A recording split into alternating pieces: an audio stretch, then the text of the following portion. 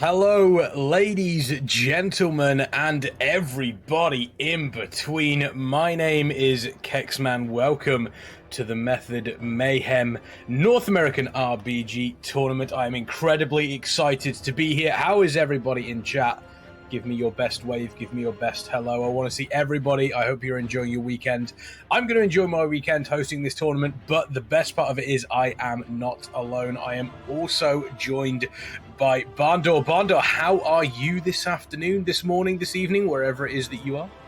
It's about 8 o'clock in the morning for me, so I am doing fine. Woke up, had a little morning caffeine for sure, and I'm doing great there, Kexman. I'm glad to be back on the desk. It's been a minute since we've been on the desk together for sure, right? So I'm glad to be back in my home element of PvP RBGs right here, and I believe we're making a beard sandwich out of our third caster here, my man Eddie. Yeah, and thank you for the short introduction, Bandon. In Denmark now, it's 5 o'clock, so I have the good time slot, I think.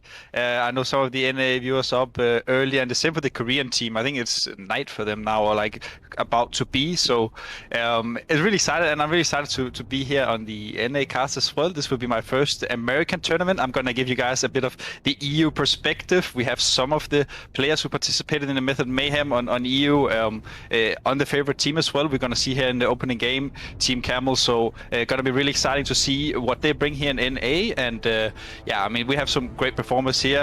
I'm really excited to watch Kill or Decadine. He's going to be playing in the opening game as well. So yeah, it's going to be really exciting, and I hope all the fans are excited as well to watch some NA gameplay and to see what we have in store today.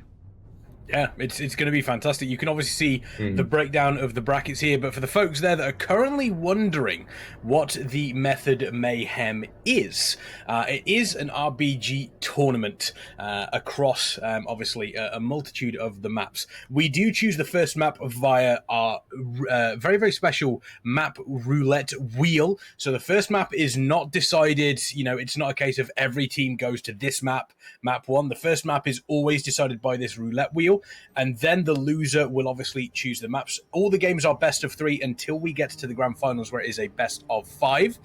Teams must consist of 10 players with a maximum of 13 players. So they have a roster of 13 players to choose from to get their team of 10. The 3 players obviously that aren't in the main composition, they are able to switch in between matches when permitted. Battleground teams are only allowed 3 healer slots and 1 tank slot. So you're only ever going to see a maximum of 1 tank on a team. You're only ever going to see a maximum of 3 healers on a team. The rest are going to be DPS. It is very, very exciting. All the usual rules that you would find as, in most of the war game stuff do apply here. Stuff like battle standards, food and drinks, they are available. But toys such as, the twirlers and fey harps and all that sort of stuff, those are not eligible to be used during this tournament either. It is incredibly exciting. There is a prize pool minimum of $2,500 US. Fourth place gets 10%, third place 15%, 25% for second place, and 50% for first place. However, that can grow. So for every subscription to the Method channel whilst this event is live, we'll contribute $2.50 to the prize pool. So every single subscription that you folks in chat give will donate to this prize pool. You can directly donate and make the prize pool bigger for these players throughout this weekend. And not only that, you obviously get access to an ad-free viewing experience on the Method channel. You can unlock sub-emotes, you get channel points quicker. So not only can you support your favorite teams, you can support Method as well during this venture. It is going to be great fun. I know that before we went on air, Eddie, Bandor, both of you two were very, very excited. I know, Bandor, you especially, back in NA, back in PvP, it's RBGs. Who have we got to keep our eye out for during this tournament? So I took a look at the roster, and I'm looking at it right now, Kex. I think there's a lot of really heavy hitters in here. But I think the story of the tournament is going to be Team Camel, and can anybody take them down?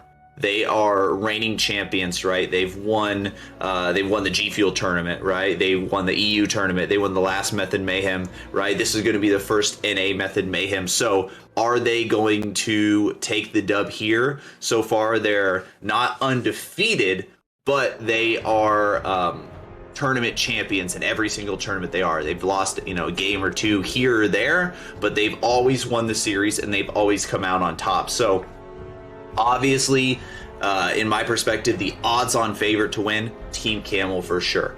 However, so what you're saying is, I was going to say, what you're saying is that you are wondering whether players are going to be able to get over the hump that is Team Camel.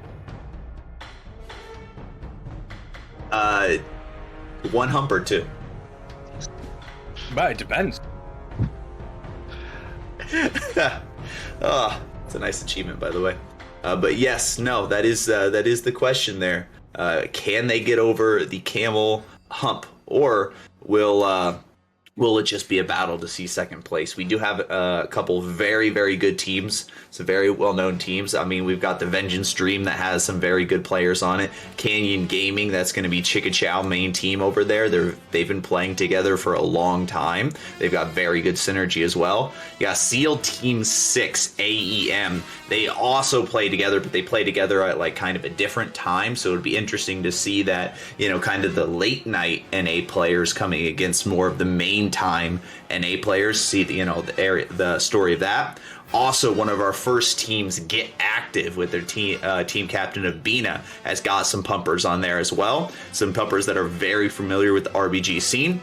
So we'll be able to see how they're gonna turn out. Of course, we've got Team Camel, who is just absolutely stacked, absolutely dominant in the RBG realm. On top of that, our remaining two teams are Team Free Thugger, led by Walkdown, that's got, some really well-known players like Benny the Jet, right? It's got Fearix, got Chopped, Master, it got Nuked XD as well, who's a really, really well-known threes player as well, right? So they've got very good arena experience on their team, so we'll be able to see how that translates over. And then lastly, we've got Jim's Slugga Boys, that's led by Jimmy Pop, that's got some very well-known players on there, right? You've got Mucho Power, you've got Tachi, you've got Torpid, you got Tridento, you got Weed Tyler as well, right? So a lot of really, really good players spread across this tournament, and so I'm just excited to see who can pull it together. Oh, it's going to be fantastic. And I see, Eddie, we've got a couple of your fans in the chat. If you're a fan of Eddie, let's hear it. Let's hear if you're a fan of Eddie. You mentioned previously that there are, there's obviously some players that we saw in the EU tournament that are now playing in this NA tournament. Do you want to shed any light on who those players are and what they can expect going into this NA tournament that might be different than what they saw in the EU tournament? Yeah, so especially looking here in the opening game here. Oh, I guess we just had a change here. The upcoming match will actually be Team Skitsou versus 3Hogger. So to maybe focus a bit on that then, since that would be the opener. Team Skitsou here is led by Skitsou. He is their leader and an exceptional rogue. He has been on the ENA ladder for quite a while. The thing about this team is they're a full Korean team, so their time slot when they play is usually like for the NA is 1 to 7 a.m. and they are the team that sometimes can queue into some of the other later teams that we know queue. For me, I spoke with RefC yesterday, and he said that these teams, they were a dark horse, and they love to play around double rogue and warlocks, and I'm kind of excited to see what they bring, and also just to take it into the opening games. One of the things I think, if we were to compare back to the EU tournament, was that a lot of the teams, they try to play standard against an on paper better team, and if you want to do that, this is a best of 3 format. I think it's okay to do in the opening game, but usually what we saw, the favorite usually wins, and I would like to see teams throw a curveball, maybe play some unorthodox picks, and actually try to take a win, and maybe do it on their map, which will be the second one. If we consider the fact that the favorite may take the opening game. So, I really hope teams will throw something different in here now, and we don't see the same thing on EU, where maybe teams just try to play standard, and it just doesn't really work out. Yeah, for those of you that are wondering, Barn Door will occasionally turn into Smiling Barn Door. We're figuring out exactly what's happening on that one. But we do have our first game. First game is actually Team Camel versus Get Active. That is the first game that is coming up. Once again, a best of 3. But as I mentioned, it is map roulette time. We spin the wheel. We find out exactly what the first map is going to be. This is not set by any stretch of the imagination. Chat, what's the first map going to be? I would love to hear from you folks. What is the first map that we're going to see here in in the Method Mayhem tournament. Let's spin that map roulette, see what we're going to get here. I am hoping for an early Eye of the Storm. I want to see some players being sent off the map. I want to see them flying into the void. Eddie, what do you want to see here first between these two teams? So just to correct me, we actually get the Basin. So, I mean, I think this is a good map for the favorites. And sorry, just to correct myself, I missaw the match upcoming. It's the next one. We have Skitsou versus Freehugger. This will still be Active versus Team Camel, and Team Active. Brev's opinion here, and he's right now on Team Camel. He says that this team is good on flag maps. They don't prefer these objective maps, so I would say this is maybe not their favorite map we got from the RNG reel. I don't know, Barndor, what's your opinion on this? He was speaking about this being a very damage-focused team. I don't know what you think. So when I take a look at the matchup, see Team Camel versus Team Get Active, right? And on paper, Team Camel takes it 100%, but now if you really break it down, exactly what you were talking about, you look at the players on the team, you look at how it's structured, right? The classes and everything they have, they are set up more for a flag carry competition. So, Twin Peaks, Warsaw and Gulch are going to be their strong suit. Now, Team Camel does have a lot of experience on Arathi Basin, so they may not have the most optimal comp for it, but you can guarantee they're going to have the best strategy for it. So when you take a look at their opponents, Get Active. Now, Get Active, they've got a pretty diverse comp as well. They've got, room for, improvement. I've seen Team Camel drop a game to a lesser team on Arathi Basin because A, they underestimated their opponent, and then B, right, they just didn't have the best team comp for it. So, is this match completely written off, right? No reason to watch Team Camel wins? No, absolutely not. Team Get Active absolutely has a chance, but they have got to hit it with 100%. And I'd say this is Team Camel's match to lose, right? On paper, they're going to take the dub, but they've got to go in and they've got to do the work behind it. I mean, you mentioned that you weigh it up, and this is one thing that kind of happens in these tournaments is both of these teams will have obviously been warming up. They will have probably done, queued into a couple of war games. They've done some raid battlegrounds. They won't have gone into this completely cold. However, you're a team like Get Active. You've got to imagine, Eddie, this is a perfect opportunity for them to get, an early win on the board over the favorites as well. Which is absolutely massive. And at Arathi Basin, we've spoken about this before. If you are able to control the map, quite nicely, then you're in a really, really solid position. To be able to do that. So for Get Active, this is pretty much a perfect start for them.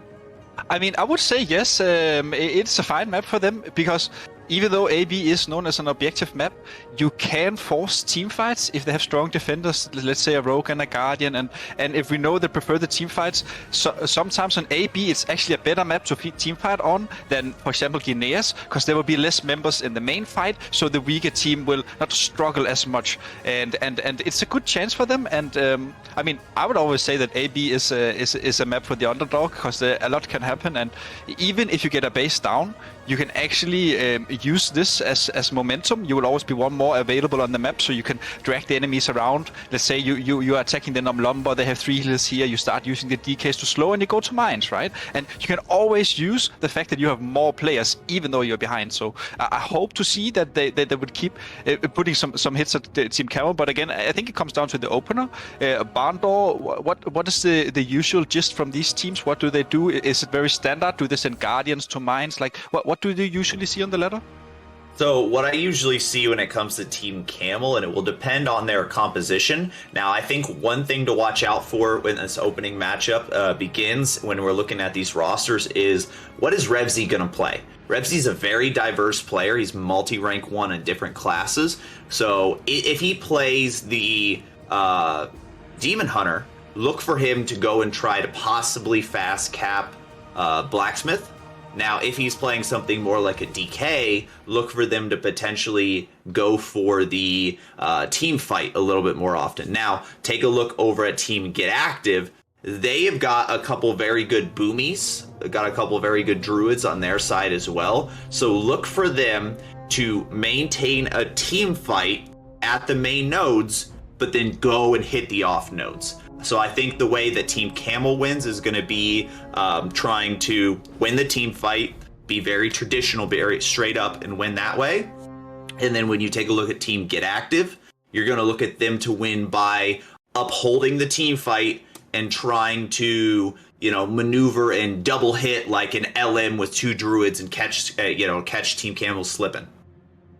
Yeah, it is. I mean, we're currently waiting for the teams to get in. Obviously, Arathi Basin will be starting very, very shortly, but this is your perfect opportunity as we wait for the teams to check out the merch that Method have available. Exclamation point merch in the chat. You can see Barndor currently wearing a beautiful, beautiful shirt. There is, I believe, correct me if I'm wrong, I'll see production will definitely correct me on this, but I believe there is still some very, very small amount of legacy merch available in the store as well. I'm sure production will be able to check that for me. I do actually have also a very, very quick note coming in from production here. There has actually been an update to the rules. I'm not sure in regards to what this is. This has literally just come through in the past 10 seconds. Food buffs are no longer allowed to be used during this event.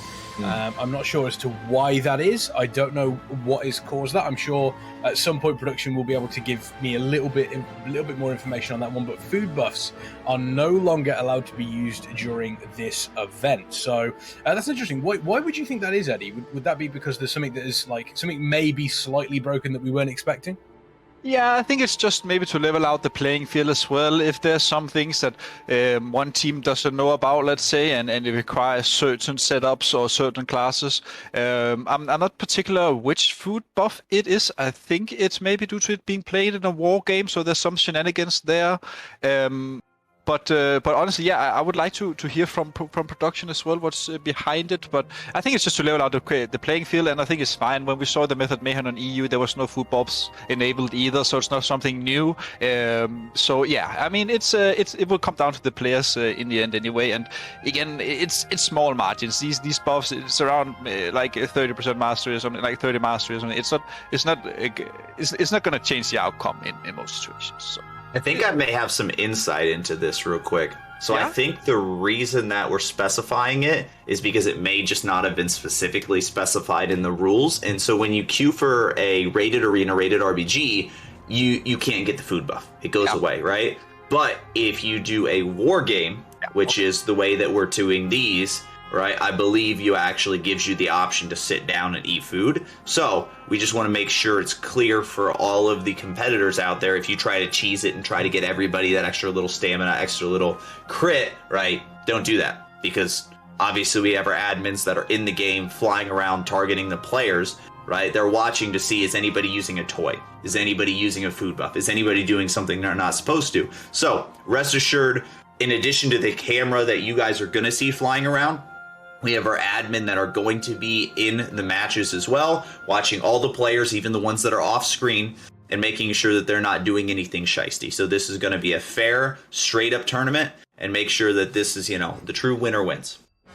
Yeah, exactly. And as mentioned, Team Camel Get Active, the first game of the Method Mayhem RBG tournament here, obviously in NA for this weekend. This is a 2-day event. Tomorrow, obviously, we're going to be having the grand final. That is a best of 5. Everything else is a best of 3. I want to get a little, and here we go. Looks like we are setting up the map here, obviously. Looks as though we are heading into Arathi Basin. It is looking beautiful, you've got to say.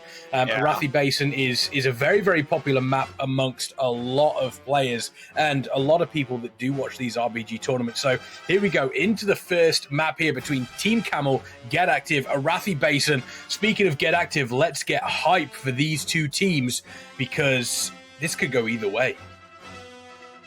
Oh, I'm hyped right now. I'm hyped, Kexman. It's going to be great. The one thing I really want to see as we're loading in here is I want to check out these team rosters and I want to see what is RevZ playing. Because that's going to be a big, big shift in if he's playing that DK, right, we're going to see them go for that team fight. If he's playing that DH, we're going to see him floating with the boomies into the off nodes. So I think it definitely the team comps are going to play into factor when you take a look at the different strategies. Okay, we've got it right here. We do see RevZ is playing that DK. There's no DH in the map here.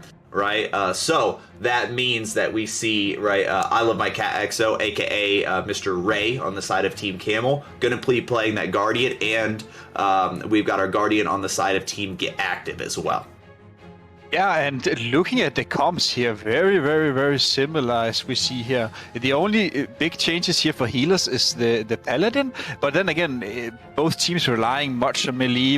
We see this big heavy melee comp from Get Active here. I think they're gonna take a fight on BS with the Warrior Red here in the later games. I really like to see this actually, that they opt into the red. Red is quite strong right now, and then again, you spoke about Revsi. He's in DK, so no base games this today or what, Bondo?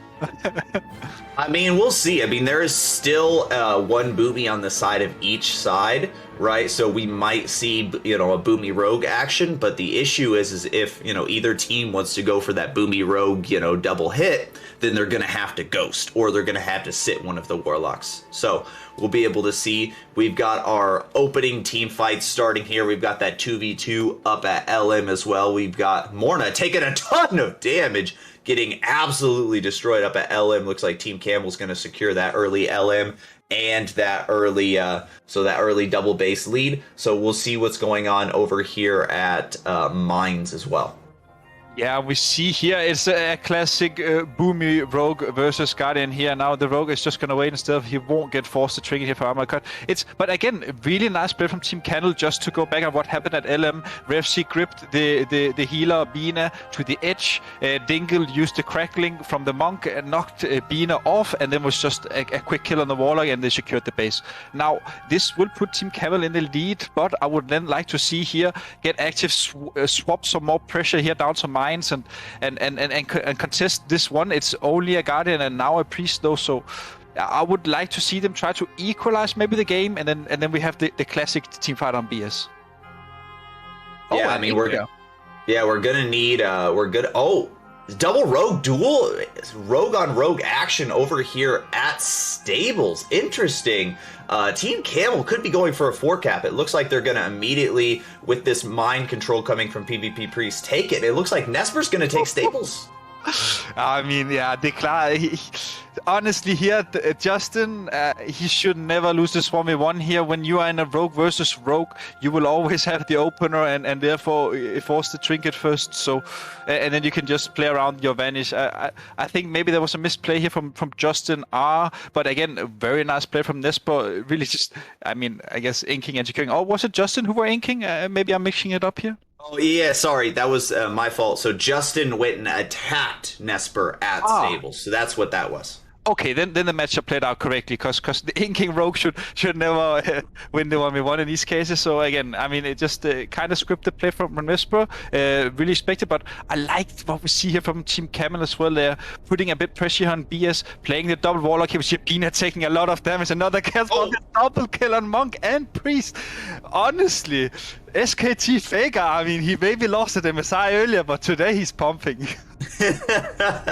Yeah, we see Morna taking some big Chaos Bolts there. Kexman, what do you notice early in this match here? I think the one thing that has really stuck out to me is the fact that we've seen Get Active trying to do pretty much what we expect them to do on a Wrathy base, and you're trying to take obviously split and get a couple of these areas, and every single time they try and go to Lumber Mill, every single time they try and go to Mine, it's just immediately shut down. And we actually saw a rotation coming from Team Camel at one point, where I believe actually we had I Love My Cat and Dingle over on Mine, and then they switched out Dingle for PvP Priest, or for PV Priest, should I say, switching those two players out, and that's all that is really recorded. But you see they've got Blacksmith now as well, so this is a 4-cap for Team Camel. It just seems to me as though not only is the team fight going a lot better for Team Camel here, but also they seem to be handling the rotations between these different between the different caps a lot better than Get Active seem to be. Yeah, and for Get Abject right now, what they need to do, this is a situation, you can always win a game. Every game is winnable. What Get Active needs to do, they need a full regroup. They need to put pressure on BS. The enemy team Camel will literally have 3 people defending. They have the Guardian at Mines, they have the Rogue at Stables, and then I think they have a Warlock on Elm. I'm not quite sure. Maybe we can pan over to see that. So that means that they have 3 people out of the fight right now. So Get Active needs to take the team fight here on BS. They'll have 2 more active members. And with this, let's say you get the kills rolling. That means that you will wipe them here and you can suddenly take this pressure and put it towards Mines. Because what happens is when you die at BS and you lose it, you will rest at LM and they will have to run from LM to Mines. So it's actually a good rotation to take the fight and then take the momentum and go Mines. Again, it is hard. You need to kill them at BS in the first place, but it is doable. So I hope Get Active will put some pressure, and we see it here as well. A lot of cooldowns going on. Yeah, now we see, gotta say, Revzy making the choice to go on that DK was an amazing choice from their team, right? So they're choosing to play, almost make sure that, hey, we're going to back up our team fight, make sure we're never going to win the team fight. That's one of the big things that the DK is going to be great for. And so they're going to trust their skill and their experience in rotating, right, to make sure that they're able to defend all their bases, right? They're single sitting. You can see Nesper's sitting one. I mean, they're even attacking Stables right here with a Druid Rogue. So we'll see Blind coming out onto Justin R. We'll see, do they get a floater over here if you let Nesper 2v1, right? Interesting here. Justin's actually running away. Oh, okay, so PvP Priest, the healer, is floating to come and help. It looks like they were trying to catch an Esper slipping, and he's not going to be slipping. So we do see Revzy here. We do see PvP Priest. Exactly what what we want to see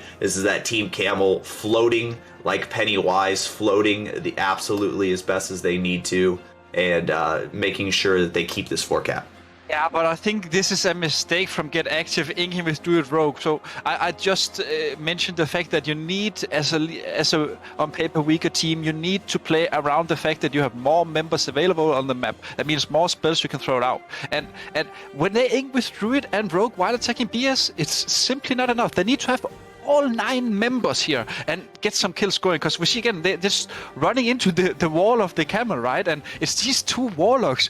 Every go they have, especially this Destro, he's just putting them on the graveyard. So they're going for the 5-cap. They're going for the 5-cap right now. They've got the Cyclone on Thickums, that's it. They've got the Cyclone on Thickums. Kill's going to take it. They've not just got to defend this.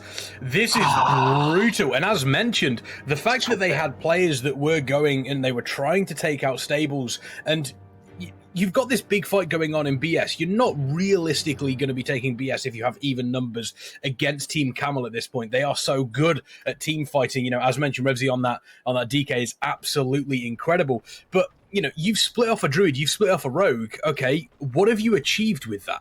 You've achieved basically next to nothing. You need to make sure that if you are doing something like this, you are at least gaining an advantage, no matter how small it is. And it almost seemed to me, and you mentioned it there already, it seemed as though it was a mistake because nothing was gained in any way, shape, or form from that.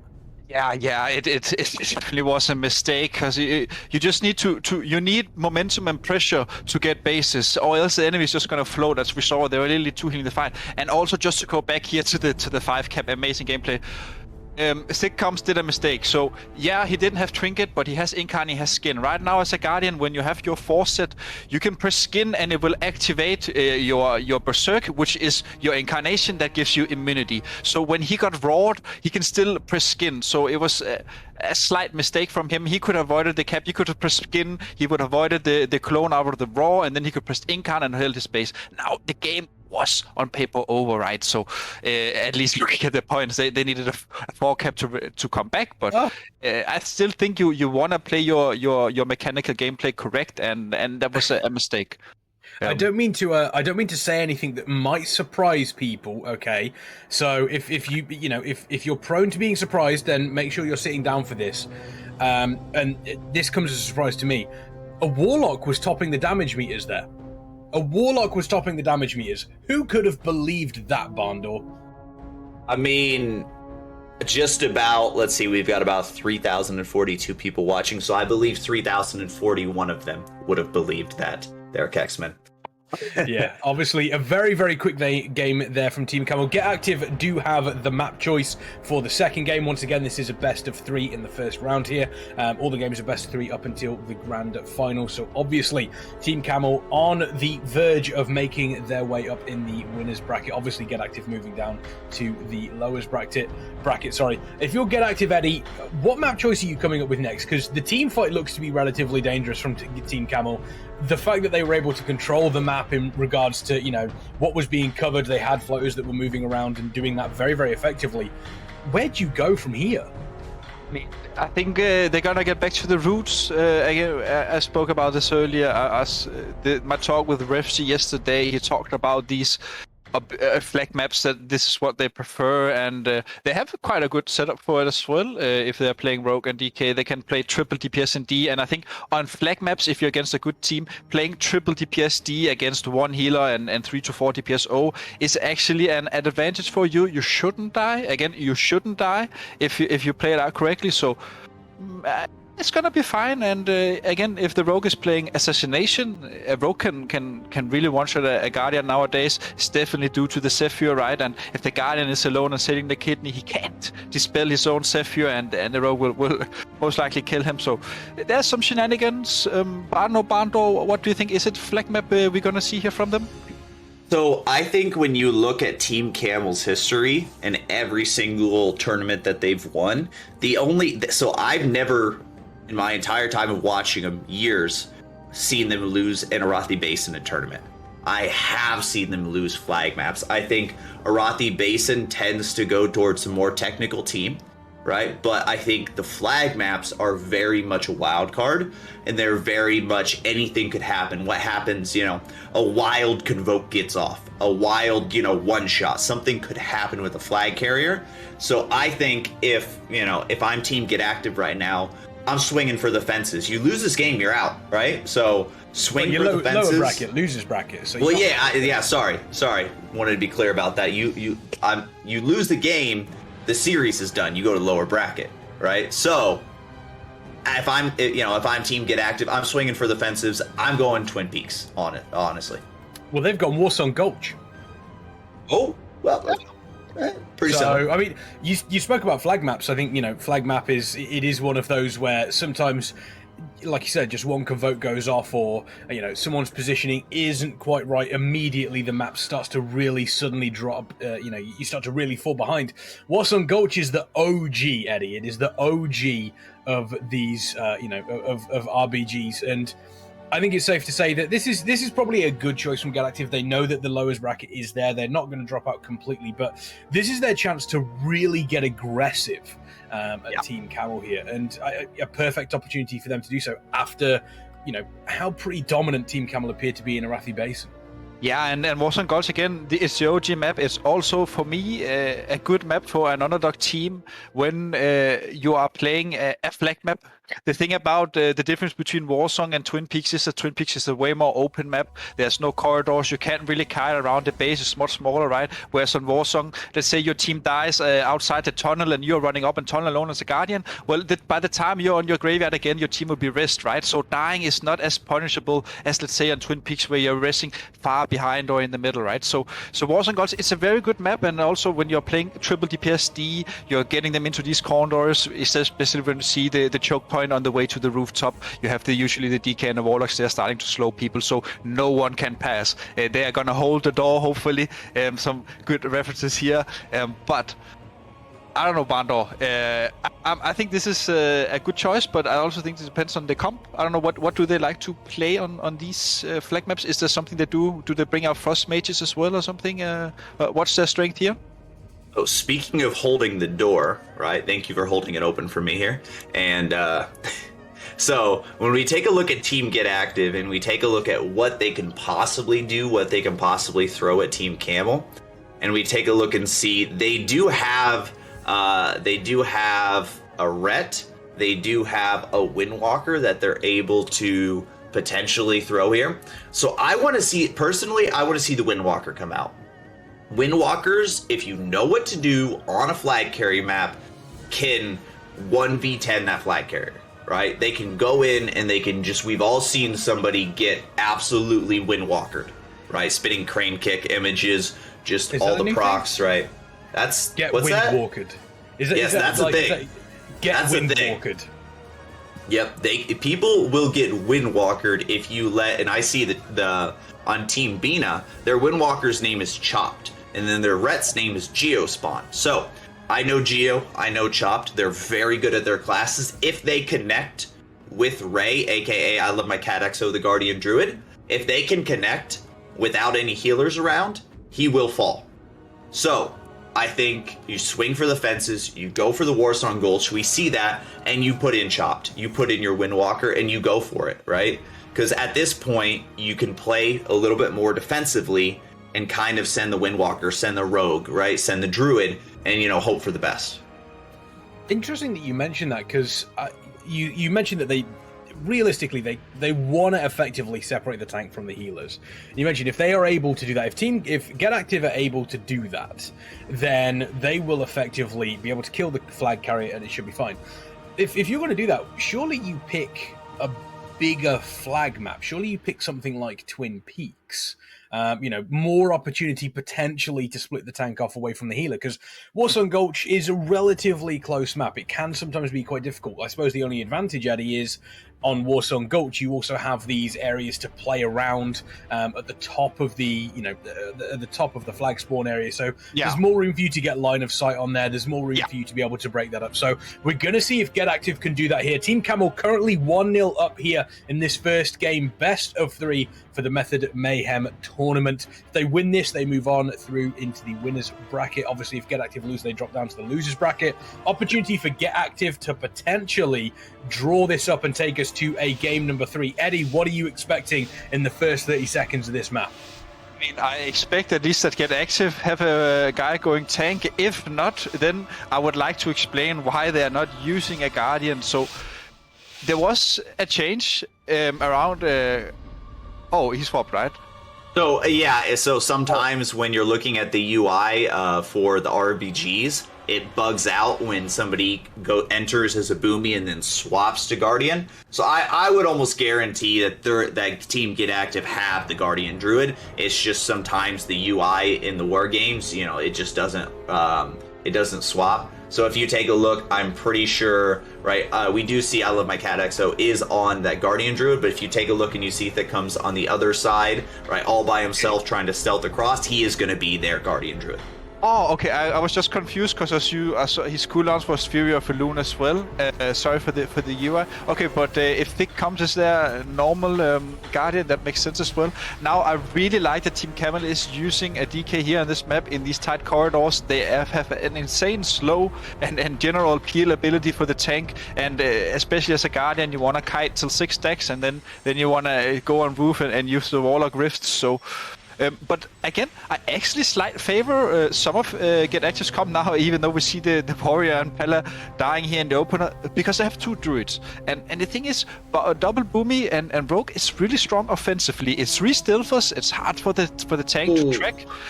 Oh, but it doesn't matter though. It doesn't matter, because their tank can still pick and the Rezzers can come help him. I hope. We do have the pick on the side of Team Camel. He's going to be the first one right there. Team Camel has the flag. I think Thickcomes, he's outside. He's running up the tunnel right now. Interesting choice. He has not yet picked the flag. So I want to see, we've got Nesper and Thug Rose, a.k.a. Team Captain Camel, right there, just waiting to help escort their flag carrier. So is this going to be a fast cap here? This is what I'm looking for. So right now, you're looking for Thickcomes to pick up that flag ASAP, because I Love My Cat Exo, he's got the flag and he's busting it across. So if he does, okay, so Fist Drew takes it. Their Boomy gets in there and takes it just to get, is Thickcomes playing? Maybe Fist Druid is playing the Guardian Druid. That could be it. Sorry for the UI bug here, folks. I think, no, that's the Boomy form. Wait, no, he's just flapping across. He's playing flap, yes. But the thing I was wondering about a bit, like, he used his incarn very early. We see his incarn will already be off now, and he should have known that Nesper was just seen in the middle of the map, so he didn't have to incarn pick, but he did now. He does get through, but But again, look at Thugros here, lying on the raid here. He should probably stay in stealth, try to get a hit and see if he can one-shot the tank alone here. But I mean, if his Druid gets into the base, it's good. But he has no incarn now, right? He can't run away from his healers. He's probably going to take a lot Camel of goes down. Oh, that's good though. But look at Dingle though, and they're pushing him with more healers. So even though Camel dies, it's still a lot of damage onto Fist Druid. Yep, but we do have an attack already onto Ray. We've got Rogue Druid, but they are keeping that Warrior Priest back on defense, which is going to be great defensively for them. I think they're going to be just fine, right? Justin R trying to get away without dying here so that they can reset. So you're going to want to keep an eye on... Oh, wait, why does it say Justin R has the flag? Oh, they took him down. They took down Fist Druid. They took down Fist Druid, and then Justin R was there to immediately pick it up, and it was just in time as well, because we actually saw I Love My Cat was effectively just waiting on top, ready to pick it back up. They've picked it up a couple of times. It looks like it has been returned, I believe. No, somebody else. There we go. Finally, they're able to cap. There was a couple of opportunities there for Get Active to maybe get that flag out, but it didn't quite work, and they ended up actually losing Thickums and Justin in that little area, just on the flag spawn. So now obviously two players down for a couple of seconds, not too much longer, but if you're a couple of players down, they looks as though they have lost Studin as well. So Studin has also dropped on that warrior. So they're sort of almost Get Active almost sort of like one or two players down constantly throughout this map, which just makes life so much easier for Team Camel. Oh, the hibernate. The flag carriers. And the hibernate here, and again, just to return to the point, that was why there was so much pressure going on to Fist Druid before that. Even though the death was Camel, aka Thug Rose happened, it didn't matter. There was double Warlock and Rogue still there, and Rogue didn't even pop cooldown. So, but here Fist Druid, he has his skin going now. He should be using Incarn as well.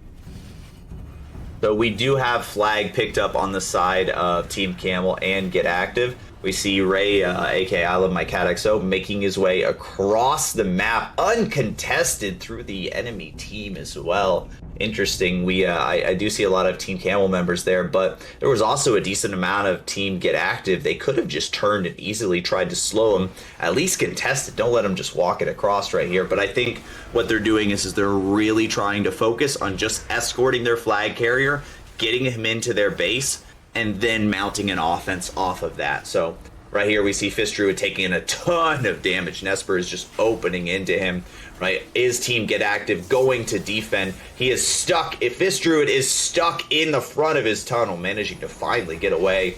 Eddie, what do you think here? Do you think Team Get Active, do you think they're on track to take the dub here? I mean, it looks kind of rough from Fist Druid here. I don't think he manages to get away when he's using his cooldowns. He's not really utilizing his team. So you have to take into account, Team Camel only has 2 Stilfers. That is Frog, Rogue, and Nesper. So as a Guardian, you should be able to perma-kite all the enemies as long as you have the 2 Stilfers shown, right? And I feel like he's just not really getting away. He's not going in and out of form. He's just waddling in bear form, and he's not using his soul shape for the moments with his Incarn where he could have crossed, comparing it to I Love My Cat here. You see, he's all alone, but that's fine, because he can see all the enemy team. You see, he knows they're coming up now. He's probably gonna kite down and meet with his team again. At least that would be the thing I would do. Maybe he's gonna try to take the 1v1, but I mean, Fist Druid looks okay though. We do have Revzy going down. We do have Dean, aka Kill the Warlock, going down. We see Thug Rose resetting. So Team Get Active showing signs of life on defense here. Fist Druid somehow managing to make it out of that onslaught of Team Camel's offense. So now you're going to be taking a look and see, can they mount a new offense right now? They actually do. They have Justin right here. They've got Squirting over there. They've got some pumpers over there trying to take down Team Camel. 5 stacks on the side of the flag. You can see that's what the little 50 mark is. It's not 50 stacks. It means that there's 5 stacks. So right now you're going to see, right now is about 5 stacks, 6 stacks. That's when teams start to regroup and they want to hit at that 6 stacks, that 7 stacks, the 8 stacks marked. Because that's good. That's when you're going to see just one shots potentially happen. Yeah, and honestly, I think they were... Oh, sorry, Kix? I was just going to say, the one thing that is interesting, though, is that we do see that Get Active are putting on a relatively good offense here up against Team Camel and I Love My Cat here. But they've got the players there, but I Love My Cat doesn't look to be stressed. Looks as though it is over now. Looks as though they are able to kind of reset, and then the pressure's now going to go over on to Get Active. They've lost, obviously, the Warlock squirting Thickums, obviously, on that Druid as well. Now, Fist Druid under a bunch of pressure from a lot of the players, and it was looking as though the offense was good from Get Active, but now this defense is being tested, and it is not looking good. We do see the teleport from the Warlock. Doesn't look like it has affected anybody there. Fist Druid still under a fair amount of pressure. Health dropping lower and lower. Ooh, I think he's able to take the flag carrier.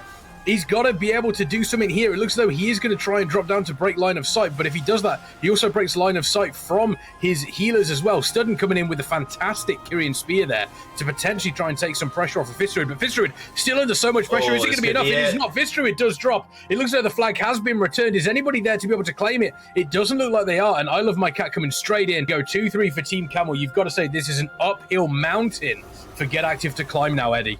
Yeah, it is, and honestly, I'm gonna talk. This is gonna be a little rant about macro gameplay, and honestly, Get Active. They could have played it way better. So, the moment they killed Revsi and the Rogue in offensive, they were still sitting 2 healers back in their base. What they should have done is tell the offensive, don't push in now. We just wiped them. We will have the momentum. That means you are ahead in the race. I always see flag maps as a race. If you're both engaging on the tank at the same time, it's a race, right? It's pretty basic. So at the moment they killed the offensive of Team Camel, they need to tell their own offensive, guys, wait, we're sending more healers. But what happened was that their team just they just ran into their own death, and Team Camel had more people in defensive due to them just wiping and Get Active. They were literally standing still, 2 healers on a tank, and it's not ideal. You need to play around the fact that you have more members on the map, and you need to send people around accordingly, counter what the enemy is doing, and if they're dying, you need to push, and then you have at least a chance to be to like get a cap and get ahead. Oh, this is a fast cap right here. They took down Fist Druid right there. There's no one to pick up the flag. I Love My Cat XO gonna change out the series right there. 3-0, Team Camel. That does it for the series. It is gonna be a best of 3. We have the first 2 games being won by Team Camel, which means our first matchup is done. Exclamation point bracket in the chat, guys. Kexman, that was a good one for sure.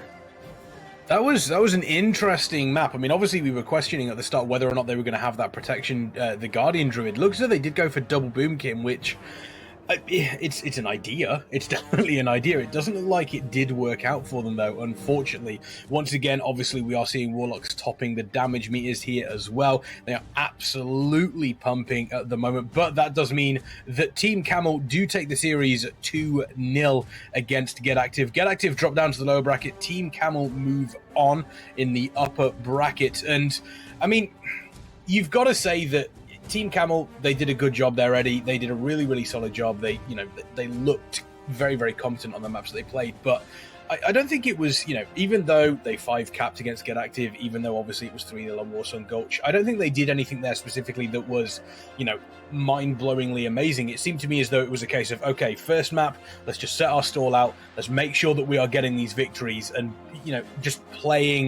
just do the basics right. Just do the basics right, and we will, we'll be able to come out on top, and that looks as though that is exactly what we had.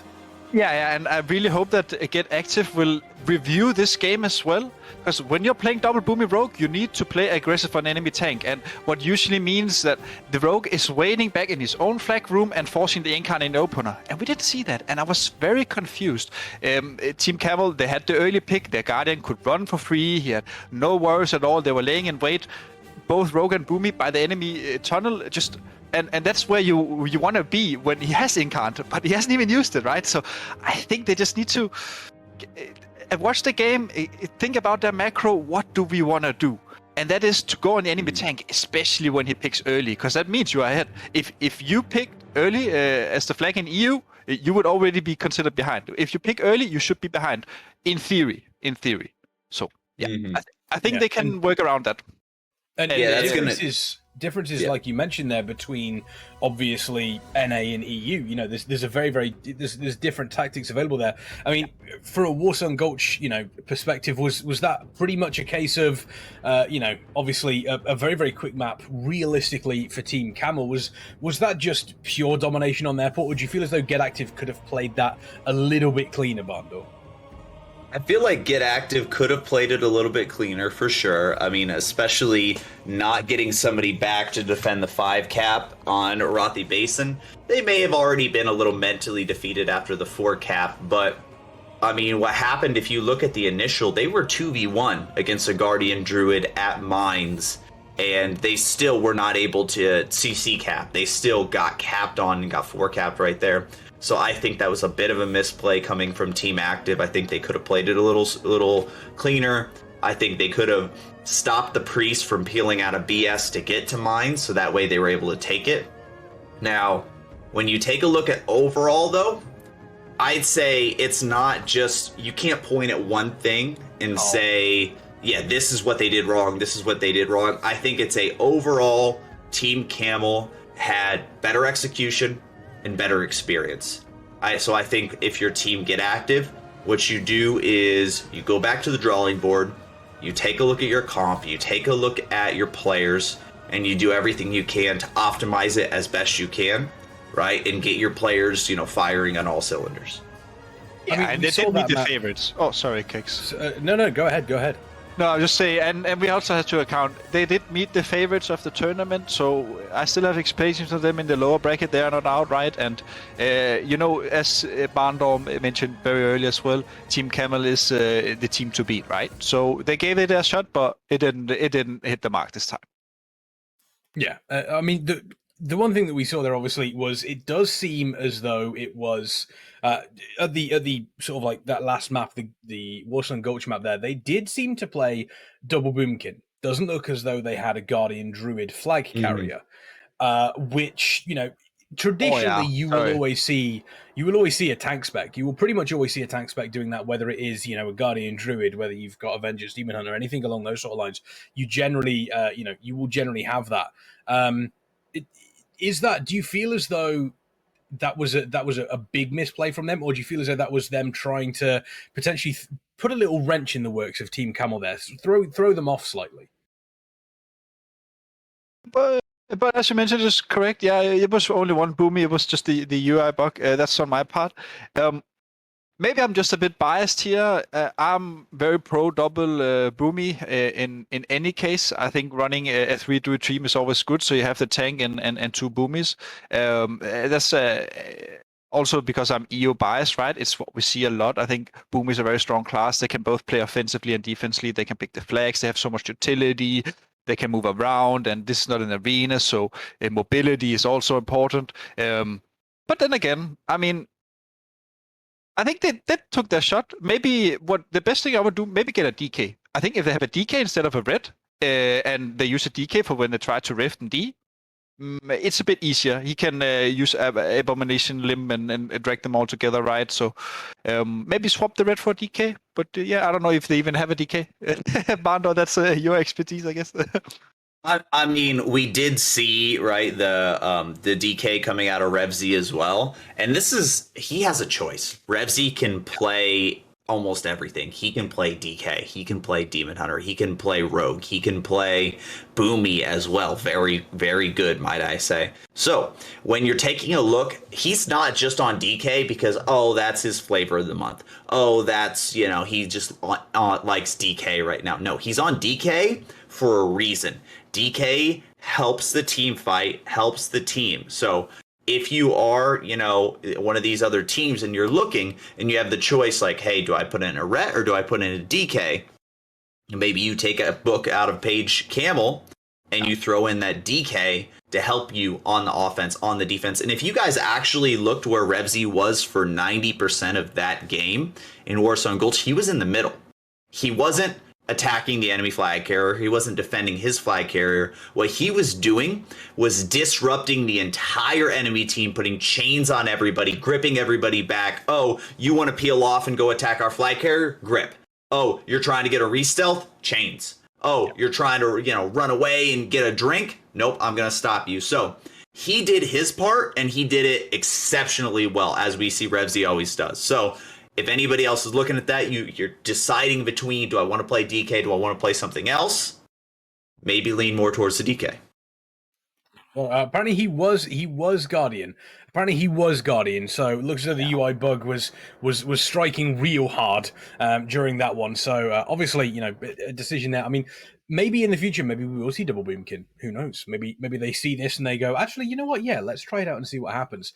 We'll figure something out. But as mentioned, obviously, we do obviously have a prize pool, $2,500 that is throughout this tournament. That is the minimum amount, but that can also be increased by you folks as well. For every subscription to the Method Channel during this event, we will donate $2.50 to the prize pool. So you can help build that prize pool for these players here during this weekend. It is an incredible tournament. Method Mayhem tournament is fantastic. We see Team Camel here. They do move on in the upper bracket. The lower bracket is where Get Active are dropping down to. Next map that we do have Skitsou versus Free Thugger. That is coming up after this short break. Make sure you folks do not go anywhere, because we are definitely not.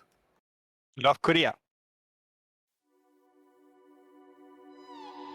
What happened to us?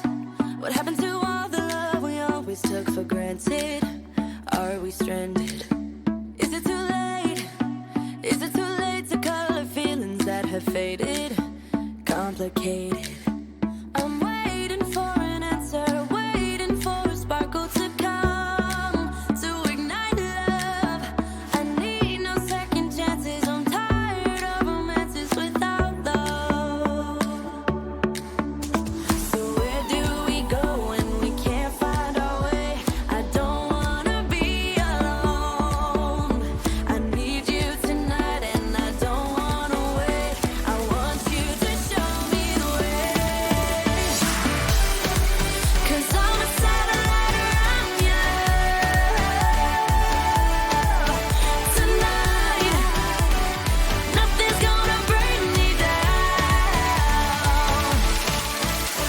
As long as the stars in the sky, as long as the stars in your eyes, as long as the stars in your eyes, as long as the stars in your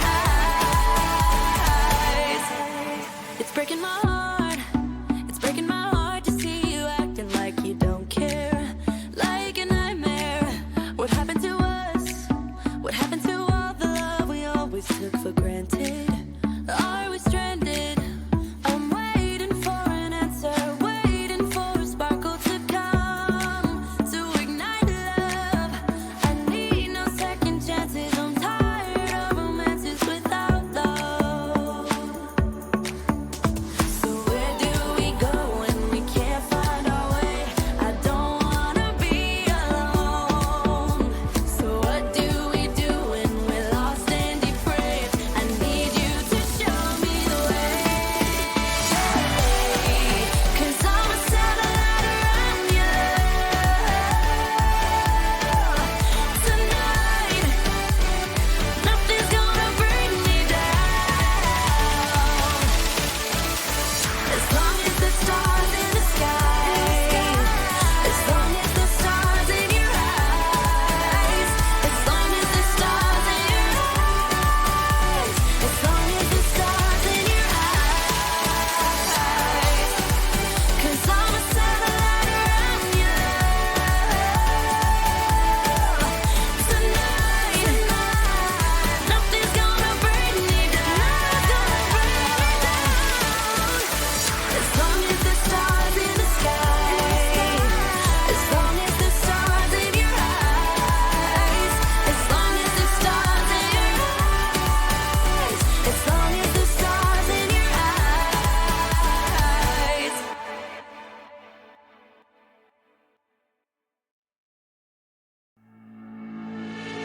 I know it's a little bit too much for sure. So cold, but we're always coming back for more. Egos in this wicked game, it's all for sure. Oh, I've got you. If we figured out what it's all about, takes a second and then we're back it again. Coaster ride for the triggered minds, but I don't ever want us to stop it. Go ahead, the limits not fun for all I care. Just wanna stay close, don't say that. Ain't gonna leave ya.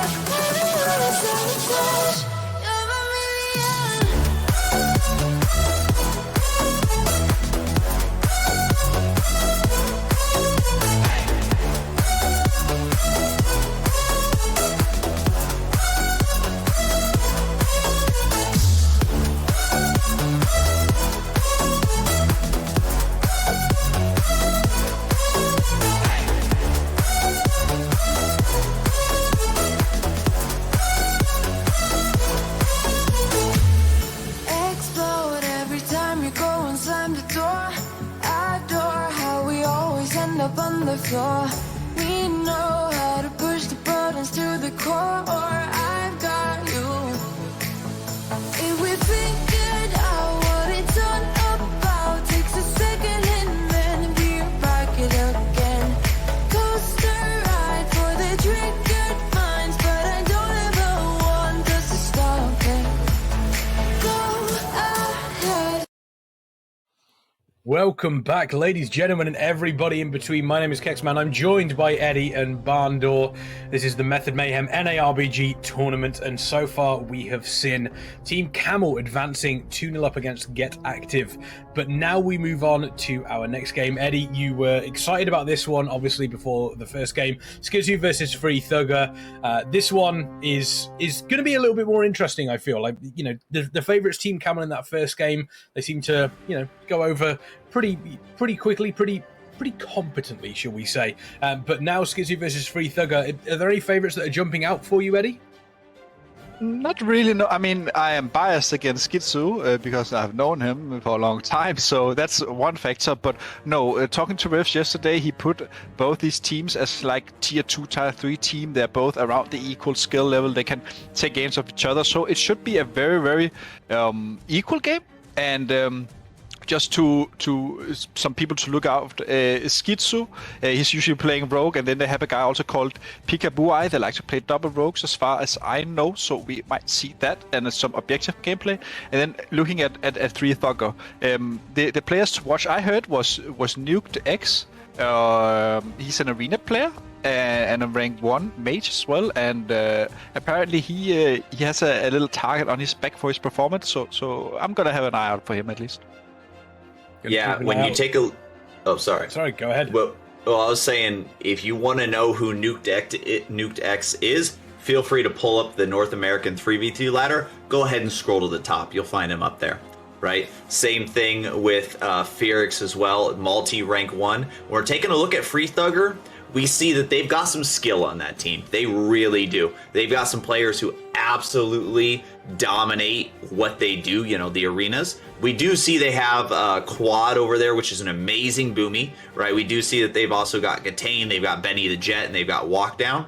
So they have some very, very skilled players. So mechanically, they are going to be on point.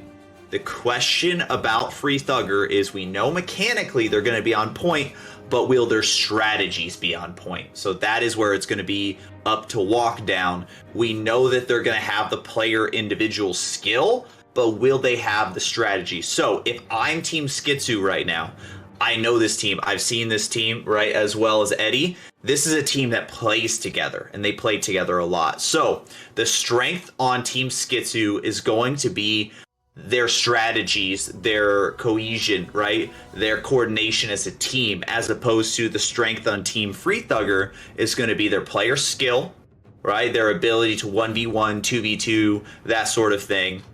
But they may lack in a strategy aspect. They may lack in experience aspect of RBGs specifically. So I think this is definitely a battle of East versus West. And honestly, I can't throw it in either side. Maybe after the first match I'll be able to give it, but I really can't pick a favorite in this one yet. Yeah, it's interesting. You mentioned, obviously, you mentioned, Eddie, the fact that some of these teams, you know, we know that they are, you know, relatively high up in the PvP rankings. They've done 3v3s, their arena and that sort of stuff. But the skills are different in RBGs. You know, you might be a very, very good PvPer, but when it comes to RBGs, it is a very, very different world. You need to make sure that you are able to move around the map cleanly. Your strategies need to be, you know, available there. Yes, you can stand in the middle of Warsong Gulch and just zug, which, you know, is pretty much what I do, and my record is not great. But yeah, you can just stand in the middle, you can just zug, but if you're not playing, you know, if you're not playing the map properly, then you're pretty much going to lose 9 times out of 10. And speaking of maps, we'll take a look at the roulette wheel here to decide map number 1 between these teams. Let's see what we get. And as we spin this wheel, Eddie, you know, how do you feel as though that difference is going to be between the two teams, where you do have the one team that is very, very good, at strategies around the map, and one team that has those skillful players at those high PvP rankings? Oh, are we going to see a Silver Shard Mines? Gilneas. Oh, Gilneas. Okay. This is... real quick, this is going to be good. This is going to be a good East versus West battles. Battle for Gilneas, you're going to see a big team fight, which is going to put team versus team to see who takes it. But that's also going to be maybe in favor of Free Thugger because you're going to have those 1v1, 2v2 situations on those off nodes. Yeah, I think this is a perfect map to kind of put a big punctuation point on the question that I just asked, which is what's going to come out on top here? The team that has the experience in, arena, 3v3, 2v2, that are very, very good at PvP, that, are very, very good at their class, versus the team that knows how to play these maps in a strategic sense. Gilneas is one of those maps, as Mondo pointed out, that's perfect for that. Which team, what does your gut say here, Eddie, of which of these two teams is going to come out on top? I mean, I would say that Gilneas is usually known as a strong map for team fights. There's only 3 nodes in total, right? It's very easy to track if they're ghosting, etc. So I think we're going to see the classical 9v9 brawler waterworks. But then again, if Team Skitsou chooses to play double rogue, I think they will have some shenanigans going on. It all really comes down to the comp. And if it comes down to a team fight, then you should favor the mechanical team, but then again, playing together for a long time and having good coordination when it comes to macro can also help you in a team fight, right? If they have some setups that they have in-coordinated, like you always root beam with the DK grips, right? So you always make sure that you lock all 3 healers down and when you do your goes, right? So I mean, it's off for both, right? And I don't think they meet each other that much on ladder either, right? They queue in different time slots, so maybe Bandor can elaborate on that, but yeah. Yeah, so we see Team Skitsou kind of queues, honestly, throughout the day, right? So we see them queuing into a lot of maybe early morning, right, middle of the day, type of team. So they may not run into somebody like Team Camel or Team Jim Slugga Boys as much. I'm sure they have experience against them. But when you take a look at Team Free Thugger, these are very afternoon type players. So this team has probably met back and forth once or twice on the ladder with, maybe different players, maybe this and that. But again, I think, when you take a look, if you put these teams up against each other 10 out of 10, right, I think it might go five wins here, 5 wins there, 4 wins here, 6 wins there. I think it really isn't going to be as much of a one-sided match as our first series that we saw. I think look for potentially this could be our first 3-game series. Ooh, interesting. I want to know from chat, who do you think is going to take this? Is it going to be Team Skitsou? Is it going to be Team Free Thugger? We're going to set up a poll so you folks can obviously give us your thoughts as well. Who you think is going to take this best of 3 series here? Obviously, Battle for Gilneas, the first map that we are going to see between these two. And then the loser of this map will pick the second map. And then if we need to go for a third map as well, then the loser of map number 2 will pick that one. So again, interesting. There's a lot of stuff that could, we could see on Battle for Gilneas that could mean future map picks are even more interesting. Because if we end up in a situation where Battle for Gilneas is chosen and we see that the team fight team, Free Thugger, are able to absolutely demolish Skitsou, then maybe Skitsou decide to play something like a Rathi Basin, something that is more obviously capture point orientated, means that they can strategize around the map, they can move different players around if needs be, and see how Free Thugger react to that one. So this is a very, very interesting matchup between these two teams. And oh my god, is that a double rainbow? The double rainbow is that all a double the way, rainbow? man. Oh, I can't believe that's all a double the way. rainbow. Oh my god, I can't believe that is a double rainbow. That is look at it. Oh, it is beautiful. Almost as beautiful as these two teams. Here we go. Free Thugger versus Skitsou. Game number 1 in this best of 3. Our second game of the day here in the Method North America RBG tournament. Let's find out and see exactly what happens during this map. Bandor, what are you expecting in the first 30 seconds? Is it just going to be feet planted, fists out, let's go? In the first 30 seconds, I'm expecting to see... Now they have a Demon Hunter, right? So this changes things. There's a Demon Hunter in play here. There is...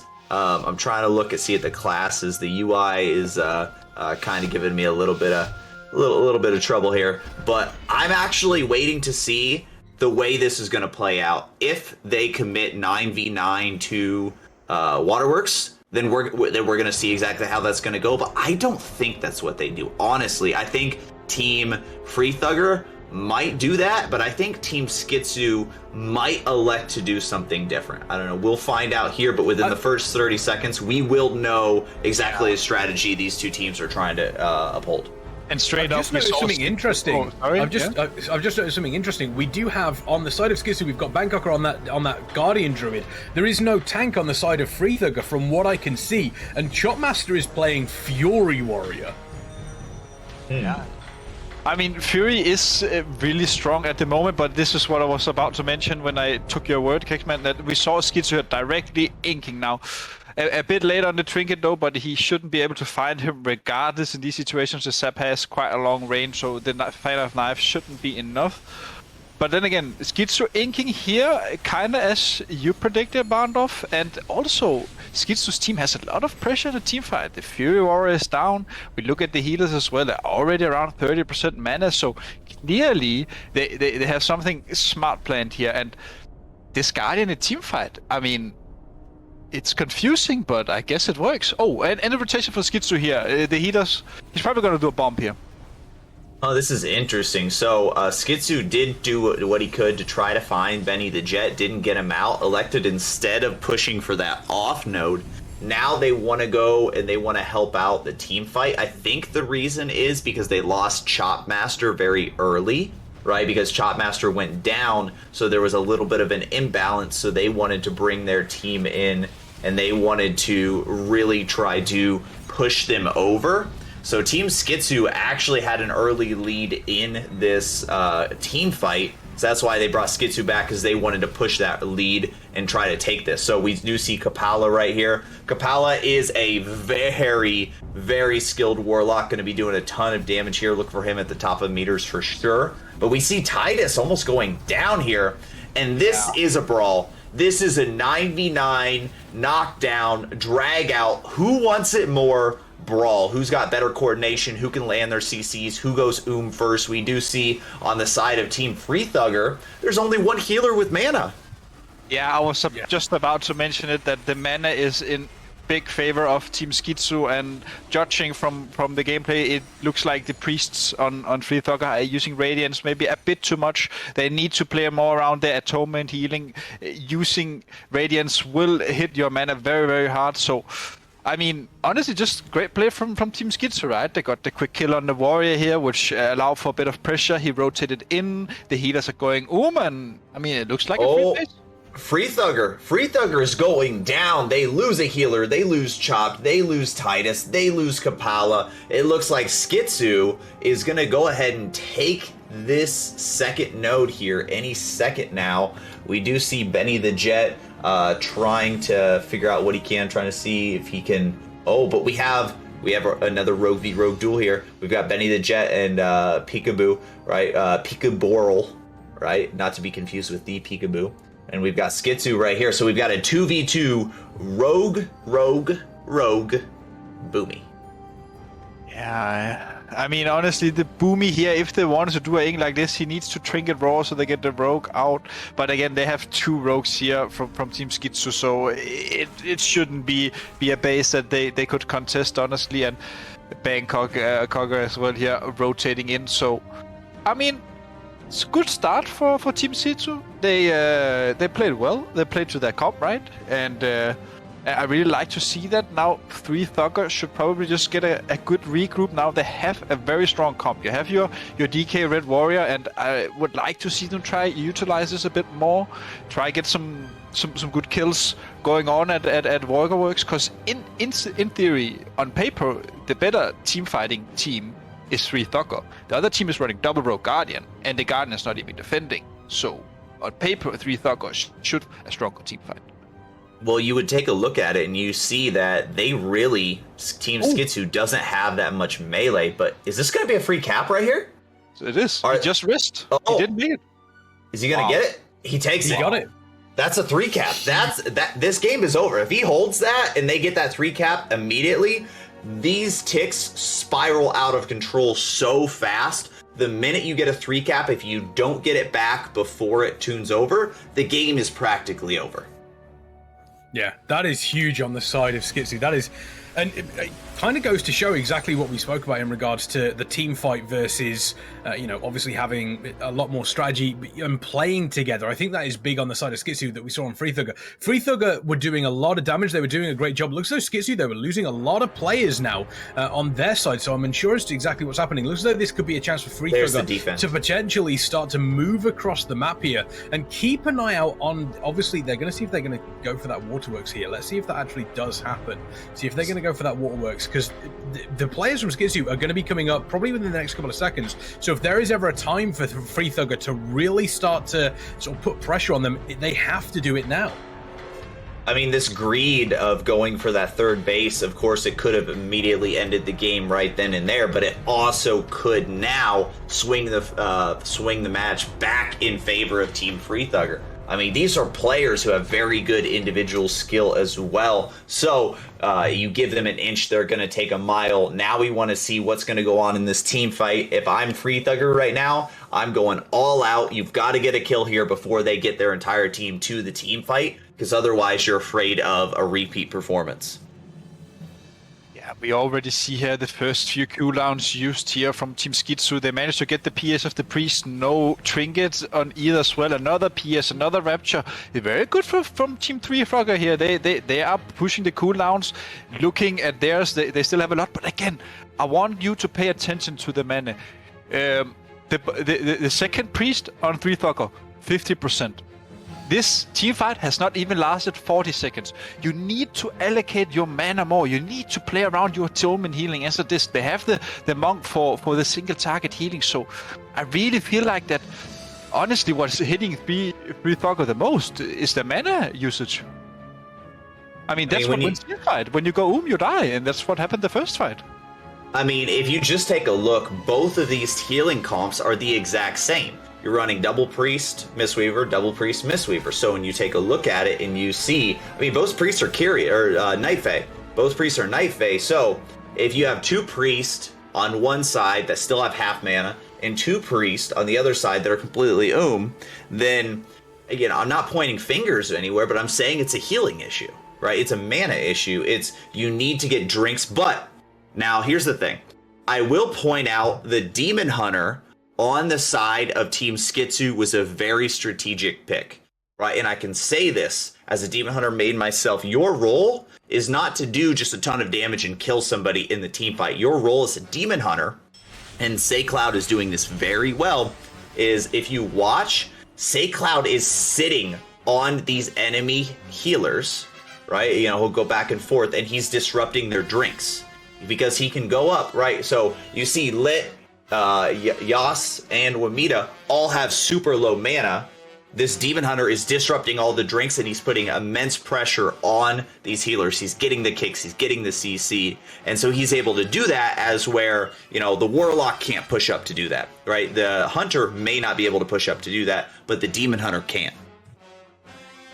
Yeah, one thing I've noticed as well from Skitsou is they're doing a great job in consistently putting pressure at Lighthouse. So there almost has to be a sort of like a thought process in the back of the players of Free Thugger's mind going, yes, we're fighting here, we're staying alive, but if at any point that Lighthouse gets taken, we've effectively lost this game. And it's getting to the point now where they're not going to be able to come back into it. They have to almost 3-cap to be able to come close to getting that one. They are slowly but surely taking down the members of Skitsou, though. We see Skitsou, they've lost one of their healers. They've lost the Monk healer. They've lost Bangkoker, obviously, on that Guardian Druid. They've lost Nomster. They've lost Menkel. They are dropping here at Waterworks, and this could be moving over onto the side of Free Thugger.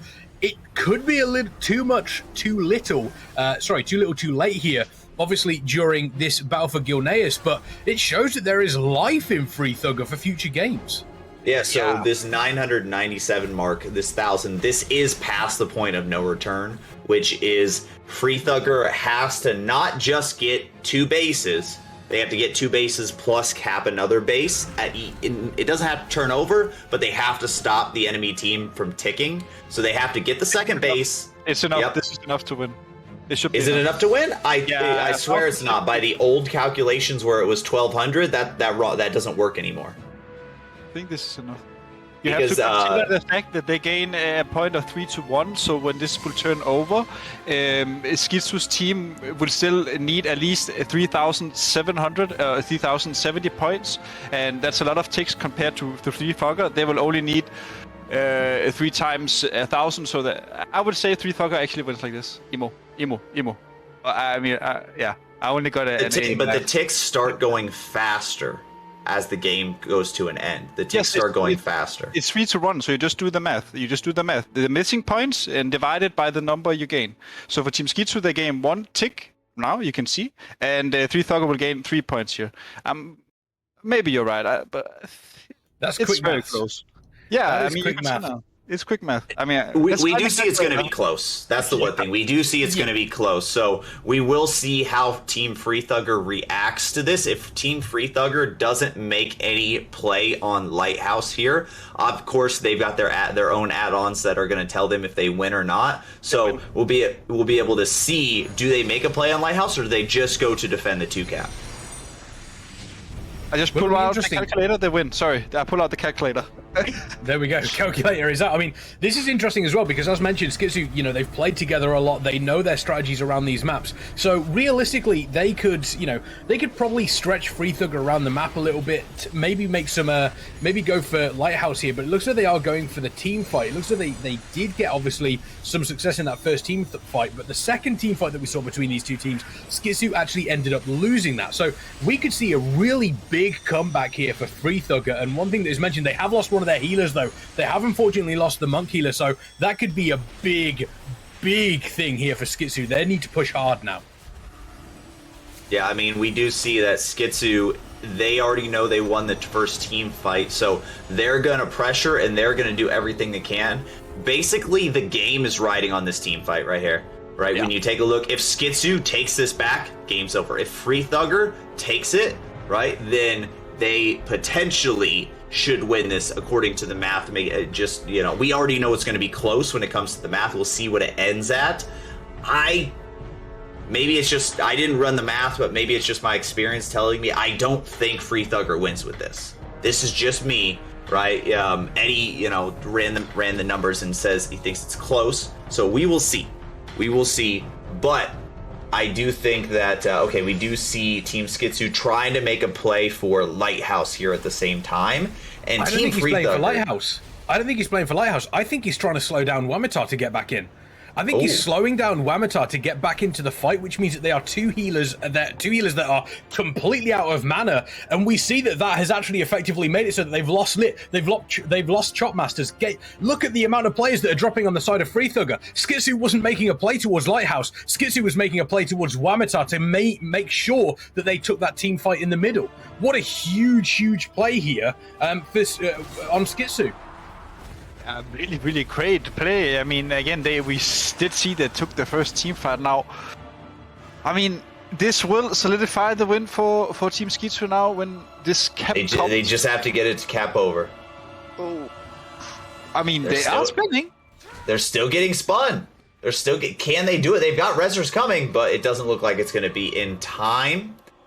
And yep, there it is. Team Skitsou takes it, and Team Skitsou ultimately secures their victory, bar a 3-cap disaster coming out from Free Thugger. Now, we do see Team Free Thugger looks like they're making a play for mines. It looks like that's the, in case of emergency, break glass, go for mines. Yeah, that's effectively what they do. But I think at this point now, this does move over to Skitsou. I think that there isn't really much, as you mentioned, in the way for Free Thugger to do here, unless there is a disaster on the side of Skitsou. We're going to have to wait and see. But what a play from Skitsou, recognizing that obviously Wamatar had respawned, was coming back in, and the Disc Priests were completely running on fumes. And instead of trying to go for Lighthouse to try and get that 3-cap, just saying, well, if I just stop the healer coming in that has mana, then Free Thugger are going to rot out. There's nothing that they can do here. Oh, there's a 3-cap from there Team it is, Skitsou.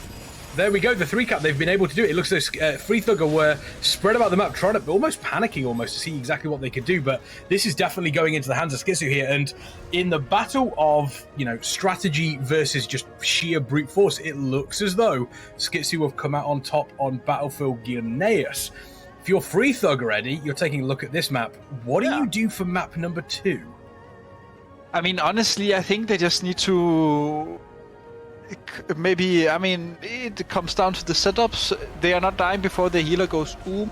But I would also like to point out that they did get the early kill on the monk, right? And here in the last team fight that we saw. And the thing is, when you have waterworks and they have double lock, if you gate across the water to the enemy side, you will spawn at waterworks. And I felt like Free Thugger could actually, as soon as they see their monk dying, okay guys, we're gonna play full defensive, we're gonna spam clone, spam fear, spam roots, whatever we can to stop the enemy from DPSing. And if you're close to dying, you press your own gate, fly across the water towards mines, you die, and you rest at waterworks. So you can actually play around the resting point here. They didn't, and I actually think they could have held it if they did. Because they nearly had the spins in the end, and they were 2 healing for quite a while.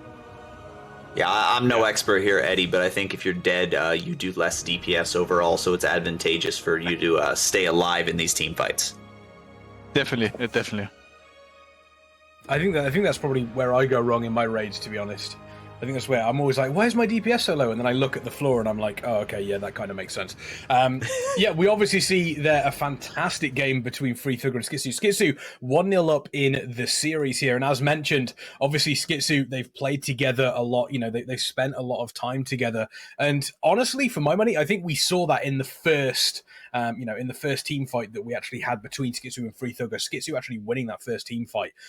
You mentioned Bandor, the Demon Hunter, spending a lot of time on those healers, making sure they couldn't drink, making sure they couldn't get away.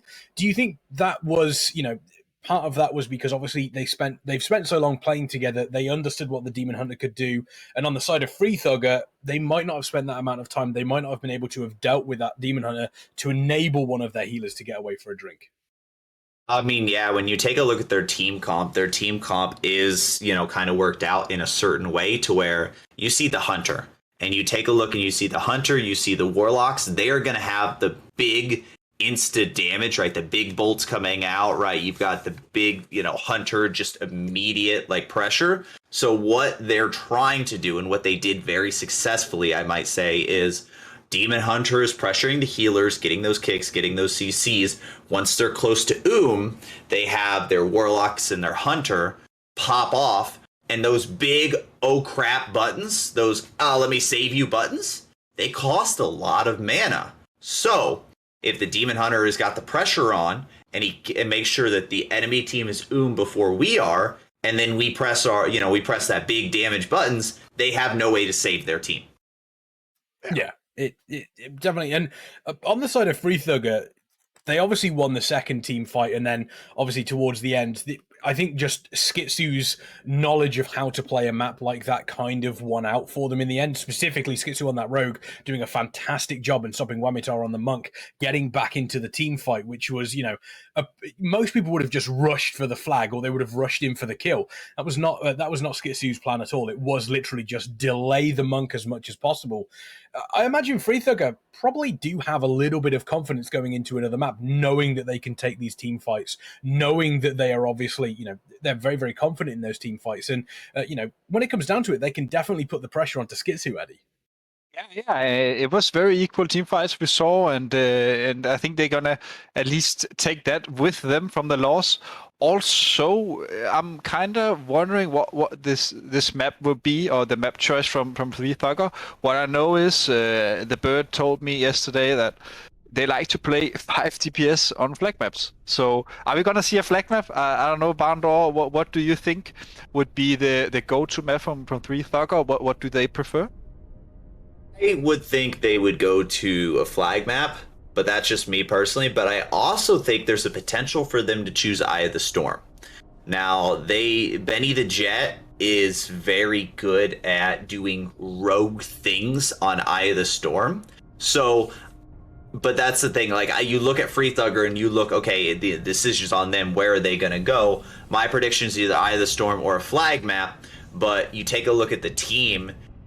Maybe I'm leaning more towards a flag map, just because that's more of a wild card. It's up in the air, right? Anybody can win, just put in a little bit of effort. But I think, I don't know, I think on the side of Team Skitsou as well, if you're Team Skitsou, you want them to go to Eye of the Storm. You want them to go to Silver Shard Mines. You want them to go to anything but a flag map, because it doesn't look like Team Skitsou is really built around having a flag map comp. I mean, we know that Free Thugger have a fantastic team fight. We know that is, you know, we know that is a thing that they have. I'm just saying, if I'm Free Thugger, I'm going, okay, our team fight is relatively solid. You know, 1v1, 2v1. We know we can pretty much say that. We're confident. Let's go Temple. We want a team fight. Let's team fight. Let's go Temple. Now, obviously, there is a little something that they can do, obviously, playing around the orbs, playing around the points that are being scored there. But, you know, if I'm Free Thugger, I'm looking at, you know, what we did after, you know, the second team fight that we had, and even the first team fight was relatively close. Second team fight, we won quite handily against Skitsou.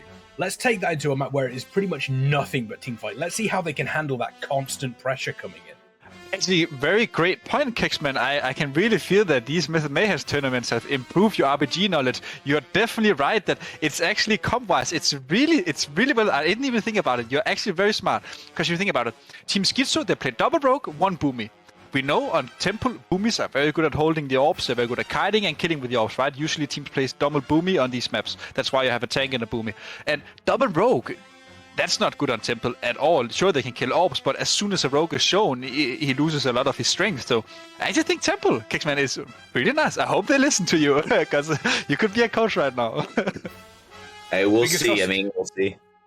I mean, is Temple? I mean, obviously, Temple is not a map that is, you know, when you think of RBGs, you think of Warsong Gulch, you think of Arathi Basin, you don't go, Temple of Kotmugu. You know, it's not one thing that immediately comes to mind. But in a situation such as this barn door, where we've obviously seen what was a relatively close game between these two, I think Temple of Kotmugu is a good opportunity for Free Thugger to kind of really throw not a wrench in the works for Skitsou, but to at least make them really think about what their composition is coming into this game number 2, because obviously if Skitsou win this, then they move on in the upper bracket. Free Thugger drop down. Free Thugger win this, we go to game number 3 in this best of 3. So I think Temple is probably a good shout for Free Thugger here. So if I'm Free Thugger, if I'm Skitsou, I'm diving deep into my roster if we go to Temple. So one thing that we've seen traditionally is that works on Temple, especially in tournament play, is bringing out a third boomy. Playing 3 boomies on Temple always just gives you an advantage. So I'm trying to look at the roster here. I do see 2 boomies on each side, but there's some names I don't recognize. And I don't know, maybe somebody has an alt. If they if any of these teams brings in 3 boomies, Temple's absolutely viable. But it doesn't matter anymore, because we already know Silver Shard Mines has been locked in. Kexman, what do you think about the odds of a Free Thugger win on Silver Shard Mines? I mean, it's an interesting one. I think the one advantage that Free Thugger might have is that they will, if their team fight, you know, if they continue with these team fights, then they will have probably control of that central cart that's obviously going, you know, pretty much the same way every single time. They'll have control of that central cart. It's what they can do outside of that, I think, that is most important. They really need to make sure, you know, that they are taking control of the map. And as mentioned, 1v1, it's you would lean more towards Free Thugger 1v1 against Skitsou, but when it comes down to actually, you know, splitting the team up and having people floating between the minecarts, advantage goes over to Skitsou. It's quite a difficult call here. My head is saying Skitsou. I feel as though he's going to take this one, but my gut feeling, I just want to see Free Thugger Zug. Free Zugger. That's what, you know, that's what I want to see. We're gonna have to wait and see. We will have to wait and see. For those folks that are watching this as well, obviously this tournament does have a $2,500 US dollar, $2,500 prize pool, but it can be increased by you folks. Exclamation point crowdfunding in the chat, where you can donate directly to the prize pool. All money donated does go directly to the prize pool. It goes to these players, and also any subscription to the Method channel during this event will also mean that we will donate $2.50 to that prize pool as well. But we do see them getting ready here. Game number 2 between Skitsou and Free Thugger. Skitsou currently 1-0 up. If they win this, they advance in the upper bracket. Free Thugger drop down to the lower bracket. Silver Shard Mines, barn door. How are you feeling here, Eddie? How are you feeling about Silver Shard Mines? It was one that you mentioned as them potentially going for. Is this a good pick for them, do you think, Eddie? I would always argue that Silvershard Mines is an objective map if you can play it real and allocate your resources or your team members. Also, Barnon mentioned it as well, Team Skitsou, they like to play objectively, and having a strong rogue here is really essential as well. One of the classic tricks on Silvershard Mines when playing with a subtlety rogue is his Shadow Duel will, when used, turn the individual used on out of the card. He will basically get zoned out. So if they're 2v1 inking, let's say a Guardian or Boomy or whatever it's defending, then he will lose it, right? So having strong rogues here, it's going to be something we need to take or at least take a good look at. And we see double sub, so pretty standard and double Boomy. We've got a roster swap coming in here from Free Thugger. We do see that they're rotating in that DK, taking a page out of Team Camel book, taking a book out of Team Camel page, right? You can see that Gatane coming in on that DK. We'll see exactly how they're really going for the team fight here. On the other side, we do see Team Skitsou changing it up with that double Boomy right now. So very interesting to see. We see Skitsou immediately grabbing that Zerk. Is he going to go for the one shot on the walk down right here? Or is he just going to try to CC him out of the cart? We'll see. We could take a look at the health bars. You'll be able to see. You got the blind. You look for Skitsou to open here soon. But we got Benny the Jet coming. We got Lazarus here as well. And it looks like Skitsou's immediately going to go back towards that water cart. So he's going to float. We see Team Free Thugger controlling two carts, controlling lava. Whoever controls the lava cart is going to be in the lead for most of this, right? If you can control the lava cart and get two off carts other than the lava cart, then you win the game. Yeah, and that's the classic rule of thumb for Silvershard. Now, a good thing for Team Skitsou here is that they are horde side, which means that as soon as mid is capped, they have the option to do we either ink top, as we see now, or do we reinforce lava and secure the team fight there, since they're the first move. Now, we will see the 3v3 top here. Now, I do like this. Great convoke here from Lazarus. Skitsou did actually get blinded, which maybe saved him a bit, but if Norse dies here, it will spell doom for Team Skitsou now, because it will be a 2v2 now with the DH coming in, though 3v3 again. But I mean, I don't think they will win this. They need to be attacking at the same time, not one by one. And yeah, I mean, they tried. I would have went lava. We do see we have another priest. Triple I on the didn't side of see Skitsou. That is I don't know how I feel about that, because obviously on the side of Free Thugger they do have that monk available, so you know the mana is not going to be as much of an issue on the side. If Skitsou ever end up in a position where their priests are dropping below mana, they are going to end up in a situation where they're just not going to be able to keep the heals up across the board. And Free Thugger are going to be able to once again take, 1v1, 2v2. Free Thugger generally have the advantage, I feel, there. So I really don't know how I feel about this triple disc priest on the side of Skitsou, Eddie. I mean, I think they're using it for the fact that they don't really need the revival to stop the Warlock rifts, and Disc in general is really strong on Silvershard Mines due to the fact that you have a big barrier, and barrier you're always stacked right here in this card, so the big barrier can be very, very sensitive, especially when you're against DK Red, right? And when the DK use Abomination Limb, then you need to use barrier. So I understand it on this map, so I think it's okay. However, it looks like, though, that Free Thugger has a lot of pressure, and the healers of Team Skitsou are and if they manage to die here, then maybe Team Thugger can... They're worse than they're dead. They're dead, and they can go mid now. Like, this is using the momentum of the game, but looks like Team Skitsou will hold it, though.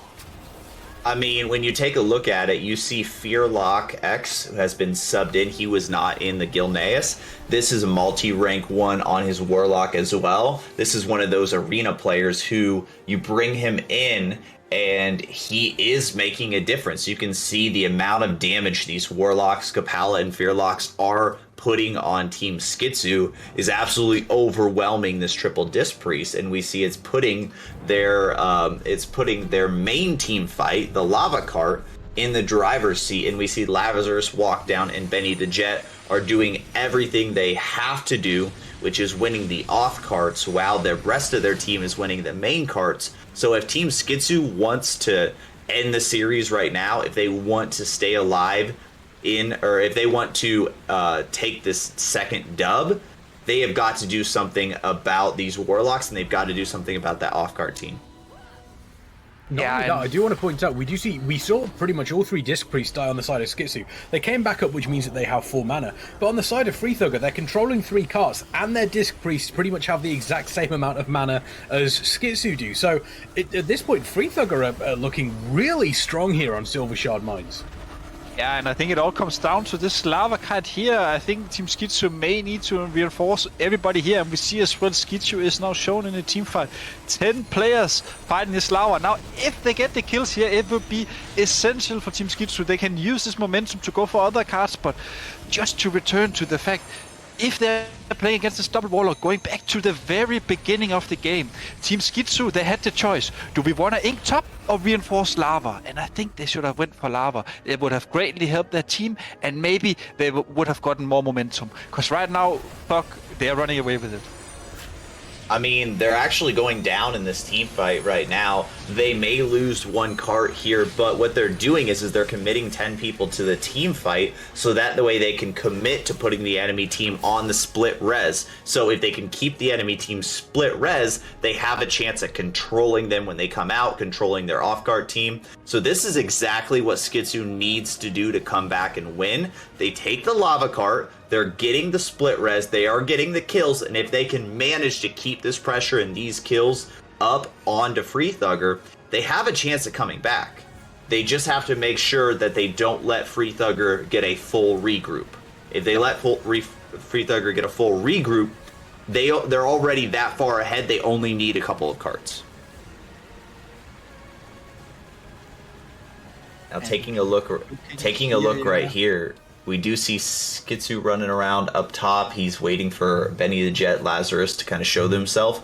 We do see Team Skitsou trying to, in essence, farm Freethugger when they're coming out of their graveyard there, but their healers do an amazing job keeping them alive here. Mana, not so much an issue right now. Everybody seems nice and fresh, but the question is going to be, will they be able to keep themselves alive, or will Freethugger, those double Warlock pressure, take them down?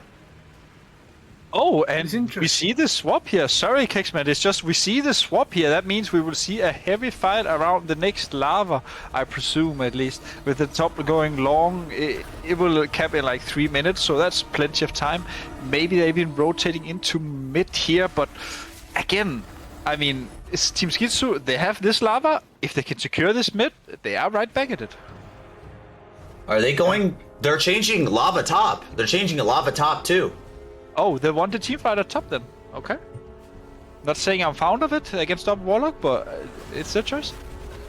I mean, we'll see. I mean, they're sending both lava and the top all the way up to that off node, so they can potentially get a double cap up there. I don't know. It's the timing seems just a little off by me. But if you take a look, you see Nomster going down, Skitsou almost going down. They're losing 2 of their healers right here. Skitsou is crumbling when it matters the most. Freethugger, if they keep this up, they've got the game in the bag right here. They've got it secured. Yeah.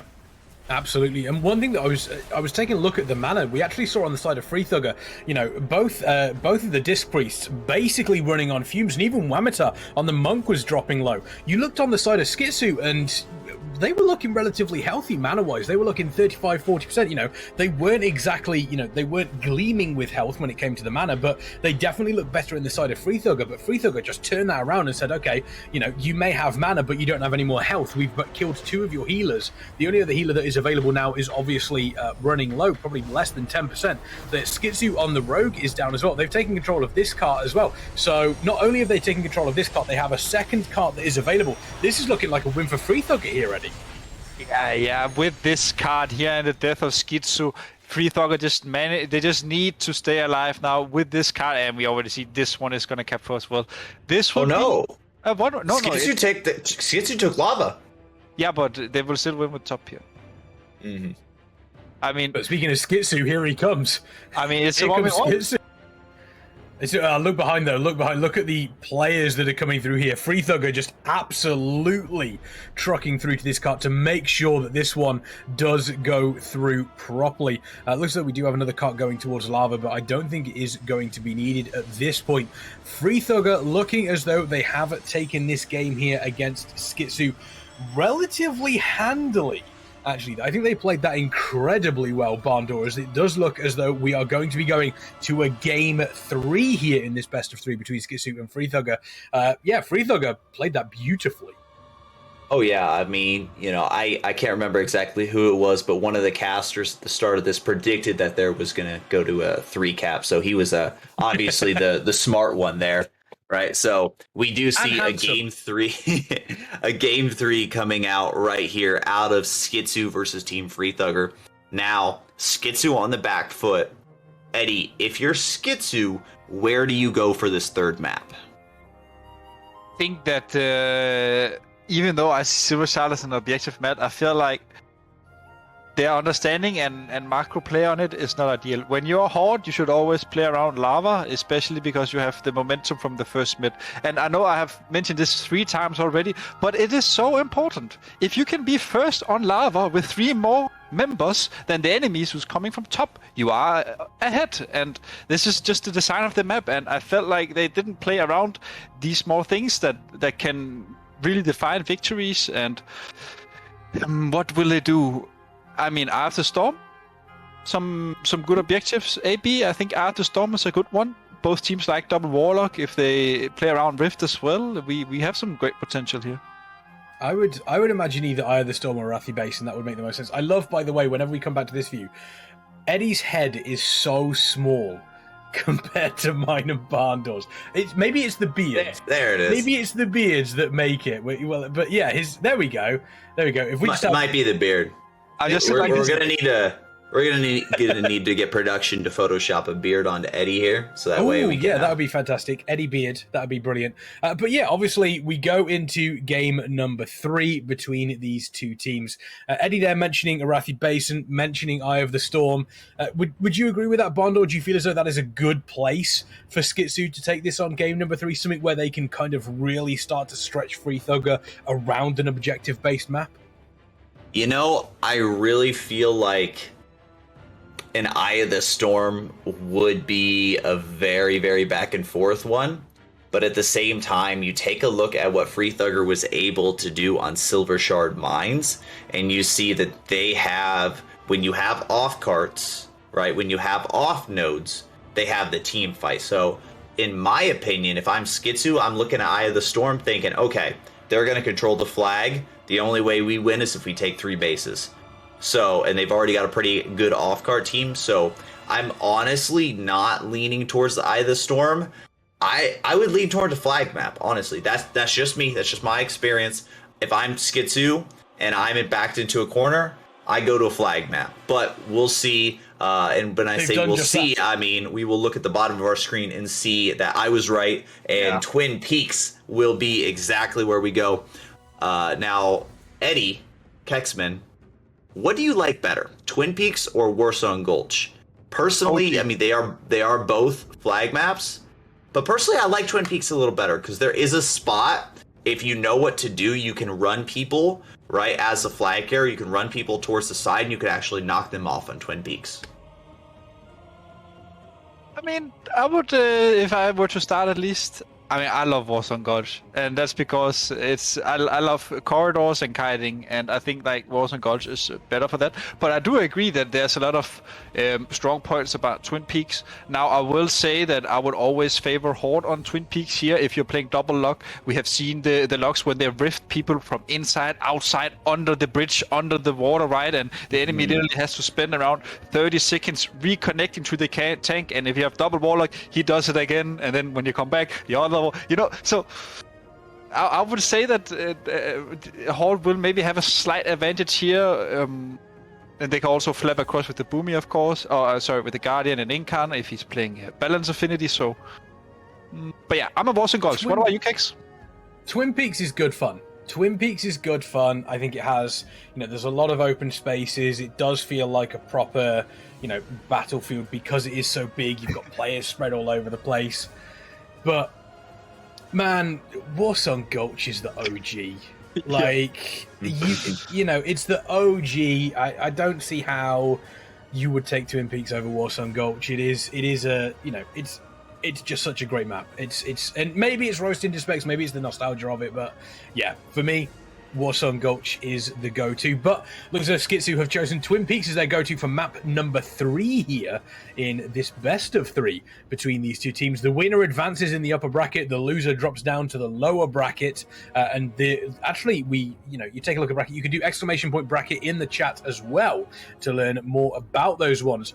The winner of this does move on to take on Team Camel, who we saw beat Get Active 2-0 quite handily, and the loser will drop down to face off against Team Active. Get Active. So once again, we know who these teams are going to be up, and you've got to imagine, Eddie, that Team Camel, Get Active, they probably do have one eye on this series here, seeing exactly who they might be going up against, and already starting to see places where they can really start to put the pressure on these teams.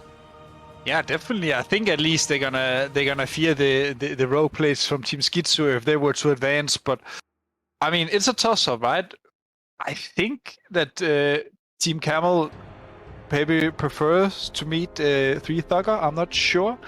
Just because the Team Skitsou plays double rogue and there's a lot of shenanigans there. But I mean, honestly, I think Barndor has a better take on this since he probably knows them a bit more. I mean, looking at this, when I take a look at the two teams, and when I take a look at their strategies that they're potentially going to go, I want to see if they're going to bring out the DH again, right? Because one offensive weapon that not every team utilizes, and maybe I sound a little biased because I'm a DH myself, but a DH is a great offensive tool on Twin Peaks, on Warsong Gulch, because their ability to get in, stay alive, do a ton of damage, and get out without dying. And one thing most people, who don't play DH don't know is that when you're attacking as a DH, you actually have the ability on one of the sides to jump up over the door and jump up onto so you don't have to go in the main door and go up the ramp and go through the gauntlet. You can actually come in from the side, right? On the Alliance side, you can come in from the side. You can jump up over the door, and you can double jump up onto the platform, and now you're 1v1ing with the tank while all of his healers are focused forward. So I want to see that the DH offensive weapon might be utilized, but at the same time, team comps are going to be a big talking point here, Eddie. So once we see team comps, we're going to get a real big play. But Eddie, I think we see the DH come out, and I think that's going to be good for the team. But I think we also see the DK come out, right? When we see the DK coming out from the side of Team Free Thugger, that's going to be good for them as well. So a DK Warlock on defense is very dominant. It's just about as good as Warlock Warrior. Yeah. We'll have to wait and see. We are currently waiting for them to get into Twin Peaks here, finalizing their roster going into this game number 3 here. But if you're taking a look at Barndor and you're saying, hey, Barndor, that's a really nice shirt you're wearing. Where can I get one of those? ! Merch in the chat. Make sure you check out your Fantastic Method merch. And I believe that there is still some really nice legacy merch. Very limited stocks available. Once again, ! Merch in the chat. But here we go, Twin Peaks. And it was only recently doing these Method Mayhem tournaments that I realized that on the Horde side, that windmill, those are dragon wings. It took me the longest time to realize that those are just dragon wings. But we do see the Demon Hunter on the side of Skitsou, and as mentioned, the DK on the side of 3 Thugger. Here we go. This is the this is the best. This is the third game in this best of 3 here between Skitsou and Free Thugger. Whoever wins the series carries on in the upper bracket. Chat, who do you want to see win? Do you want to see Skitsou win? Do you want to see Free Thugger win? Let us know. Eddie, take us through the first 30 seconds of this map. Yeah, and we already see the Team Skitsou pushing straight out the gates. They're playing the double rogue. I really love double rogue on flag maps. It allows for great play potential. You can always use them to either slow healers or attack offensively with a lot of stuff. So, but looking here, they are taking the fight here literally on the middle of the map, in the bridge of all. I don't usually favor fighting here. I would always like to drag the enemy team into my side and fight around my own leaf in case my healers runs ooh. But honestly, we see this kind of shenanigan. Look at Pika Boral. I think he's gonna help that tank, and I think Skitsou is gonna wait back here for Lazarus and wait for Lazarus to pick so he can force the Incarn. But Lazarus doesn't seem like he wanna go yet. I mean, we'll see. Also, just so everybody understands, on the right side, Skitsou, it says he's Boomy, but again, that's one of just those UI bugs. They are playing a Guardian Druid, so both teams, Lazarus and Veng, are playing those Guardian Druids, so you want to keep an eye out. Yep, you see Veng going for the flag right now. He actually has nobody on his team that's even on his side of the map. So Team Skitsou, if Veng can make it across without using his Incarn, that's going to be incredible. But why do you bring a Demon Hunter on a flag map? Why else other than to side out the enemy Druid? So you see Cycloud, he sees Lazarus, but he's so far away he already knows he can't touch him. So he immediately cancels that sight, and you're gonna see him use the Spectral Sight on cooldown again in about 25 seconds. But Walkdown is gonna try to tag him, so that way he's not able to pull him out. The key here is that Saycloud wants to stop Lazarus from picking up the flag, and Lazarus wants to stop Saycloud from opening on him when he picks. So look for both teams to be kind of playing around that. I don't really like the decision making here for Team Skitsou. Sorry to just jump in, but 30 seconds ago, Benny the Jet, he shows in mid. That means for Bang that he sees every enemy player. And with that, he should just have picked the flag, started running back. He doesn't have to use Incarn, he doesn't have to use anything. Team Skitsou, they are running double Rogue DH. They can just send a Rogue DH back and wait on flag room. They will force Incarn instantly, right? And even Bangkok, if he gets engaged on, he can just drop the flag, re-stealth, and he would have drawn enemies towards him. So I really don't like that they didn't pick when they had the chance with the enemy Rogue shown. Now, Free Thugger chose to pick, and they're essentially putting themselves behind now because Team Skitsou are now all regrouping. They're all running ahead of Lazarus. Lazarus will get opened on here, and Bangkok is just chilling in base. So the macro decisions here, both teams, they really need to read the map and learn to literally pick the flag when everyone is shown. Like it's so simple, and it's so much pressure you gain from it. Bangkok are standing on the base there looking like Simba from Lion King, just on Pride Rock, overlooking everything the light touches is your domain, just taking the time, knowing exactly when Lazarus is going to be coming up into the flag room and being able to pick that straight away. We do see that Lazarus is still under a fair amount of pressure, but you know, not looking too uncomfortable at this point. But this armchair ride that Bangkok is getting here, just being able to sit here and going, yeah, I can take my time. There's literally nobody else around me. And at this point in time, you've got to say that the advantage possibly moving on over, you know, depending on when Skitsou gets this, potentially moving over to Skitsou. Looks like that flag has been picked up, being able to get away, and is Bang going to be able to get pretty much a free run into the base? Because you can see that everybody is pretty much focused here up against Lazarus. Unsure on that decision there, obviously, to get Lazarus pretty much straight through the middle there under so much pressure, Barkle. I mean, yeah, that's the thing. When you take a look, you only got one stack on these flag carriers right now. Now, Lazarus, only one stack. I don't foresee him going down, but if they want to stay alive here, like, Lazarus taking so much damage. So if Team Free Thugger, right, are not able to get some kills on offense, I mean, the more time goes by with everybody sitting on your tank, of course, it's just just going to be bad for your tank. Because what's happening right now, Bang just had a free run across, he had to use not a single cooldown. They had to use Pain Sub. They had to use right? Their cocoon. They had to use in-card. They had to use everything to keep Bang alive. So the next offensive push, they may not have cooldowns available. So what they're doing, and Bob comes out immediately. Oh my gosh. Holy damage coming out, and 1-0 Free Thugger. I was not expecting that. Yeah, I mean, honestly, the great play from Thugger, but honestly, I think it's a misplay from Team Skitsou. The moment they were all on Lazarus and Bang, he ran back with the flag. They should just push 9-man offensive. They are ahead in the race. Lazarus, no incarn. One survival instinct was left. Okay, so they actually... No, they didn't get a kill. A 5-man offense right there. Yeah, but again, like, flag map, it's a race. So, if you have already burned all Lazarus' cooldowns, why are you not sending everyone offensive? Let Bang run alone back. Sure, if he dies, it shouldn't matter. Like, I mean, again, it comes down to the macro. You talk about defending. I guess they held out, but in my book, that is not allowed.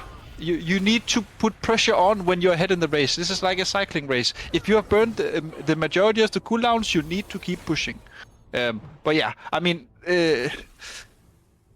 looks still fine though for Team Skitsou. It looks like Bang is gonna cross, so the stacks are rolling again. I mean, I will say there, Bang had a free run across, but for whatever reason, they were putting the pressure onto Lazarus. But outside of that, it almost looked as though Bang almost ran away from the rest of his support. They were so focused on being able to claim, that flag in from Lazarus. They were putting so much pressure onto it that they completely forgot, oh yeah, we also need to protect our flag carrier as well. And it looks as though Free Thugger just identified that, sent a 5-man hit squad over, and just completely deleted Bang and immediately capped the flag. So you've got to imagine that Skitsou, now that they're one flag behind, they're in a really weird position where they already know that, Free Thugger can definitely play this map. But at the same time, they also need to be very, very careful, because if they push a little bit too hard, they could end up in the exact same situation there, Bando.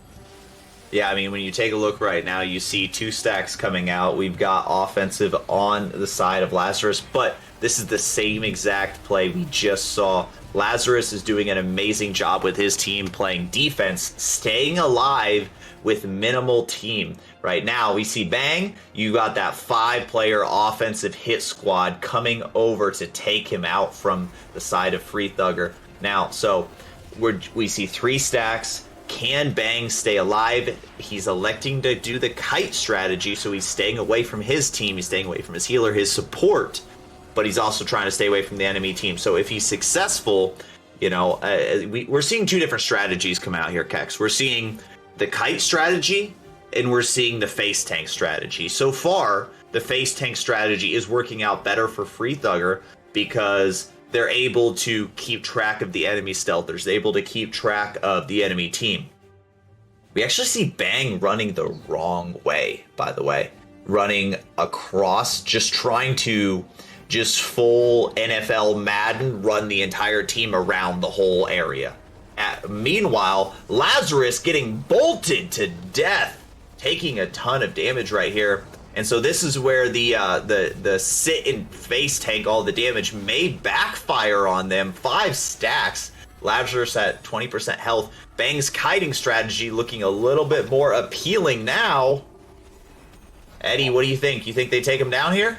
Yeah, I definitely think he will go down here, and with this really, really well played from Bang. He knew, why do I have to stand in my own base when all the enemies are there? Let's just run out, go to the leaf hut. I'm still only at 5 stacks.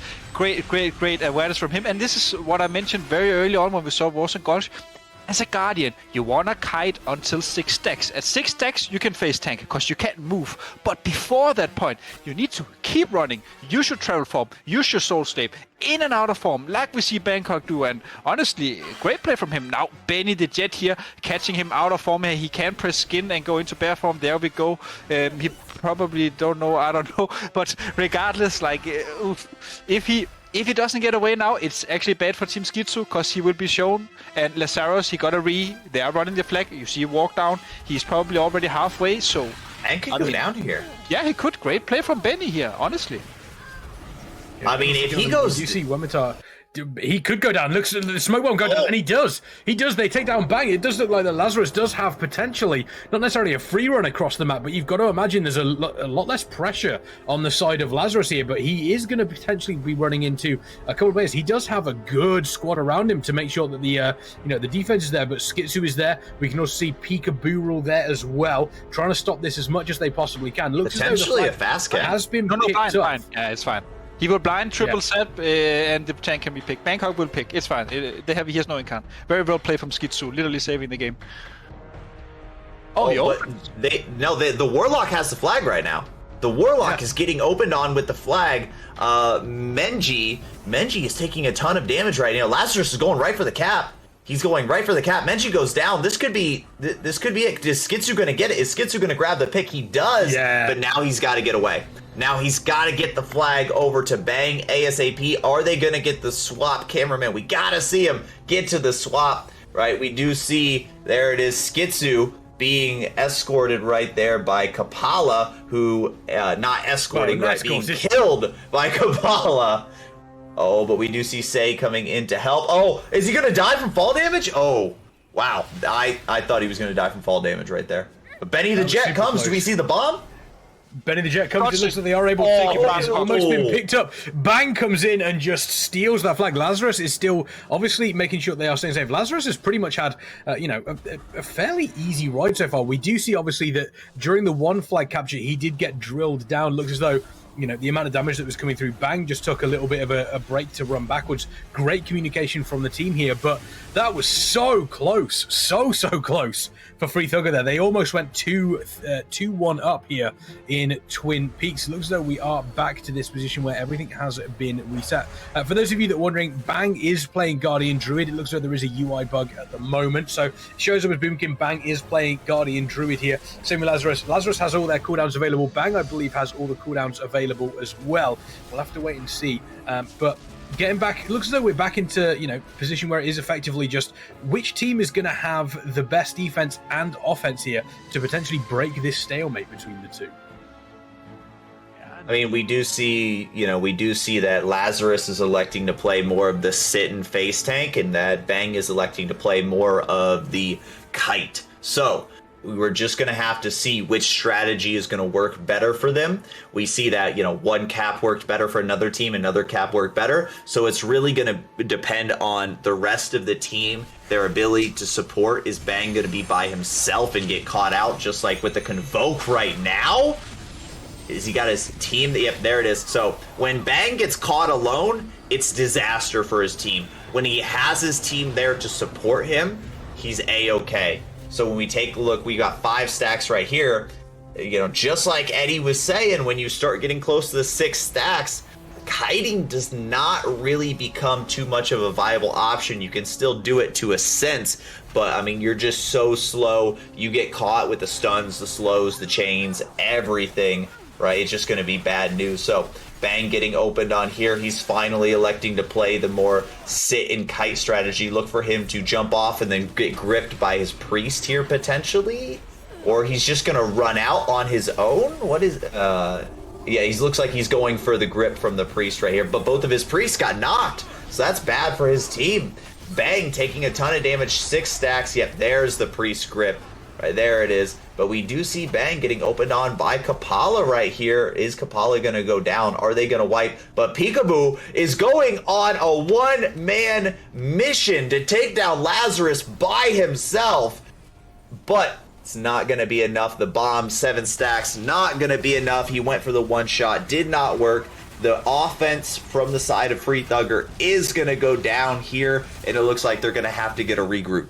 Yeah, and great situation from Team Skitsou now. Team Skitsou needs to realize that they just wiped the full offensive of the enemy team. They need to probably send a heavy offensive in now, because they are most likely going to run into a 3-Thugger team who's going to choose to defend. We have 5 minutes left on the map. That means a 3-Thugger is probably discussing right now, guys, do we defend or do we attack? But they know we are behind in the race. It's 8 stacks. We probably has to defend, right? Oh, great tap here from Benny here, slowing the Monk. But again, it doesn't matter. Look at Team Skitsou. Sending more and more reinforcements in. They're only defending with double disc Warlock. But again, is it enough? I don't think so. I think you need 2 healers. Oh, one healer can't out-heal this.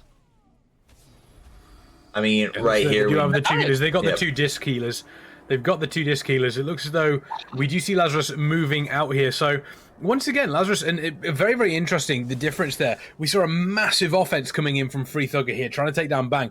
Didn't work out for them. They get wiped. And then it almost looked as though Skitsou were, they were almost a little bit worried about stepping out. They were looking a little bit worried about going on the offense. You know, as you mentioned, Eddie, in that sort of situation, you identify, we've just wiped the offense. Everybody is alive. Let's go. Let's go as quick as we possibly can across the other side of the map. And they just seem very hesitant to do that. And now we see Free Thugger turn around and saying, okay, let's just keep on pushing. We saw how far we could push in last time. Let's keep on putting the pressure on. Yeah, Team Skitsou basically threw the ball right back to Free Thugger. With the death of the DH and the Hunter, that meant that they're gonna spawn all the way across the other side of the map, back at their own flag at Bangkok. So Free Thugger is way ahead in the race, 100%. Bangkok, he's gonna die here. Everybody. Yeah, he's dead. Yeah. Well, he can't survive. Everybody just piling onto Bang. 11 stacks right now. I don't see him holding this up for very long. Somebody's going to go down. Bang, Lazarus, both taking a ton of damage. Somebody is going to go down right here. It'd be a miracle if both tanks manage to live. Lazarus getting the bomb, takes a ton of damage, trying to stay alive. 12 stacks, goes down, potentially. Nope, he goes down. Bang getting the cap. Oh my gosh. What? How did that even happen? How did that even happen? Free Thugger pushing across the map, but looks as though Skitsou are able to claim the second cap here, and Bang immediately booking it across the other side of the map, because they know that even though there is less than 4 minutes, we've got 3 minutes and 15 seconds left here on this map, there is still time for Free Thugger to come back. I mean, honestly, Free Thugger, I don't know how they couldn't execute that offensive. Skitsou single-handedly killing Lazarus. I don't know if they didn't dispel the Cephas or something, because that's not that was crazy. Yeah, it was. And now we see Lazarus is going to win the flag, but Bangkoker, he's going to wait for Lazarus to be just about to cap. He can pick the flag with 2 minutes left, press incar and run across. We defend for 2 minutes, game is over. Honestly, Team Skitsou here, I mean, I thought they threw the game. When the DH Hunter died, I thought it's over. No way you win. And I mean, it's just amazing play from Skitsou, honestly. MVP right now. That's why you go to a Warsong Gulch. That's why you go to a Twin Peaks. That's why you go to a flag map, because it's a wild card. Anything can happen, right? You may think on paper one team's going to take it, but you see somebody get one shot. You see Lazarus go down. You see Bang go down, right? Anything could potentially happen. And we see Lazarus taking a ton of damage right there. That was a replay from when he went down, when Bang got the cap right there.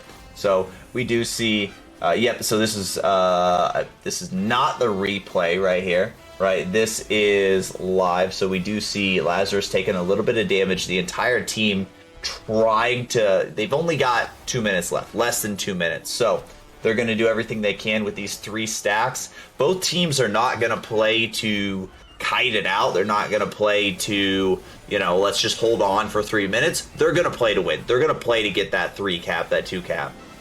And a great grit, by the way. Yeah, but even... Yeah, sorry, Kix. I was just going to say, Skitsou going hard on the offense here. Looks like Lazarus is dropping super low. Are they going to be able to take the kill here? Lazarus healing back up. Peekaboo, Skitsou doing everything that they possibly can, but really well played here between these two priests, just making sure that Lazarus stays alive. The grip's coming in. We see Skitsou super low. Skitsou does drop down. Peekaboo rule is going to drop down as well. Lazarus is now looking relatively safe. On the side of Bangers, also looking Bangkoker as well, also looking relatively 60 comfortable. seconds. There's still a lot of pressure. There's 60 seconds left in here. This is Free Thugger have to throw everything they possibly can at this, but I don't know if they're even going to be able to take it here in this 60 seconds. I don't think they've got enough time to get across the map.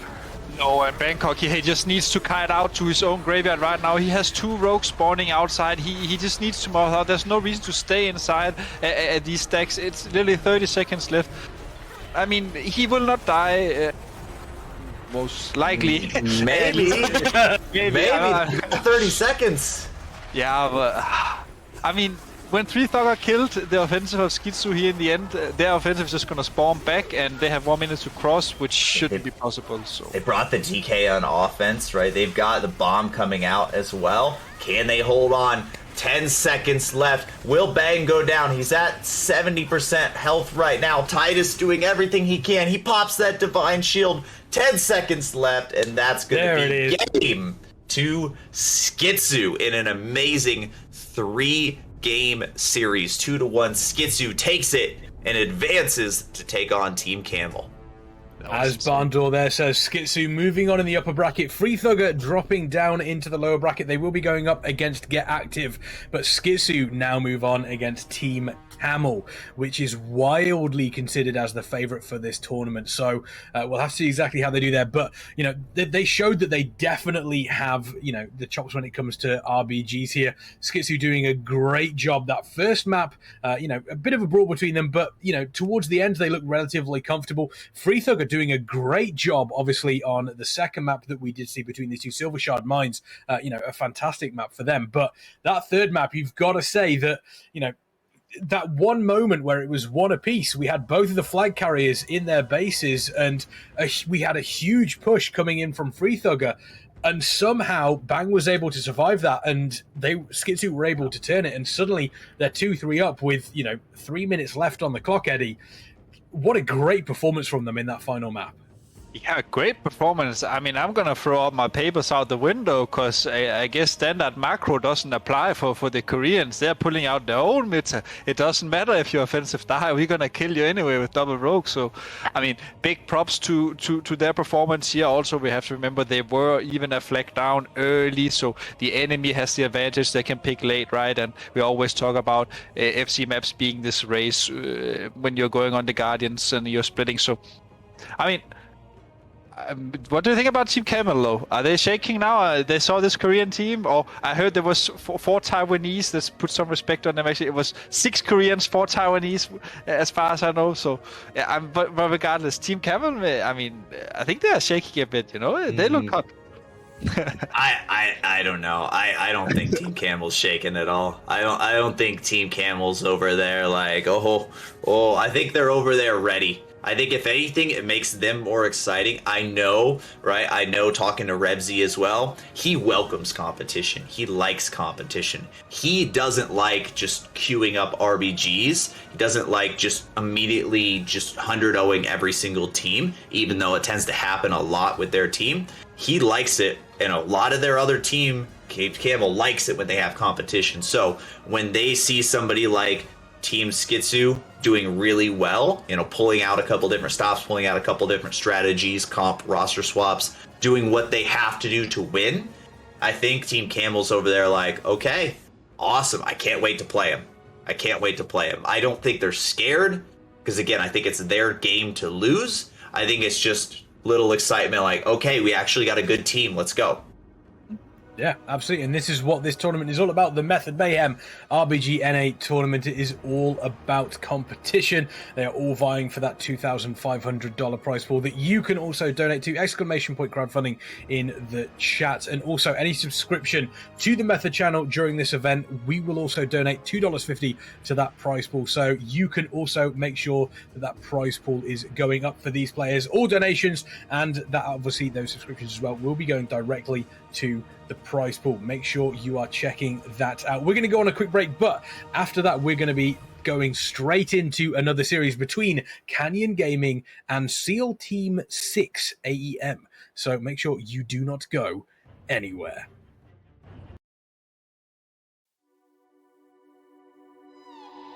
What happened to us? What happened to all the love we always took for granted? Are we stranded? Is it too late? Is it too late to color feelings that have faded? Complicated. I'm waiting for an answer, waiting for a sparkle to come to ignite love. I need no second chances. I'm tired of romances without love. So where do we go when we can't find our way? I don't wanna be alone. I need you tonight and I don't wanna wait. I want you to show me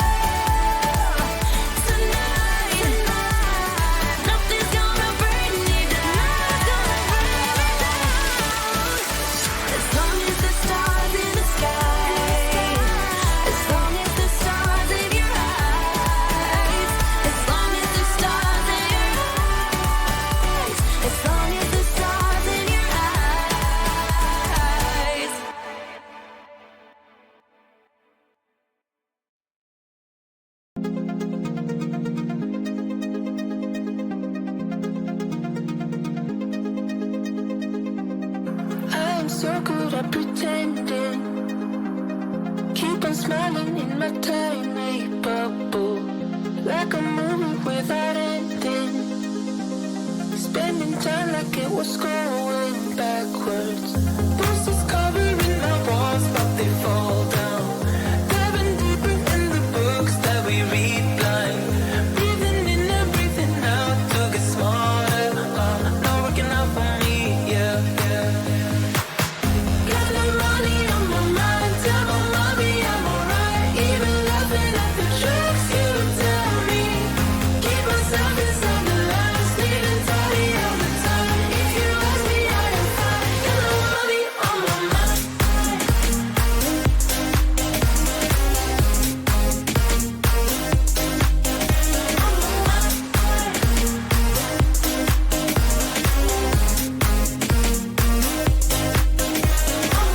Repeating patterns like the others. Meditation through the yoga lessons. Going greener by the minute. Soon I can't wear any other colors.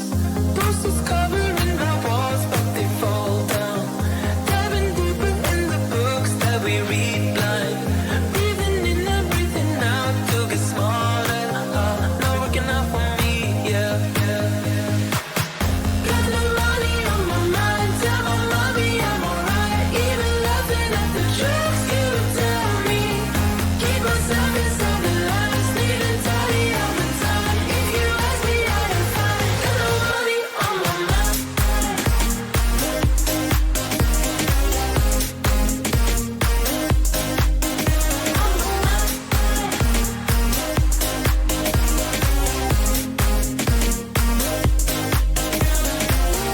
Don't you worry about me. If I keep feeling like I'm missing something, don't you worry about me, yeah. Don't you worry about it. Got no money on my mind, tell my mommy I'm alright. Even laughing at the jokes you tell me. Keep myself inside the lines, needing tidy all the time. If you ask me, I am fine. Got no money on my mind.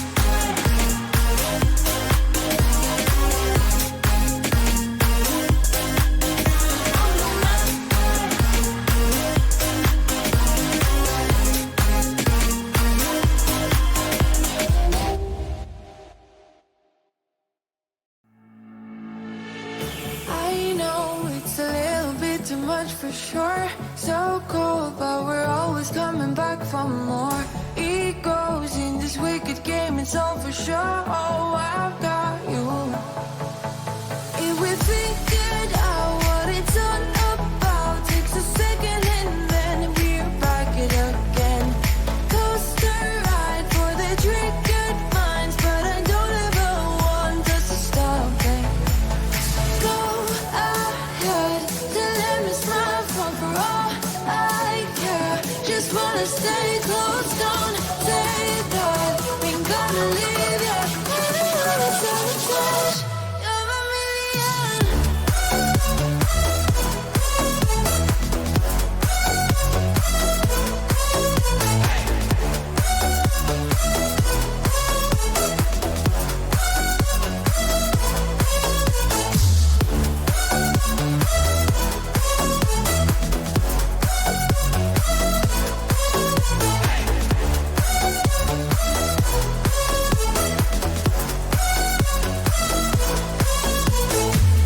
Explode every time you go and slam the door. Adore how we always end up on the floor. We know how to push the buttons to the core. I've got you. If we figured out what it's all about, takes a second and then we're back it again. Coaster ride for the triggered minds, but I don't ever want us to stop it. Go ahead, then let me smile for all I care. Just wanna stay close, don't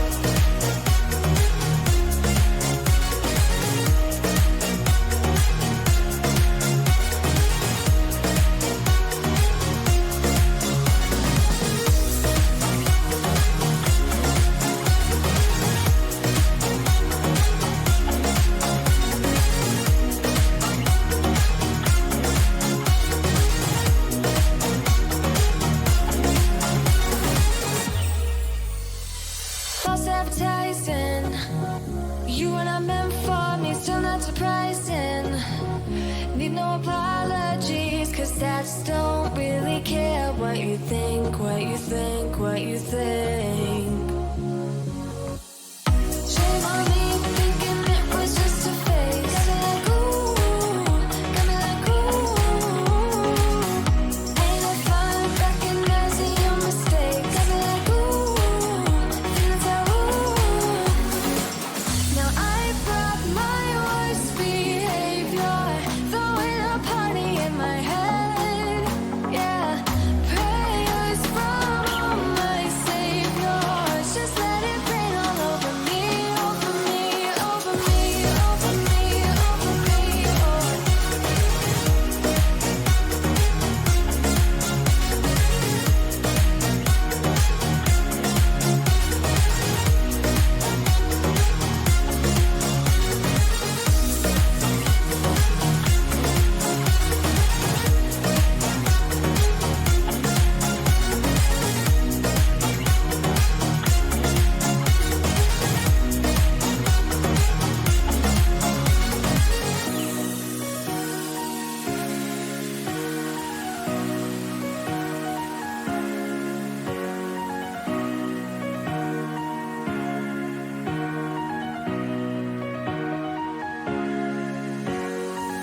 Now I brought my worst behavior, throwing a party in my head.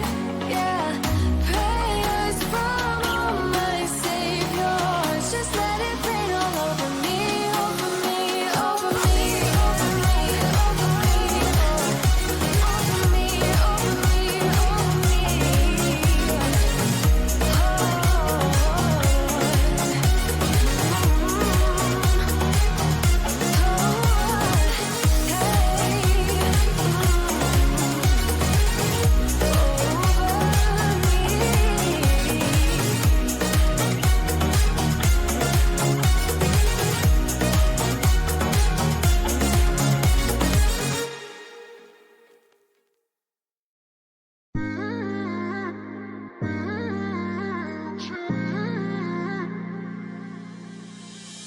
You were my best friend. Didn't care about the rules, good on the weekends. I'll be in fools, drifting to deep space. So brave and so stupid, just like the movies. I was gonna stay in the fight with you, just thinking we would do this until we couldn't do it. Each and every high, every night with you. You and me so clueless. We were just broken, shattered, singing along to nothing matters. Stray around like nighttime rumors. We were in too deep. In your worn out sweaters, thinking we'll be young forever. Driving in your mom's old hatchback, and we were in too deep.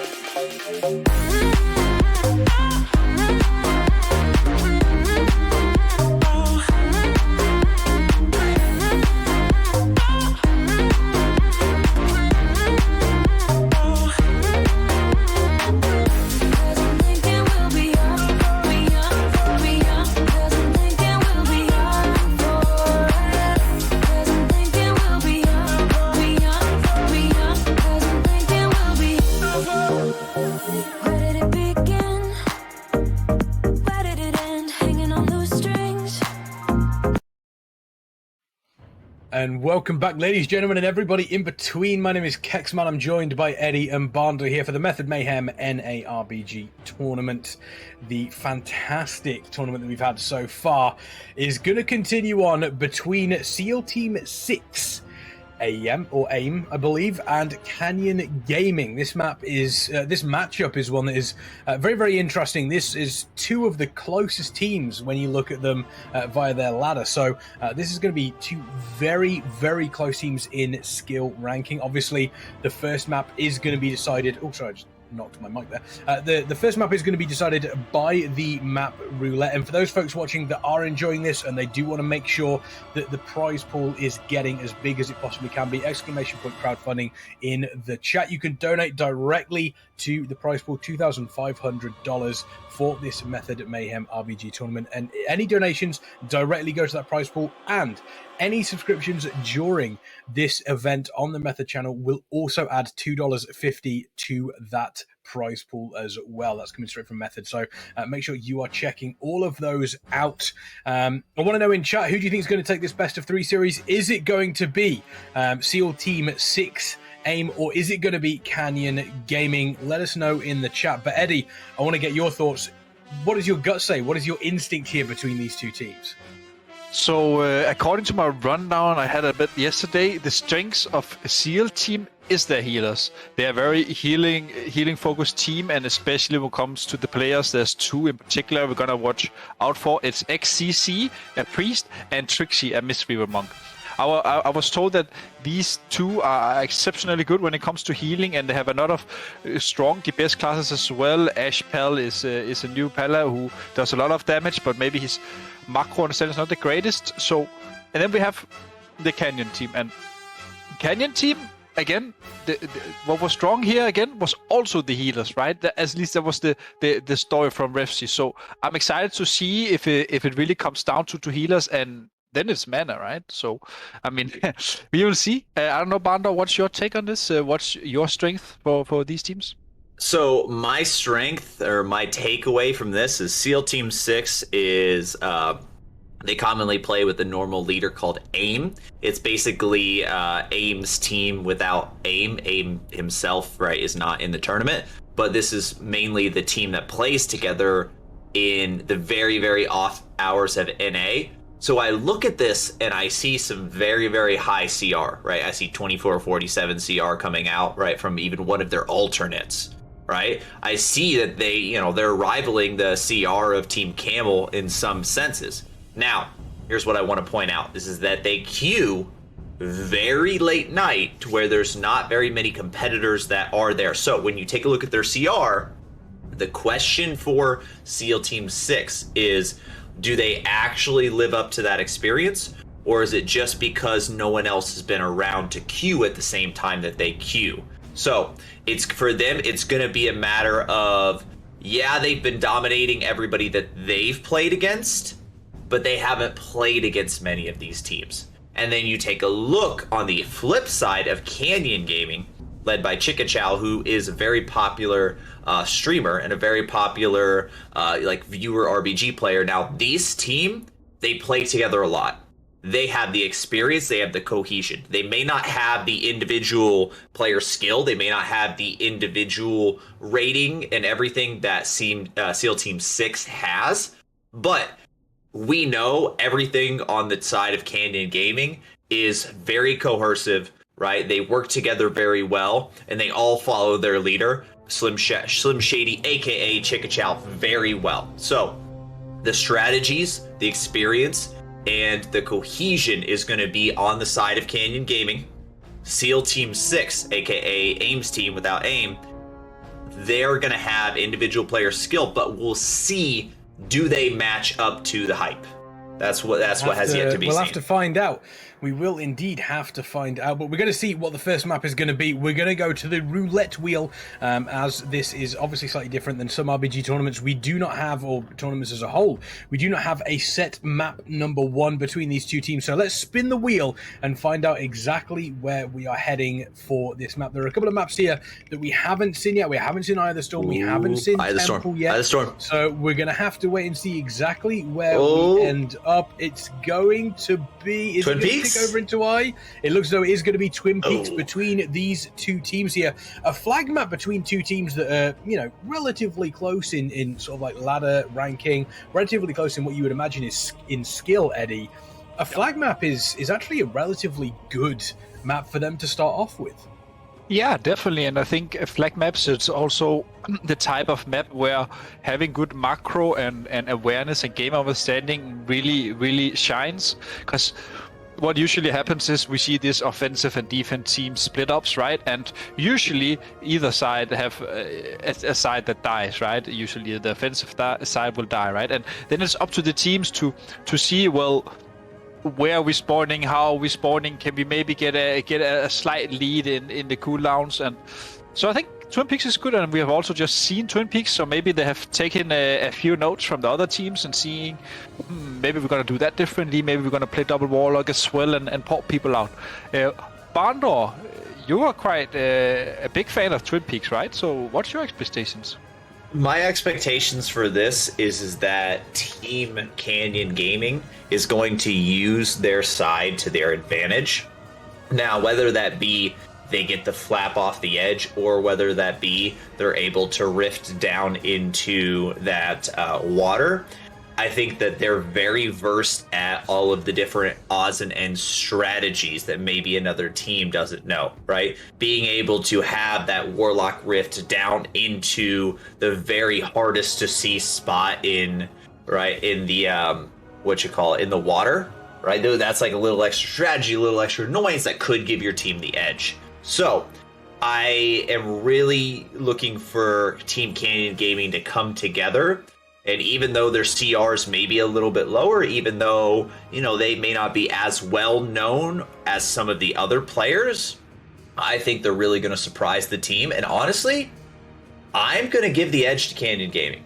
Maybe an unpopular opinion, I'm going to give the edge to Canyon Gaming because I think that cohesion and experience playing together is more valuable than individual player skill, individual player rating. So advantage Canyon Gaming, SEAL Team 6, it's their game to lose, right? We're going to see what they're going to do.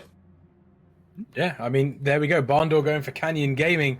Do you agree with that assessment, Eddie? Do you feel as though Canyon Gaming are going to take this one? Or, obviously with the Twin Peaks first map, it can throw up some surprises, maybe throw people off. And I think one thing that also needs to be mentioned is game number one. If you're able to take game number one, then you have to go on a map that your opponent has chosen. The loser will always choose the next map. So, I think it's important to get a point here, especially obviously between two teams that are as closely matched as these two. Yeah, and then just to return to the point here, in my discussion with Refsy yesterday, he rated that even though the SEAL team is known as the crumb collectors, basically the people who collect the scraps of raiding at night, he still said, on a good day, they are 70-30 against Team Camel. That means that 3 out of 10 games, they will win. So Refsy is rating them pretty highly. So my vote is going to Team SEAL 6 a.m. There we go. Team SEAL team. Whichever one those are, Team SEAL team. We'll go SEAL team. Makes more sense, obviously, in Twin Peaks here. So, one for Canyon Gaming, one for SEAL team. Chat, what do you think? Who's going to take this one? Is it going to be SEAL team? Is it going to be Canyon Gaming? I'll tell you what, let's do this simply. Put a 1 in chat if you think SEAL team is going to take this. Put a 2 in chat if you believe that Canyon Gaming is going to take this one. I want to see what chat feels here. Obviously, this is going to be game 1 in a best of 3. Best of 3 series here. All the games are best of 3 until we get to that grand final, but here is Twin Peaks once again. A very, very open map, and honestly, for my money, I actually really like Twin Peaks aesthetically. I think it looks fantastic. It's very, very well defined over which side is. You just like the dragon wings. I just like the dragon wings. Yeah, I mean the Alliance side is whatever, but the Horde side is it's good. We like what's going on over there. So here we go. SEAL team against Canyon Gaming. Map number 1 here in this best of 3. It is Twin Peaks. Who is going to be taking this? We're going to have to find out. Bandor, walk us through the first 30 seconds and what you see. Is there anything here that specifically jumps out at you composition-wise?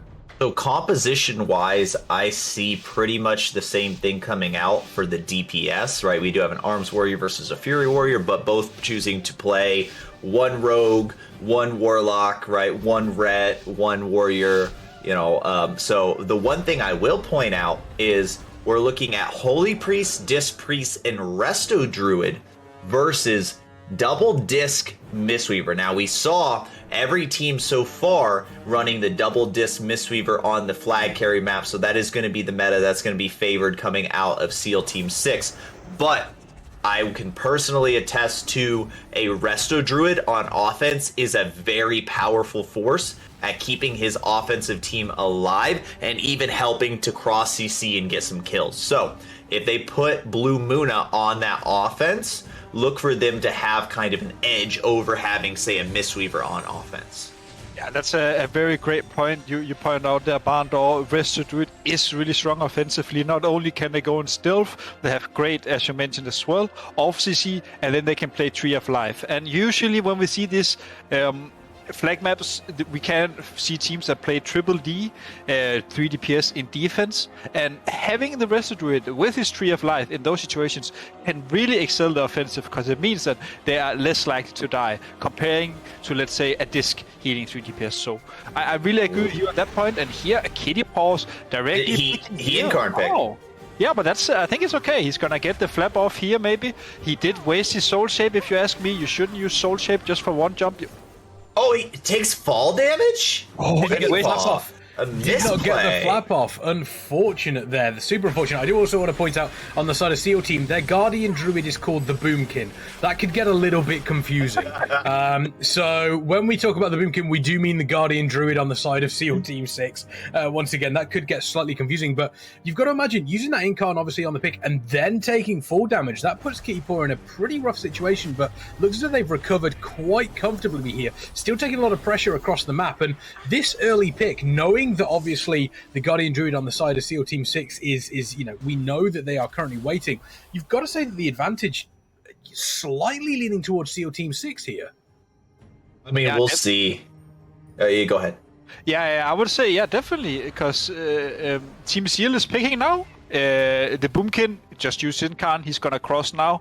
He's probably gonna tell his team, I only need one healer, one DPS and D. Everyone else go offensive. We have a lot of momentum right now. We are all on the enemy side of the map. That means that for Canyon Gaming, if they were to push offensive, they need to spend at least 30 seconds running across to catch the Boomkin. But now it comes down to Canyon Gaming. Canyon Gaming, they need to wipe the strong offensive here from the SEAL team. And the SEAL team, they need to convert 2 healers offensive here. Right now, it's only XCC solo healing. And honestly, I don't think it's enough. I don't think one priest can hold out, especially when we're only at 10 sacks here. So I think Kitty Power here, he's just going to stay here in the team fight. And as soon as they convert a kill here onto XCC, I think it'll be fine. But we got some big damage coming out from Ashpal as well. That big Avenging Shield proc right there. Kitty Paw taking a little bit of damage, not getting healed up though.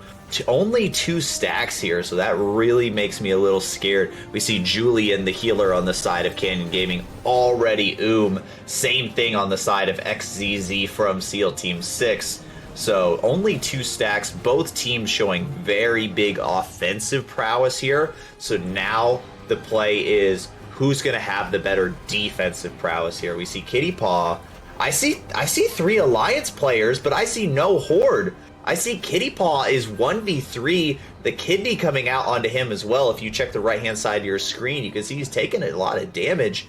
All right, but it looks like he got some healers there. We do have a little bit of an offensive wipe coming out from Canyon Gaming. The Warrior does go down. We see Slim Shady is trying to get that open, but the Shadow Rift comes out, and the Ret Paladin is going for a swim. Great rift there we saw. Sadly, he only got 1 player, but 1 is still better than 0. Now we see a big go here onto Kitty Power. Kitty Power is losing all his health. 10% left. He's into the clone. Amazing clone here. Amazing clone here from Nefs. And this would be the kill here. But the thing is, can the Boomkin get on spot? The Warrior picked up the flag as well. Can he stay alive though? I think it's gonna be very hard. It's not an ideal flag carrier here. He's on 4 stacks as well. And Ash is pumping him. And once you SEAL team, that was clean. Oh yeah, no, big 1-0 cap on the side of SEAL Team 6. Canyon Gaming not out of it yet. They definitely still have plenty of time to bring this back, but they have to manage that tank's health. Kitty Paw elect to go for a little bit of that smaller defense. Maybe they'll switch it up. Maybe they'll bring Warlock. Maybe they'll bring DK back on defense. We'll see exactly how they respond to it, but definitely look for them to respond here.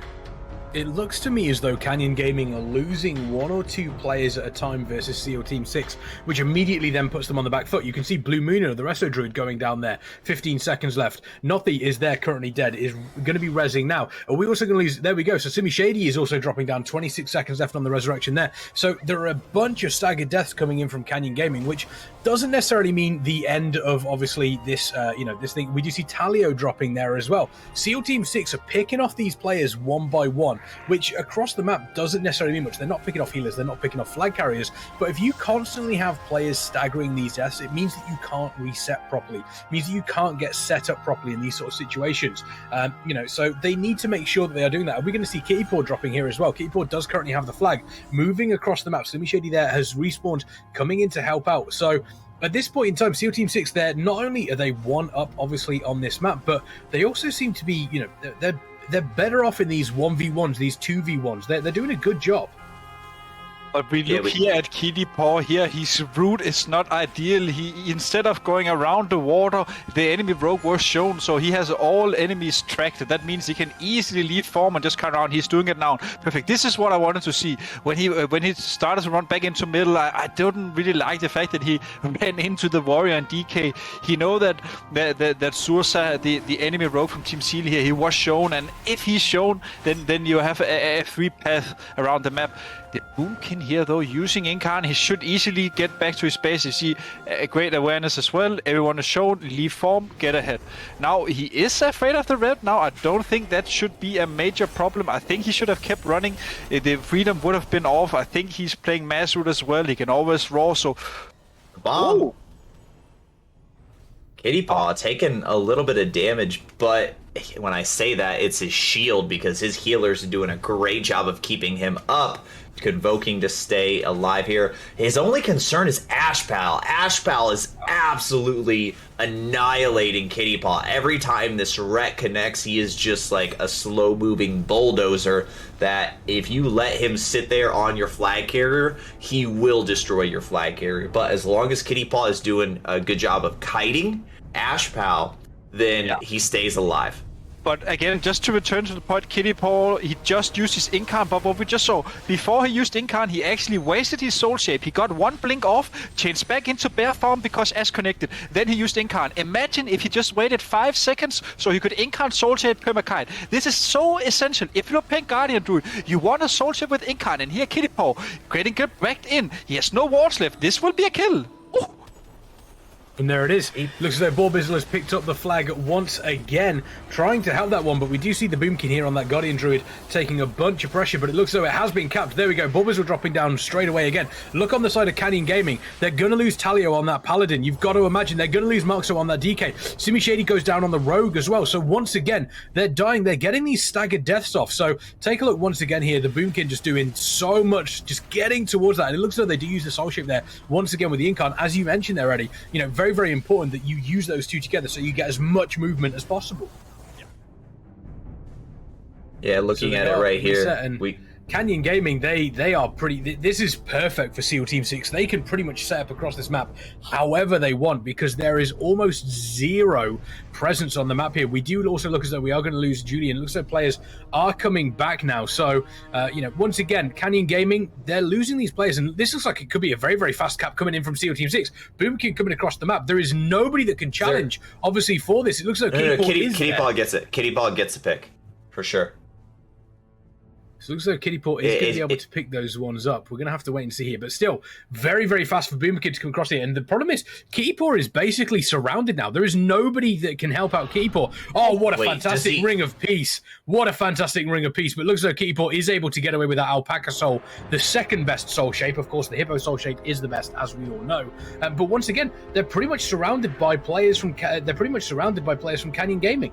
They need to get back to their reinforcements here, obviously on the side of on Canyon Gaming. Sorry, he does have his Resto Druid here with him. That's going to keep him alive. Actually, electing to have that Resto Druid play a little bit of defense right now. So they're just committing everything they can. Keep Kitty Paw alive. Get him across. We still have 10 minutes left in this game. Plenty of time to come back with the 2 cap, but we've got to keep our FC alive. Yeah, Definitely, and we see the Boomkin here. He's in a fine situation. The whole enemy team is shown. I don't think that Mad Dog needs to rotate back here. Slim Shady is shown, and he is the danger with the Boomkin. Boom is shown as well now. So, and this is what you need to understand.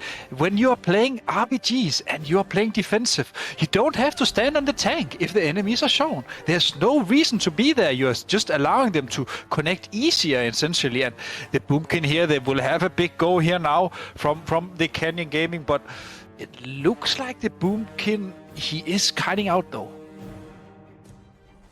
I mean, we'll see. We do see the Boomkin taking a little bit of damage from Slim Shady, going on a solo mission there with 4 stacks, seeing what he can do, trying to, at least CC, do what he can, disrupt. But we've got a big knock right there. Yeah. So Kitty Paw, so this is just like that other game we saw. We're seeing the Boomkin is electing to kind of face tank right now, and Kitty Paw is trying to kite, but he's just not really doing the best job at kiting right now. We do see the entire enemy team is opening up to him. I don't know if maybe playing the face tank strategy would be better for him because he's having a hard time doing the kiting. But the Boomkin is doing A-okay right here, 100% nice and healthy, even though he's got the enemy team's offense sitting on him right here. And Kitty Paw electing to kite back into the room. Now the only issue is he's alone in the room. Where's his team? Where's his support? Where's his healers? So if he can manage to keep this out, we definitely see he's... Wait, the Boomkin... What just happened? He got one shot. I don't know what happened there. One shot. He just got absolutely deleted. The one thing I do want to point out is that is the first time that we've seen Canyon Gaming get Blue Mooner over there. That Resto Druid on the offense. Eddie spoke about it, and you as well, Bandor, spoke about it very, very early on. Incredibly effective during this offensive. Ashpal does currently have the flag at the moment, so they're going to see if they can switch this back over to the Boomkin. The Boomkin is alive, but they are putting so much pressure onto Kitty Paw now. Looks as though we do actually have almost... Kitty Paw does drop down as well. They've been able to return the flag. It looks as though they have been able to return the flag. It gets dropped there, obviously, by Ash Pallet. Is it going to be able to be picked up once more? We're going to have to wait and see, but what a crazy turn of events here, obviously, in this game here. It looks as though we are still 2 caps to 0 for SEAL Team 6, but I don't know what just happened to the Boomkin, but they got absolutely deleted. Yeah, and I think there was a bit of miscommunication going on here in Canyon Gaming's offensive. What happened was, as soon as they got the kill onto Kitty Paw, they instantly returned the flag, but that allowed Ashpal to essentially re-pick the flag from the enemy base. And with the Boomkin then being stuck with all the enemies around him, and Ashpal is not going to take so much damage, right? When he's there, you see again, he's running around the flag. It's really great pick that he managed to pick it up. But again, they shouldn't have returned it instantly. They should have seen if they could have gotten Kitty on spot, and then it would have been 2-1. But yeah, I mean, Ash was one of the players to watch, and he definitely performed right there. Yeah, great play coming out from the Ret Paladin there to save his team from getting an enemy cap. Now, even if Canyon Gaming had got that cap, SEAL Team 6 is still in the lead 2-0 right now. All that this effectively has done is made sure that another 3 to 4 minutes have gone by. So Canyon Gaming, that timer for them to get at least 2 caps is ticking, and is ticking away fast. They have got to do something. Chikachow has got to lead his offensive team and be able to take down the Boomkin just like he did on that last push. And then what Kex said, Blue Muna connecting on the offense. That was the first time we do see the Wrestle Druid connecting, and it looks like that's going to be the secret that they need to take down the Boomkin. So can they replicate that, or will Kitty Paw, taking a ton of damage, 50% health right now, go down? I mean, Kitty Paw is definitely behind in the race. We see no Incarn, no survival instincts, no regen, no baskin, and the Boomkin is crossing with Incarn. He's in cat form. He should definitely get back in his base safe and sound. So right now we see a lot of pressure going on to Kitty Paw here. Team SEAL 6am are pushing in pretty hard, but it looks like they're resetting. Okay, great. They're resetting. It looks like they're resetting. They're not going too deep for Kitty Paw. They don't want to send DPS in alone, who can then die. That's not ideal. You just shift the momentum back for the enemy. So, I mean, that's fine. And is it a double healer push? Or is it single? Is it 1 or 2? No. I'm trying to look. I think it's 2. I think it's 2. No, Trixie's going back, I think. I think Trixie's going back. He was about... he looked like Trixie was pushing, but he's running back. Okay. He read the situation that they need 2 healers in D here. And again, I mean, the race is on. They've got Blue Muna connecting on the offense here. This could be dangerous for them. See Kitty Paw getting knocked right there. Is he going to get gripped back up by his priest? Or no, he's going to elect to kite out the front here. Interesting kiting strategy. He knows the path he's going, but I don't know exactly that I agree with this. He's brought the entire enemy team out. Meanwhile, the Boomkin electing to do the face tank strategy as well. We have East versus West when it comes to these Guardian Druids. The Boomkin being way more successful right now, but it might backfire. We've got Chikachow doing everything he can. Slim Shady trying to CC during that fleshy sea. The Boomkin 100% health. Everything comes out. 4 minutes left in this BG. Might I add, Canyon Gaming have got to get 2 caps in this time to be able to have a chance. Yeah, this is where the pressure really does start to tell as well on Canyon Gaming. They need to push things harder. They need to be able to set themselves up in a position where, you know, they are turning around and saying, okay, we need to put as much damage forward as we possibly can to get the flag off Boomkin, but we also need to make sure we're defending Kitty Paw at the same time. Kitty Paw under a tremendous amount of pressure here. Currently trying to see if I can see the stacks, currently 40 stacks. So 4 stacks of that. They are taking obviously increased damage during that. Nothing that they can't handle. They can face tank this, but it all depends on how much pressure SEAL Team 6 put on. And SEAL Team 6, if they put more pressure onto Kitty Paw is going to be going down here, looking about 50% health. Still not looking healthy, still a bunch of pressure on them. Canyon Gaming needs to find room to breathe here, and so far, Eddie, they have not been able to find any, especially since that first flag capture.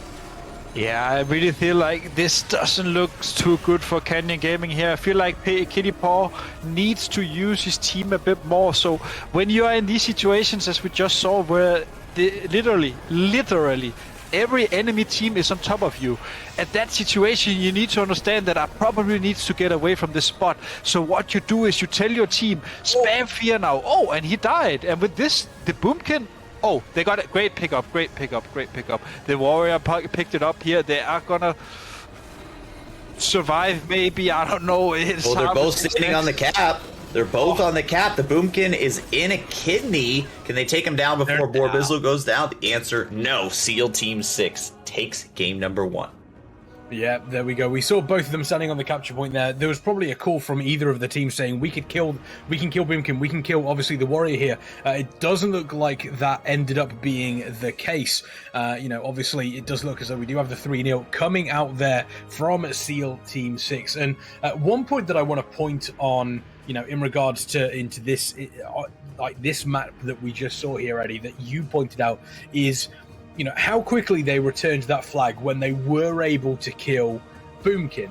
It was instantaneous, but that effectively meant that it was also instantaneous pickup for the opposition team, for SEAL Team, for SEAL Team 6. So, you know, how big of a moment was that for both of these teams in regards to SEAL Team 6 coming away with a win, as well as Canyon Gaming taking the loss here? I mean, it's a very big moment. Of course, Bandon pointed out they were up 2-0, but we all know how big of a factor momentum can be in these games, especially if you already get 1 cap. Then, oh, guys, we can do it. Let's keep the pressure up, right?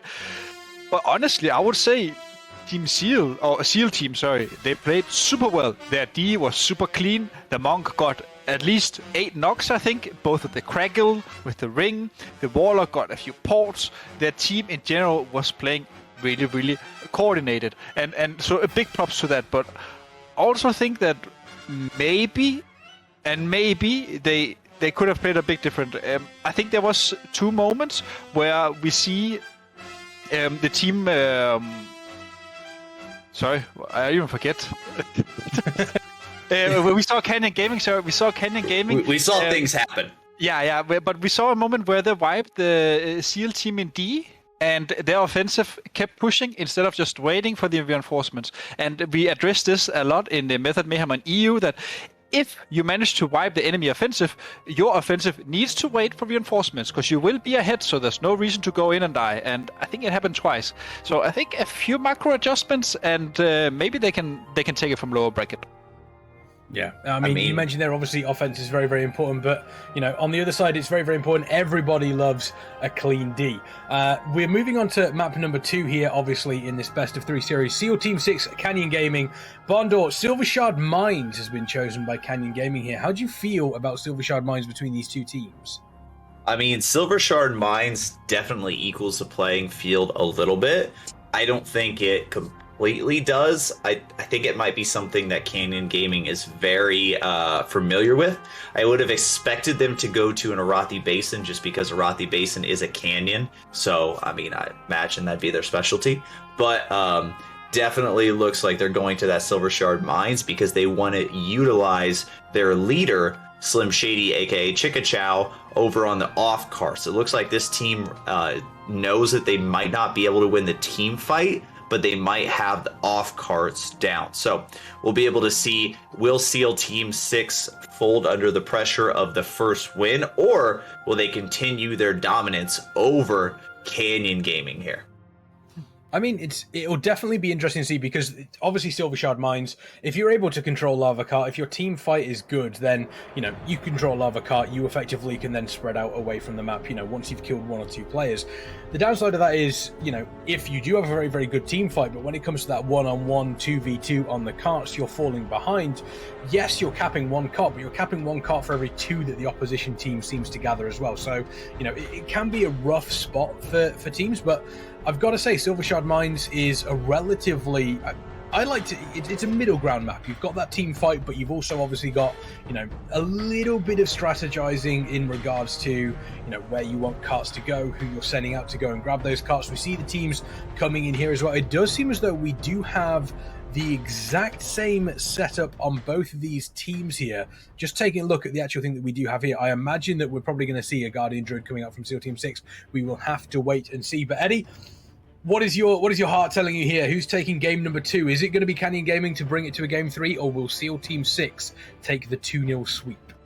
I have a feeling that SEAL Team 6 is going to close this one out fairly quickly. I think that their general team play was way more clean than Canyon Gaming, at least looking at the defensive play. Now, taking a quick glance at both lineups as well, SEAL Team is running the double boomkin here, so that is a major factor when they're playing for the off-cards. We see instantly triple off-card. I really like this. They are playing hard as well, and we discussed this many times. When you are hard on Silver Shard Mines, you always have the choice compared to the enemy team. Do you want to go for lava or do you want to go for top? Kitty Paw playing Guardian? I hope he doesn't, but it might be a UI thing. Next time we see him, we'll check it out and we'll see exactly what he's doing. Of course, we see that he's going to play off carts as well, but we've got the team fight right here. Who's going to take the team fight? We do have SEAL Team 6 who has control. They were able to get into that cart first, but how's that going to go? Look at the off-cards. I would love if the cameraman could swap to the off-card right now. We see SEAL Team instantly losing the boomkin. I think Kitty Paw actually one-shot him with the Convoke. Neff goes down. Yeah, Kitty Paw is going to be playing Boomy. It's just going to be a UI thing. So Kitty Paw is playing... We have double Boomy on both sides, and it looks like Canyon Gaming actually going to secure that middle cart right here, putting them in an early lead. But SEAL Team 6 gonna take control of the lava cart here, unless they have a quick death going on here. They've had it controlled for a bit, so I imagine all the stacks are completely in their favor. Honestly, really well played from Canyon Gaming, winning the 3v3 in middle, even though they were the horde, so they were on the defensive side. It's not that usual. You would expect the quote-unquote underdog team to win those. Now, great 3v3 up here. We see the Shadow Duel on the Guardian, or the Druid Nifts, and with that, they actually managed to secure it as well. Honestly, Canyon Gaming looking hot right now. Wow. Yeah, really solid start coming in from Canyon Gaming. Looks like they're going to take another cart here. Let's see what happens on Lava Cart as well. We do need... That is currently being fought over. We do see Nothy dying on the side of Canyon Gaming. Taking a look at the mana on both of these teams as well. Julian is effectively running on fumes. They have 0 mana at this point. There is still a little bit on the side of Holy Sneep here, so we're going to have to wait and see. They're going to continue this team fight. Talio has dropped down as well. Nothi is coming back within 5 seconds. Talio is still 19 seconds away. If SEAL Team can get another kill here on Canyon Gaming, get that stagger, looks like Mark's taking a bunch of damage as well. That'll be a really good situation for them. But at the moment, Canyon Gaming, they have taken a couple of those cuts, but it looks as though SEAL Team 6 is starting to gain control here of Lava Cart. So we're going to have to wait and see how that plays out. The important thing is, as mentioned, these macros over onto these off carts. Did SEAL Team 6 doing a good job there? Did Canyon Gaming just take top? Did Canyon Gaming just at the very last second? So Canyon Gaming is actually in the lead here, right? I just want to make sure I'm seeing this correctly. Canyon Gaming in the lead, but they are not going to get the lava. They are not going to get the water. So the lead is going to be very short-lived while they're in the graveyard. But not so much on the back foot yet. This is still anybody's game. Canyon Gaming needs to come out of the graveyard. They're already doing an amazing job at the off cards, but they just need to take, 1 or 2 of the main team fights, and then they actually stand a very, very good chance of taking Silver Shard Mines. Yeah, definitely they would, but looking right now, they have the death of 2 healers here, and with Seal capping this lava, it gives them a good position for the next as well. Now, I'm glad you pointed out, but Canyon Gaming has actually been playing the 3v3 off cards really well. They won the first 2, top and mid, but when you're facing such a strong team here in lava, it is hard. It is hard. You need to stay alive, as you mentioned.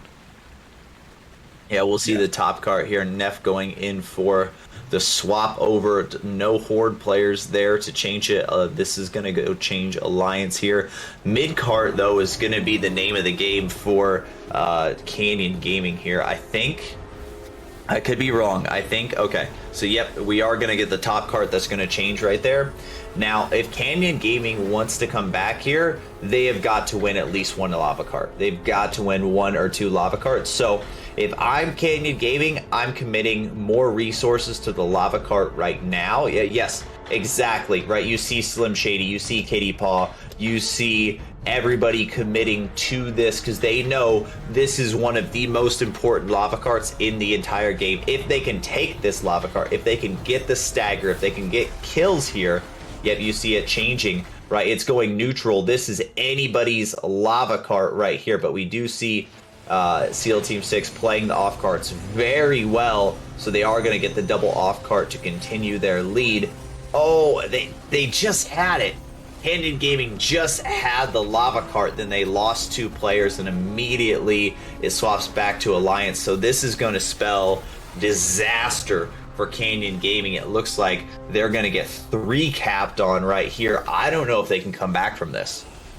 It's going to be tough because not only have they lost those players during that one, but it also means that SEAL Team 6 basically have everybody alive. Their healers looking okay on mana. We do see a move up, obviously, to try and see if they can finally sneak this top card. Doesn't look like it's going to be enough to matter. But this does mean that SEAL Team 6 can set themselves around the map however they want.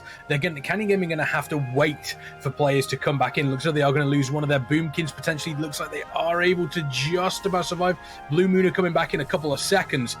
SEAL Team 6 is in such a solid position here, and all they really need to do is make sure that they can keep 1 lava cart here. And the beauty of it is, and we do see, unfortunately, that SimShady unfortunately drops down for Canyon Gaming once again. So that is another staggered death. So that means that SEAL Team 6 have everybody alive on the map into here. The lava. Mind controlling, trying to get them into the lava. It doesn't look like it quite works out. A little bit of an interesting tactic there from Julian. But once again, I mean, just fantastic from SEAL Team 6. They identified that pretty much every single player had dove into this lava cart and then spread everybody else out and said, okay, you're going to get a lava cart, we're going to get the other 2, and then even managed to take the team fight there, Eddie, which, considering they were probably players down, is incredibly impressive. Yeah, it was very, very impressive, especially considering the fact that Canyon Gaming did have the momentum in the very early opener. I think if we were to criticize something here from Canyon Gaming, I would have liked them to go lava. As soon as they won the first mid, the very first card of the game, they killed the Boomin, they killed the Rogue. They should just go help their team on lava, wipe the enemy or wipe Seal Team off the floor, get momentum for next lava, use that to push for the next mid, etc. I really feel like there's a lot of teams who, I mean, they like to go for the objective plays, but sometimes the best objective is to have a team that's alive, right? And that means reinforcing lava. So, yeah. But again, it's one card, but momentum means a lot on this map, and at least some food for thought for them. Yeah, I mean, we were talking with Kexman earlier today, and Kexman did agree with me that when you are dead, you tend to do less DPS, so that's disadvantageous for the team. So we do see SEAL Team 6 takes Twin Peaks, SEAL Team 6 takes Silver Shard Mine. They are going to advance 2-0 in this exclamation point bracket to follow along. They are going to face the winner of the next matchup, which is going to be Jim Slugga Boys and the Vengeance Dream. There we go. We do see SEAL Team 6 taking it there. Relatively comfortable victory for them against Canyon Gaming in this best of 3. They move on in the upper bracket. We obviously have Canyon Gaming dropping down to the losers bracket. And I think for me, the most interesting thing from this sort of like map specifically was, yes, we saw Canyon Gaming starting relatively strongly, but as soon as the team fight started to really take effect, SEAL Team 6 just seemed to be absolutely blasting Canyon Gaming away there, Eddie. Yeah, they did, and honestly, I think it just stems from them maybe being the slightly better team. Their healers were never really in trouble. I'm calling out here Trixie and XCC here. They were playing really well. They remembered to pick up leaves as well, which is very essential when you're playing around lava card. Essentially, when the first card caps, you can actually just stay down, maybe kill a few of the leftovers from the enemy. If they're running back for the other card, you can get the leave and prepare for next lava. So I think they were playing really well macro-wise, but getting Camel Gaming off card looked hot, and then the gas ran out of the balloon, I guess. Gas indeed did run out of the balloon. That's a new one, Eddie. That is definitely a new one. Yeah, the gas ran out of the balloon. So, like, are you inside the balloon and it's a giant balloon, and then you just run out of it, or? Yeah. No, you're a hot air balloon, and the gas runs out, and then you just fall. You plummet. As we see Canyon Gaming plummeting to the losers bracket here. Obviously, as mentioned, they will be going up against the loser of Jim Slugga Boys versus the Vengeance Dream. But SEAL Team 6 do move up into the upper bracket, and they will take on the winner of that match as well. And if you are enjoying all of this, make sure you are checking out the donations as well. These teams are fighting for a minimum prize pool of $2,500 US, and you can donate directly to that prize pool. Exclamation point crowdfunding in the chat. You can also, any subscriptions during this event will add $2.50 directly to the prize pool as well. So any subscriptions to the Method channel will add $2.50 to the prize pool. Not only that, but you also get an ad-free viewing experience. You get some fantastic emotes, and you also earn channel points at an increased rate. So not only can you support the fantastic teams that are taking part during this Method Mayhem, but you're also supporting Method as well. And who knows, maybe we'll have more Method Mayhems coming up in the near future. You're going to have to stick around and find out. But make sure you are also sticking around for the next game coming up, Jim's Slugga Boys versus the Vengeance Dream. We're going to be going to a very, very short break, but we will be back soon for more Method Mayhem action.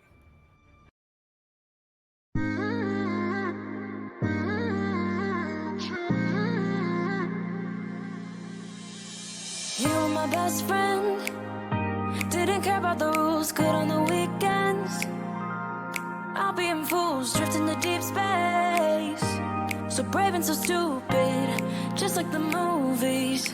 I was gonna stay in the fight with you, just thinking we would do this until we couldn't do it.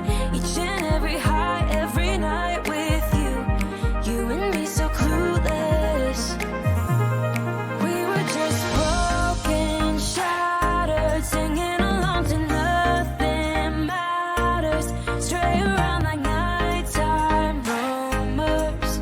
We were in too deep, and you won.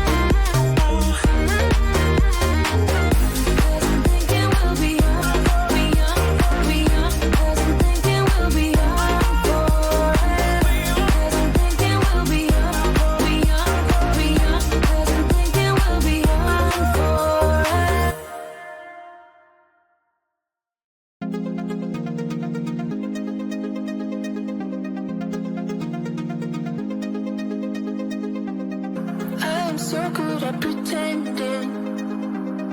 Keep on smiling in my tiny bubble, like a movie without ending.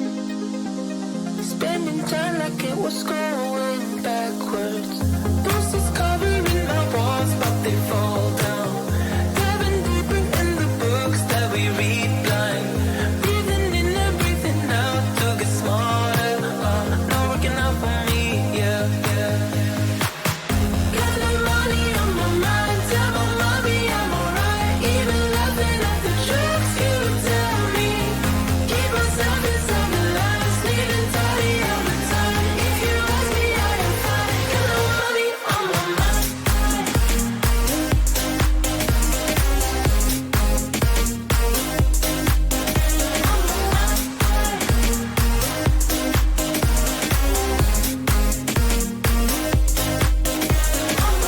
Repeating patterns like the others. Meditation through the yoga lessons. Going greener by the minute. Soon I can't wear any other colors. Bruises covering my walls, but they fall down. Diving deeper in the books that we read blind. Breathing in and breathing out to get smarter. Not working out for me, yeah. Got no money on my mind, tell my mommy I'm alright. Even laughing at the jokes you tell me. Keep myself inside. Welcome back, ladies, gentlemen, and everybody in between. My name is Kexman, joined by Eddie and Barndor as we move on in the Method Mayhem tournament. Next match is Jim's Slugga Boys against the Venge Dream. I'm assuming Vengeance, considering the Demon Hunter horns that are on the logo. We're going to have to wait and see if a Vengeance Demon Hunter does show their face during this one. Obviously, it's going to be very, very interesting to see these two teams going at it. Once again, this is our final matchup, obviously, of our first round one here. After this, we are going to be dropping down to the losers bracket, see exactly who is going to be advancing down there. But for now, Jim Slugga Boys, the Vengeance Dreams, they're the last teams to play here, Barndor. Is that weight going to cause any issue for them? Do you think they've been warming up this entire time, or do you think they've been using it to take a look at the competition that's been going on? Yeah, so I think these are teams that do a lot of practice, do a lot of war games, do a lot of just queuing ladder.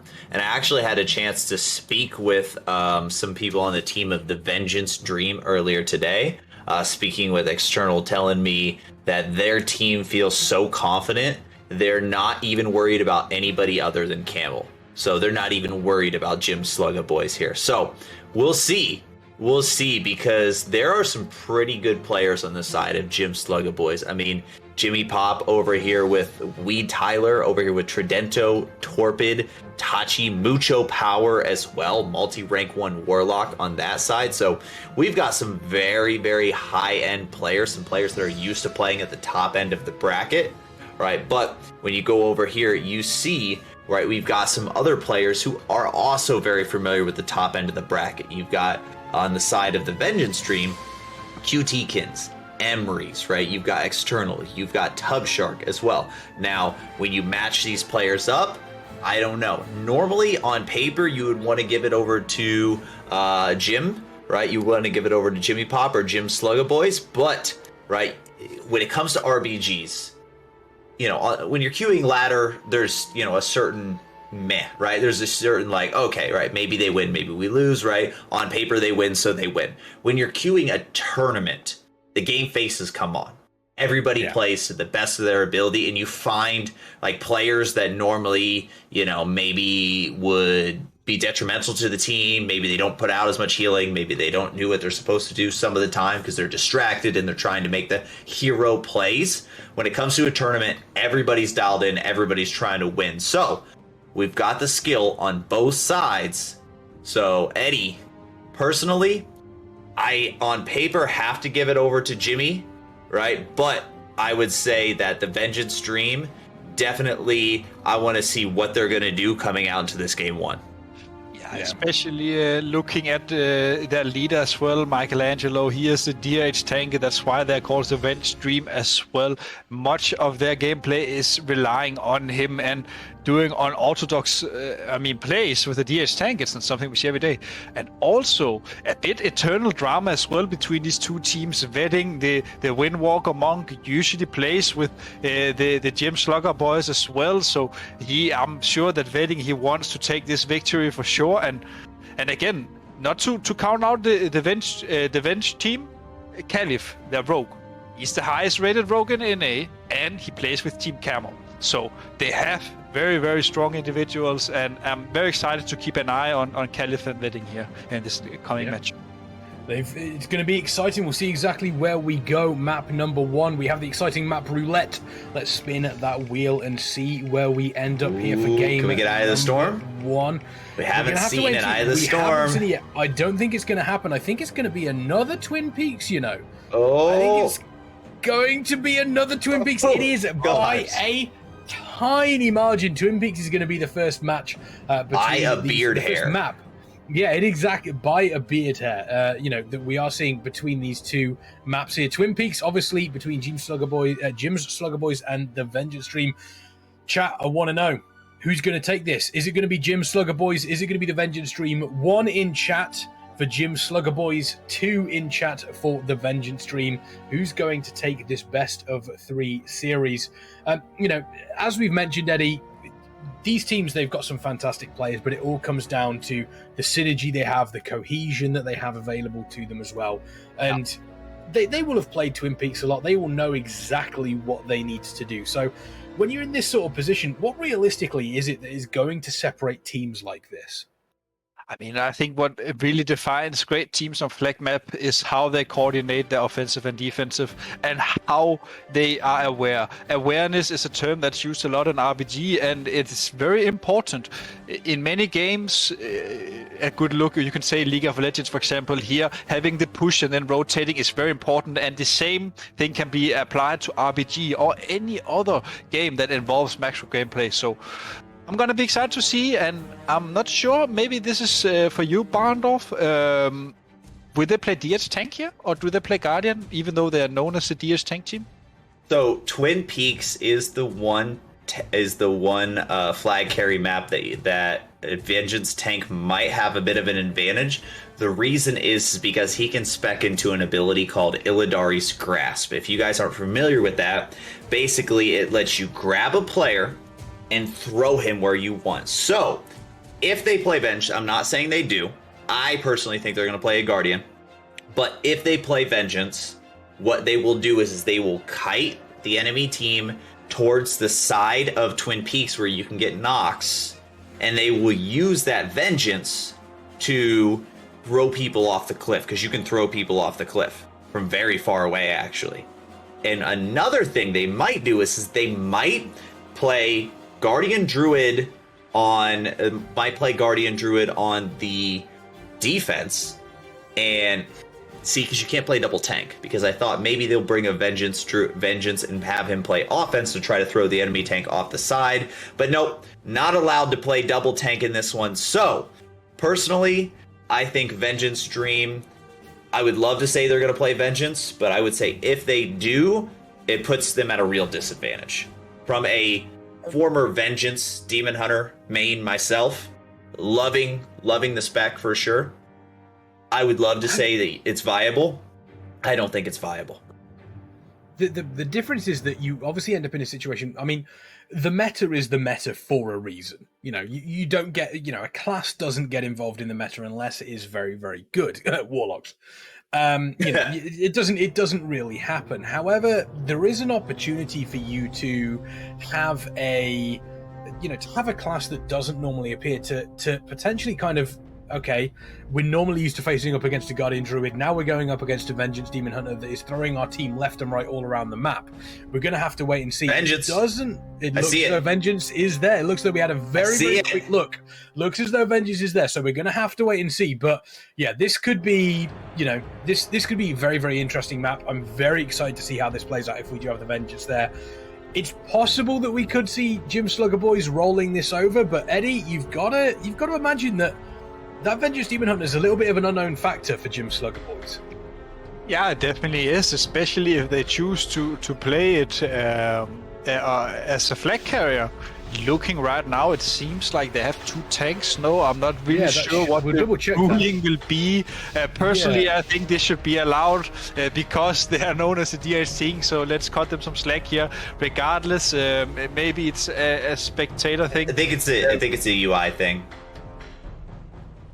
Yeah. So it is going to be a UI thing. We'll double check that, but looks as though Feral is going to be playing Boomkin, I would imagine, and then we'll see exactly how that plays out here. Keep an eye out, see who is going to be the flag carrier here. We will have to wait and see. But Eddie, the first 30 seconds of this matchup is going to see exactly which of these 2 teams is going to be better off in a team fight. We're going to have to wait and see, but team fights are important on a map like this, but flag carriers even more important, as we see Never Torpid moving over here. The general Guardian Druid, it's what we see every single map, pretty much. Yeah, and we see already Caliph here opting away from his own flag room. He's not gonna sit here and wait for Never Torpid to pick, which could be a good situation here for Jim Slugga boys here. I'm not sure what Caliph... Okay, so Caliph is shown in teamfight now, and what Never Torpid should do now is he should pick the flag. The enemy team is shown. Everyone is dropping low as well, so he should just pick it and start the race. He will be under no problems at all right now, so I would like to see that. Also, look at Federal. He got found. They found the Guardian. He definitely should have to pick now. So he's playing Boomy. Yeah. So they have the 100%. Yeah, so look for Jim Slugga boys. So here's why playing Vengeance puts you on the back foot, is because you can't stealth, and regardless of what form, what force set, what legendary, anything you have, you will always get CC'd. You will always get cloned. You will always get stunned, right? So the enemy team, look for them to just constantly running at the Vengeance at all times. This Vengeance should, if Jim Slugga boys plays it correctly, just be on this tank from the moment he spawns until the moment he's dead. And they should be camping him in his graveyard if they want to play effectively against a Vengeance team.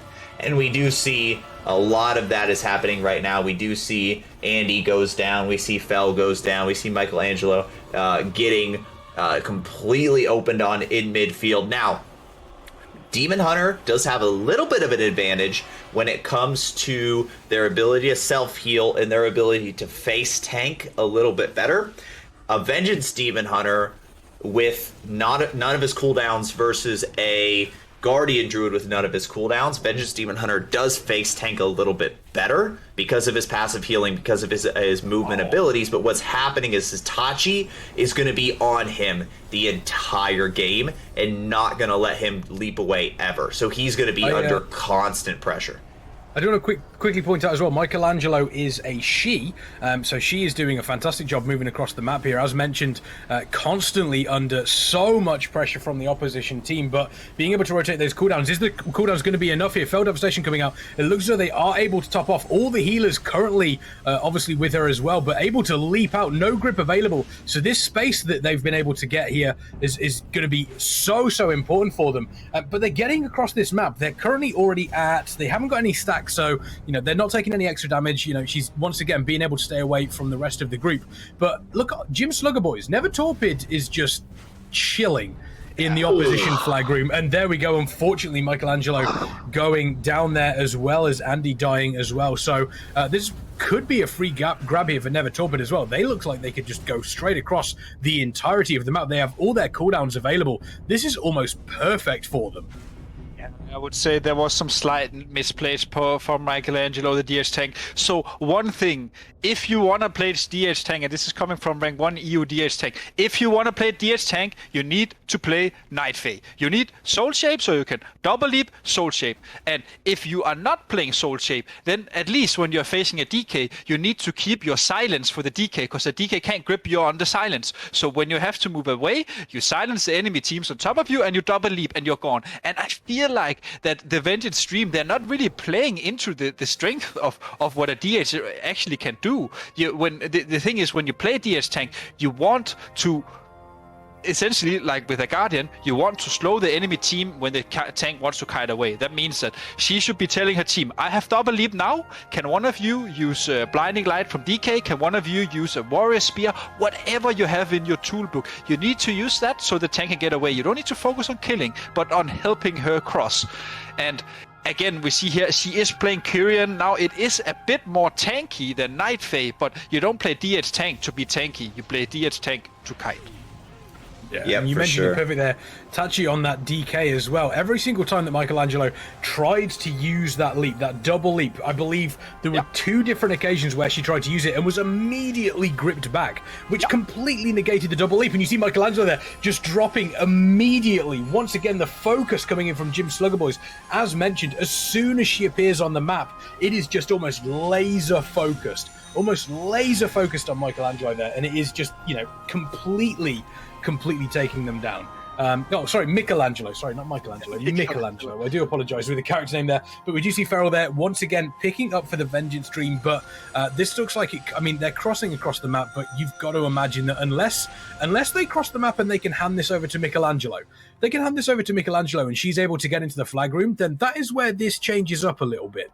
We do see obviously one of the rogues coming over, potentially doing what they can in mid-air. That was almost a cartoon moment, just immediately stopped. You almost saw the skid marks there coming in. But they've picked this up, but you've got to imagine Torpid is sat in the opposite. Is he going to go down?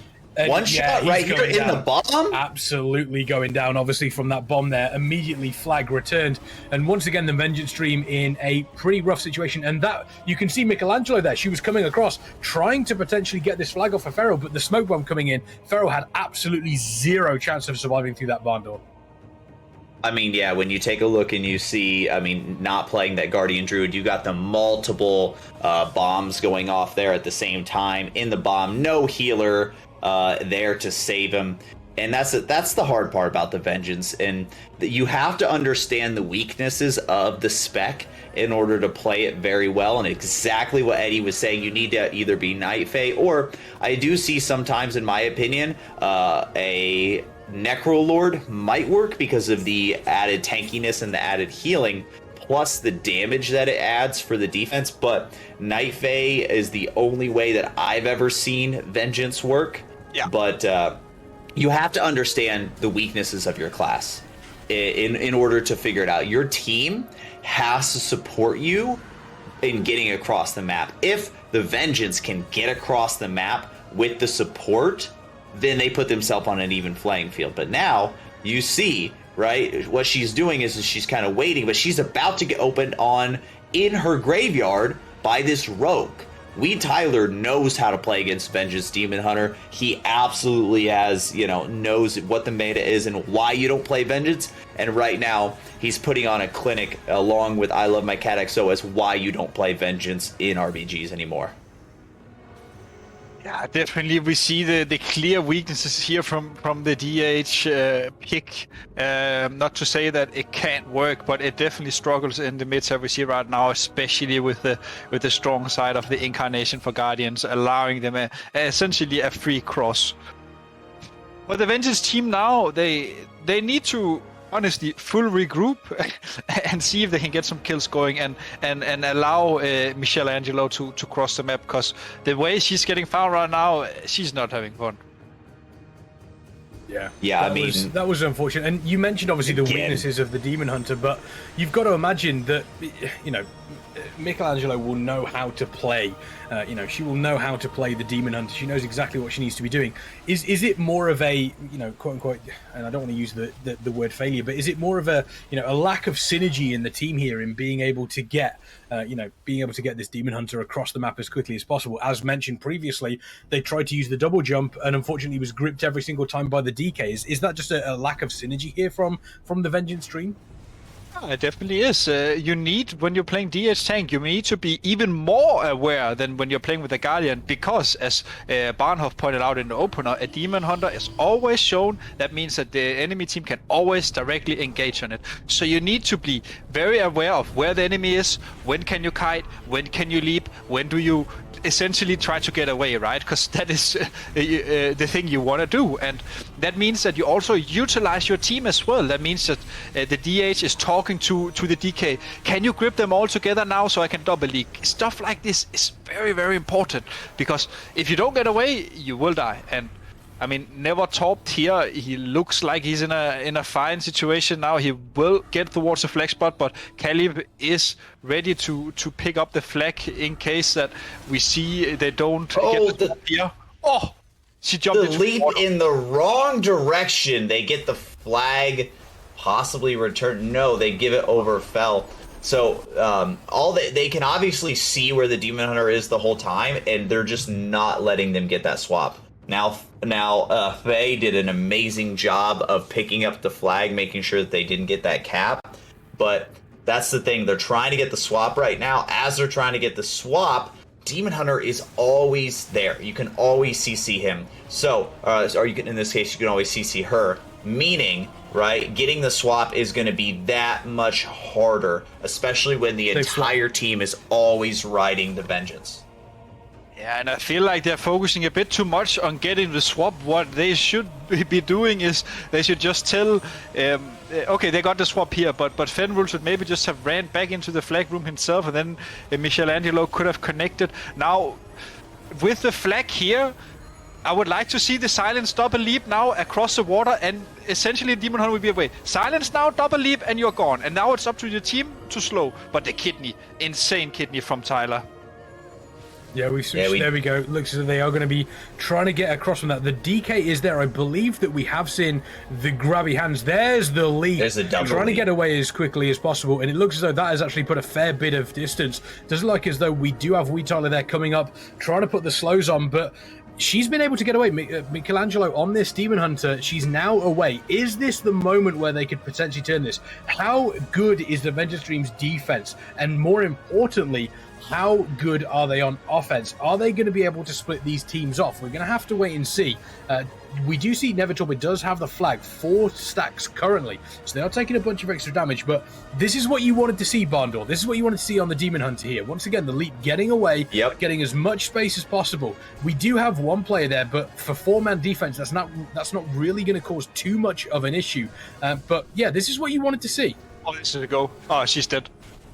Oh, yeah, that's maybe. We're going to get some procs, some big procs coming out. See, this is what I was talking about earlier, is that Demon Hunter is great at movement and is great at self-heals. You know, if there's nobody around, amazing self-heals.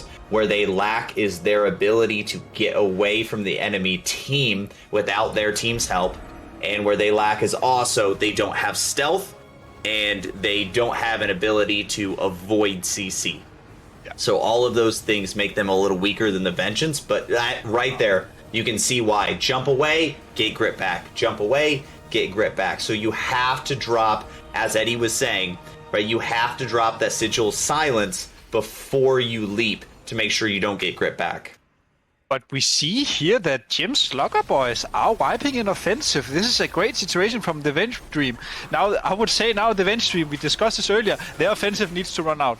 Their offensive will not survive this also. It's actually good they got rifted out. Maybe they realized that they need to wait for reinforcements, because the only thing left alive right now from Jim's offensive is the Red and the Boomy. And if these two players die, the Red is dead. If the Boomy dies as well here, the Venge Stream will have a slight momentum lead. And I don't...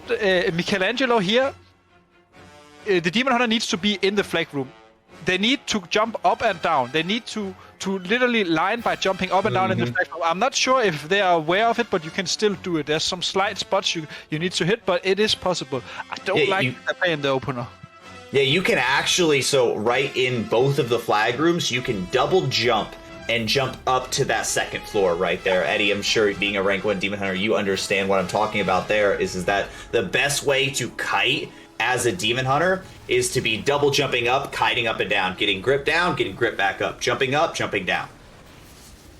Yeah, exactly. Having the ability to do that and the movement is so important, and it's slightly different, obviously, from what you expect from a Guardian Druid. Guardian Druid obviously lives and dies on those grips. We do obviously see Torpid is not taking too much pressure here at all. The offense coming in from the Vengeance Stream, they are so dedicated to defense here, to making sure that Michelangelo on this Demon Hunter, making sure that she stays alive.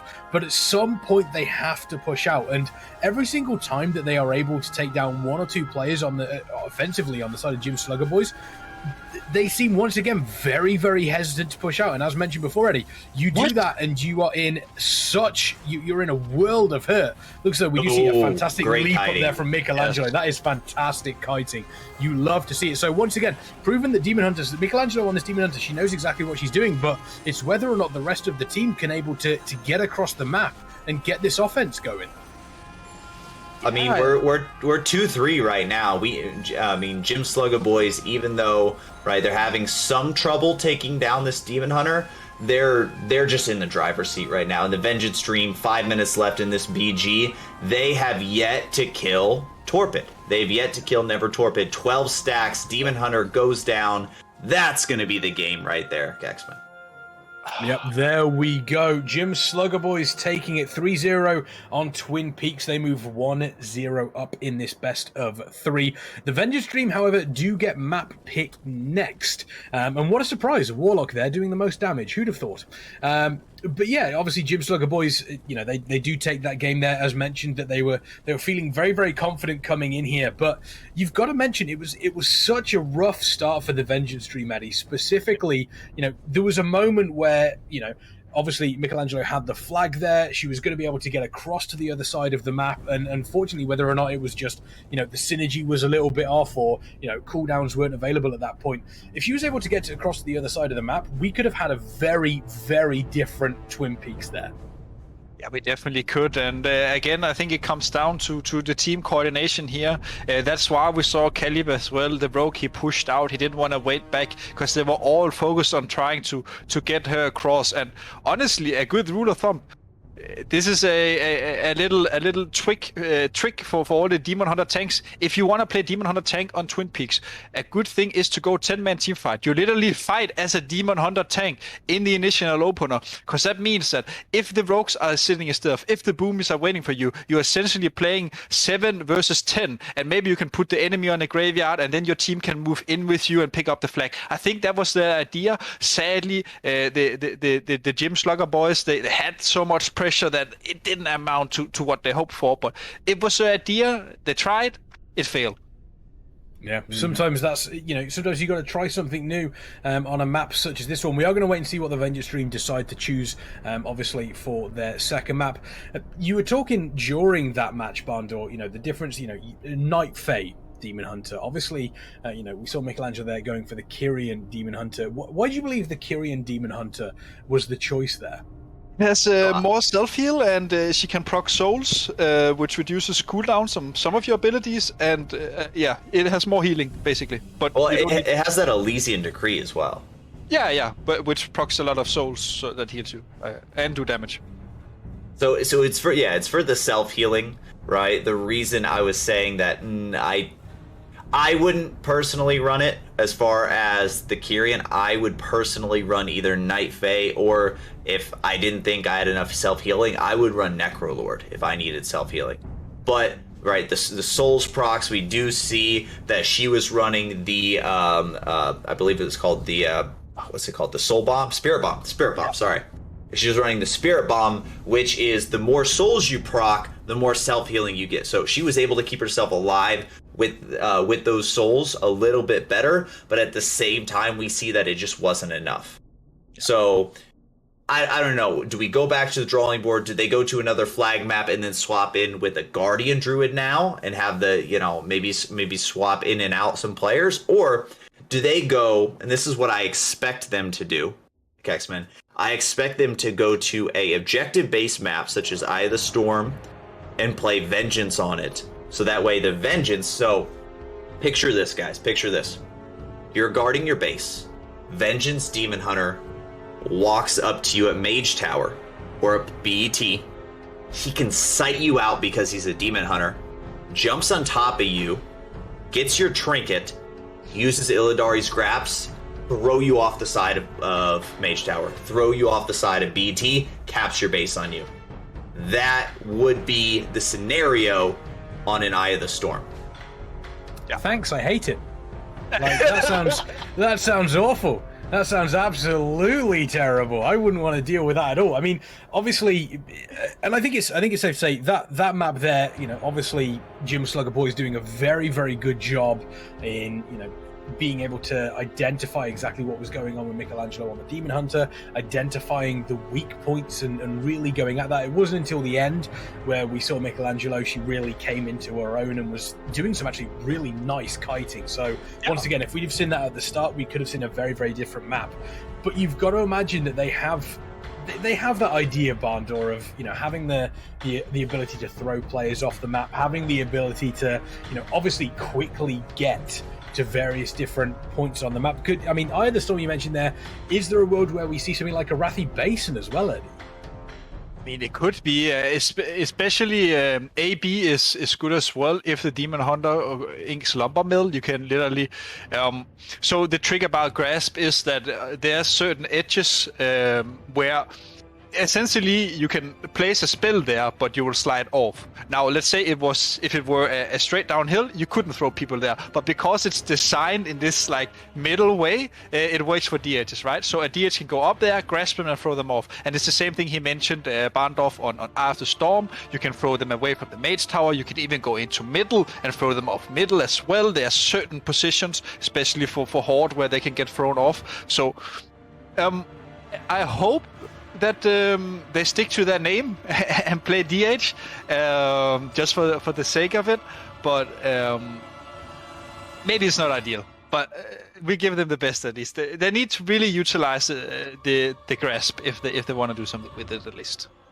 Yeah, I mean, here's a question for chat. Okay, if we get Eye of the Storm, if Eye of the Storm is chosen and we have the Vengeance Demon Hunter, how many players are getting thrown off by that Vengeance Demon Hunter? I want a number from chat. How many people are getting thrown off? Okay, Eddie's going 5. Barndor, how many players do you think are getting thrown off? 3 players. Okay, 3 players on Eye of the Storm. Chat, I want to know from you. Are we going to be seeing, obviously, players thrown off? Is it going to be 3? Is it going to be 5? More or less?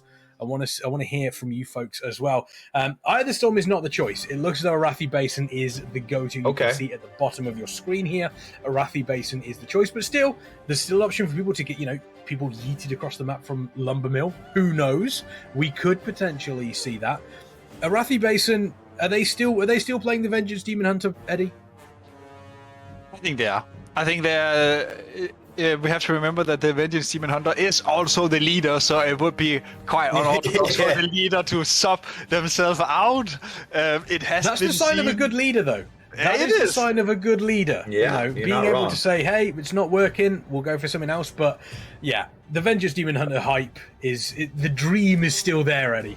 Yeah, the dream is there, especially because I played a lot of Vengeance in Season 1 of this expansion. I actually still think that Demon Hunter is super viable. The only problem is that the playstyle is just so different from a Guardian. It's way harder, it requires more coordination, yada, yada, yada. So teams just simply don't opt into it. But it can easily work if you want to play it. Honestly. You said that.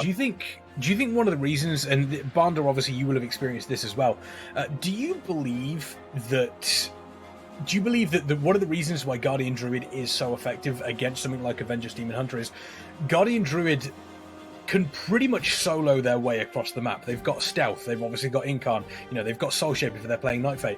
Vengeance Demon Hunter, you've got that leap, but you can still get grasped. You can still get gripped back in. You know, there's a lot of things that, you know, a Kyrian Spear from a warrior as well. Is that one of the reasons, Barndor, why we don't see Vengeance Demon Hunters as often?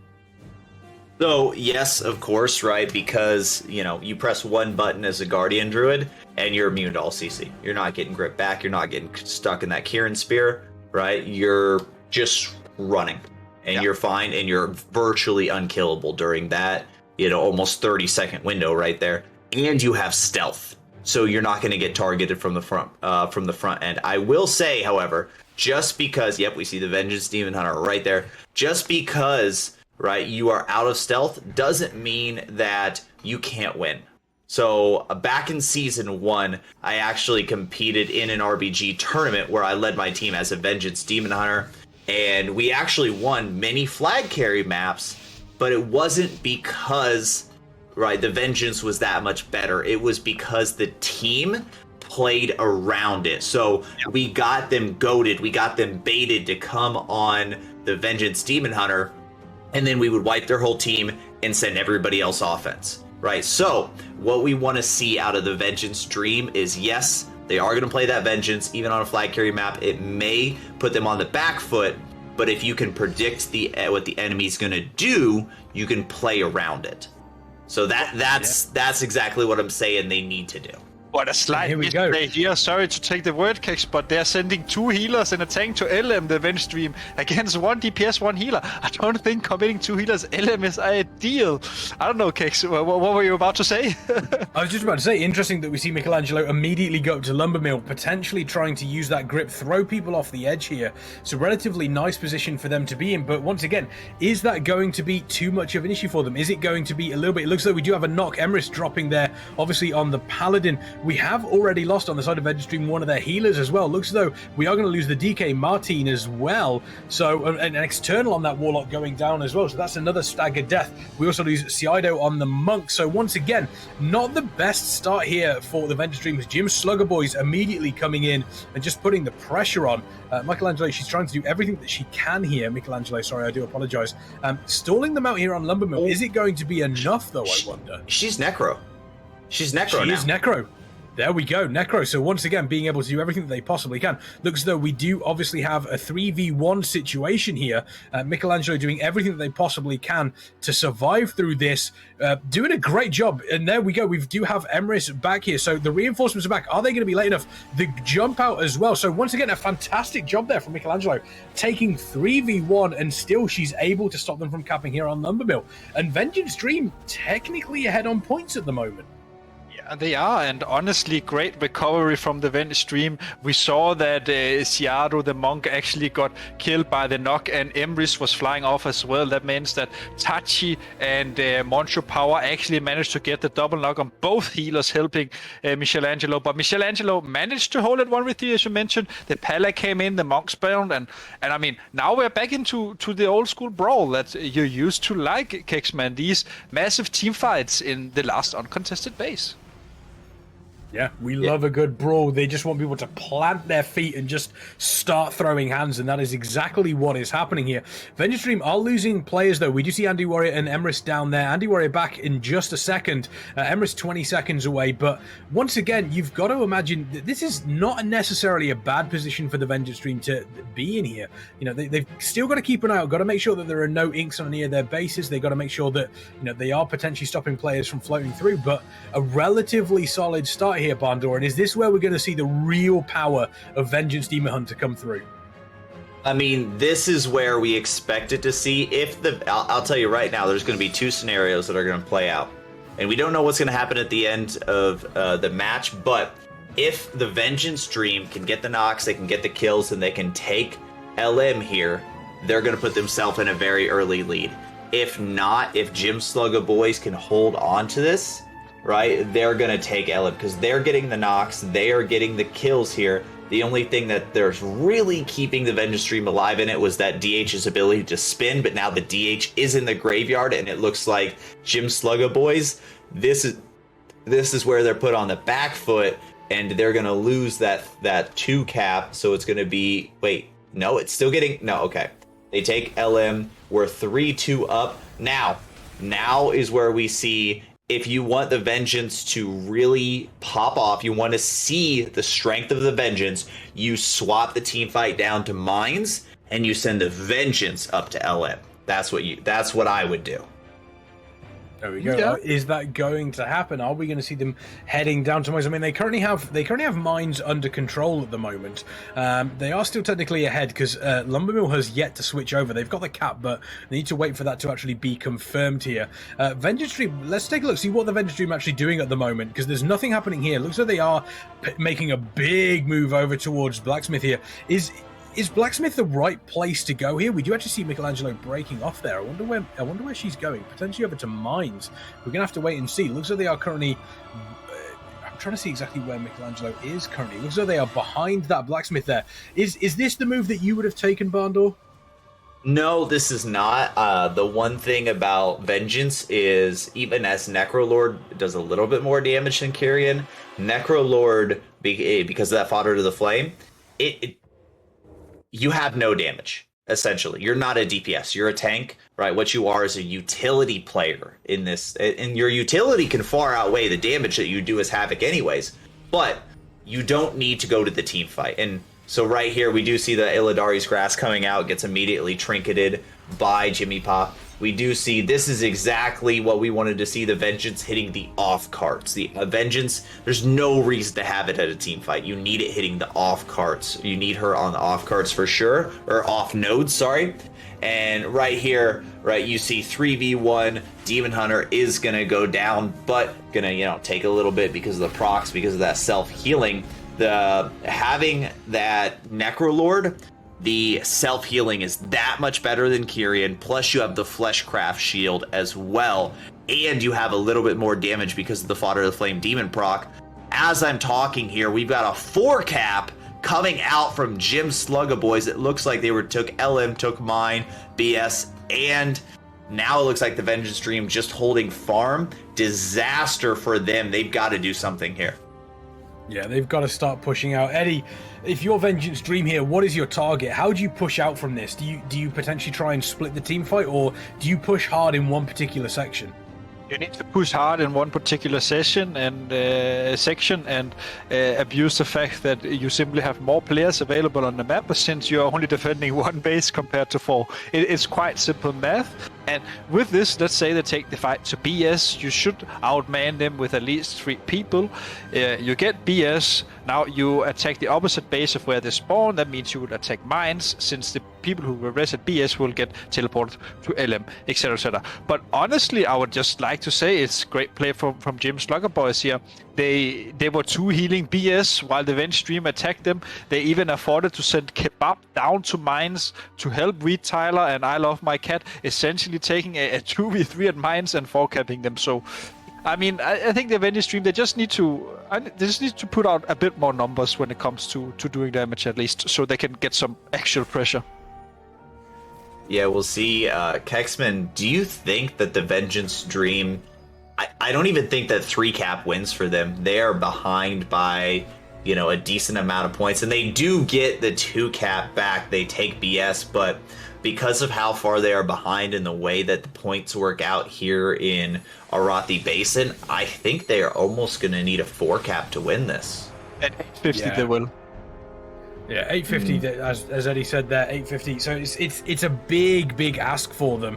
We're going to have to wait and see exactly how this plays out. I mean, now they have 2 bases. They've got the mines back. They have, obviously, the stables.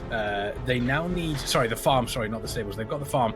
Now they need to figure out, okay, where do we go from here? What happens here? There's still a big fight going on over here. We do see Michelangelo making a move towards those stables. And this is kind of what you mentioned, Bandor. You kind of want to see the Demon Hunter floating around a little bit, quite literally with those wings, seeing exactly what they can do. And this is one of the advantages. If you do have those players, it looks as though Lumbermill is, Mines, currently moving over now, obviously, to the Vengeance Dream. Mines is still currently, Jim Slugga boys, it's Blacksmith has moved over to the Vengeance Dream. I do apologize. But the Vengeance Dream doing a great job here in putting pressure onto the Mines. There's still a world where they need to get more bases. They need to get more bases, because if they don't, this is very, very quickly going to run. They've got to get aggressive. They have to get aggressive, and unfortunately, when you're playing up against Jim Slugga boys, I think the one thing that they've shown, Eddie, is that if you get aggressive against them and you misplay, they will punish you very quickly. Yeah, Jim Slugga boys is really showing here a great difference when it comes to awareness and general macro understanding. They understand that if classes are shown here, we can send reinforcement there. So this is a classic thing. It looks like this will be a secure win for Jim Slugga boys. As Bandorf mentioned, the Venge Dream will need 4 bases by now. So the thing is, a great thing. And this question maybe Barndorf can get Feast take on as well. What is the best strategy? I know you and I, Cakes, have talked about this as well. Is it being proactive or reactive, right? And I always advocate for being the reactive team because a reaction is still a proactive move. Does that make sense? It's like a catch-22, right? You can always spin it around so it matches your belief, right? So for me, I think here on AB, if you want to try and match a good team, you need to look at where they're going from the very opener. And that's what was the mistake that the Veng stream didn't do. They sent it 2 healers to LM against 1 monk, 1 warlock, and 1 DK. And for me, at least, that's 1 healer too much. I think that the strategy they were trying to do, and they didn't succeed at it, but the strategy they were trying to do was send 2 healers and a tank to infinitely spin LM and just bank on, the tank getting those throws off the side, so eventually they would take the dub. Not how it turned out. So what they did is they commit most of their resources, what they really needed, over like DPS over to the team fights, hoping that they would get at least one of the bases, while their Vengeance it just forever spins with 2 healers. Because you look at 2 healers, 1 Vengeance, you're like, oh, we'll never get a kill there. Well, what happened was they misplayed their awareness and got knocked and ended up still losing LM. So the one base that was supposed to be, we'll never lose this ever, that was what they were banking on. That was the whole strategy. It crumbled. So it's either a execution, play, for lack of a better term, play better, right, as far as don't get knocked, or B, change up your strategy. Have the DH hit the off nodes in the opener. Have the DH go for the 1v1, right? Trust that your team can hold up where they need to, and then have the DH run his stables, right? Try to force him to make a play, force her to make a play. So I don't know. That's just my assessment of it. I know when you're playing Vengeance, there's a very specific gameplay that you have to play, and if you don't execute it perfectly, then Vengeance it's just not working. Yeah, it does look as though Jim Slugga Boy's doing a fantastic job here. They have 4 cap now, so this is going to be over very, very soon for them. They will advance in the upper bracket. The Vengeance stream dropping down to the lower bracket. And I think for me, obviously we've spoken so much about Michelangelo, what she's doing on that Demon Hunter, but for my money, I am absolutely loving on Jim Slugga Boy's how much Mucho Power is doing on that Warlock, but also Tachi on that DK has just been absolutely causing so many issues for the Vengeance streaming, slowing people down, making sure, obviously that Michelangelo, she's not able to get away with a flag carry. A fantastic job from Jim Slugga Boys. And when they sense blood in the water, Eddie, they are absolutely ready to slaughter teams. And as we do see here, they take the 2-0 here, obviously in the upper bracket round 1 matchup. Vengeance stream dropping down to the lower brackets. Jim's Slugga Boys advancing on. And in this match specifically, was there anything that specifically jumped out at you, Eddie, in regards to what Jim Slugga Boys were doing so effectively? I mean, I would say that what stood out to me the most was definitely the red, the DK, and the warrior. I think they have really great melees. We can also see the red. This game has 7 kills. It maybe not be much, but the other one, he was sitting at 14, and he was just below the warlock in damage, right? Which is really, really good considering warlocks are usually on top. So I would say Jim Slugga Boys, they have been playing like a bit over expectations, actually. I didn't expect them to be that clean, but they've been pretty well. Been playing pretty well. Yeah, they've been doing a really solid job. Speaking of solid as well, I want to give a shout out to some of the people that have donated here to our prize pool. ! Crowdfunding in the chat, where you can get a link to donate directly to this prize pool. It is a minimum of $2,500. However, we have had some fantastic donations. We've had $10 from Linda Relly, I hope I've said that right. $10 saying best of luck teams. We've had $25 from Playdowski saying good luck Kepler. And we've just had a $100 donation from Aegis saying this tournament needs more sween that's green. So there we go. So that is adding on to that $2,500 minimum prize pool. So once again, ! Crowdfunding in the chat. all subscriptions during this event. Also means that Method will donate $2.50 to the prize pool as well on top of that. So go and check all of that. It is going directly to the players. If you want to support these players, if you want to support these Method Mayhem tournaments, that is the way to do it. And speaking of support, you've got to imagine, Barndor, the support wasn't quite there for Michelangelo on that Demon Hunter. It did seem as though the team synergy was slightly off, specifically in that first map that we saw on Twin Peaks. Yeah, and that's the thing is that I saw somebody said it in chat earlier, and I'll just reiterate, is that you either, when you're playing a Vengeance, right, you know the weaknesses of the class, you either play around it or you just lose. So, not saying that you can't win as a Vengeance Demon Hunter, because I've seen it, I've done it, right? You can absolutely, but you have to force a very specific type of play. You have to force a very specific, like, you have to control the enemy. If you let the enemy just sit there and just wail on your Demon Hunter the whole game, you're gonna lose. That is a losing strategy. If you let the enemy bear down on your Demon Hunter while he kites and you bring everybody back on defense to wipe their offense, and then you go offense when they have players dead, that's a winning strategy. So, not, as you're saying, right, we're getting a lot of support from the community right here for the Method Mayhem, but, I think that Vengeance could have used a little bit of support from the team. There we go. And moving on, obviously we're going lower bracket next. We do have Get Active against Free Thugger in this lower bracket. Is there any sort of, I suppose the question now is, this is last chance for Get Active, last chance for Free Thugger. If they lose that best of three, then the team is out, the other team advances on. We now know exactly who's in the lower bracket. We now know who is in the upper bracket. Out of the teams in the lower bracket, Eddie, who do you think is going to be moving on? Who do you think potentially has a chance in reaching that grand final? I have a feeling, at least looking at the next lower bracket matchups, I think it's Get Active versus Free Thugger, and then we have Canyon Gaming versus the Venge Dream.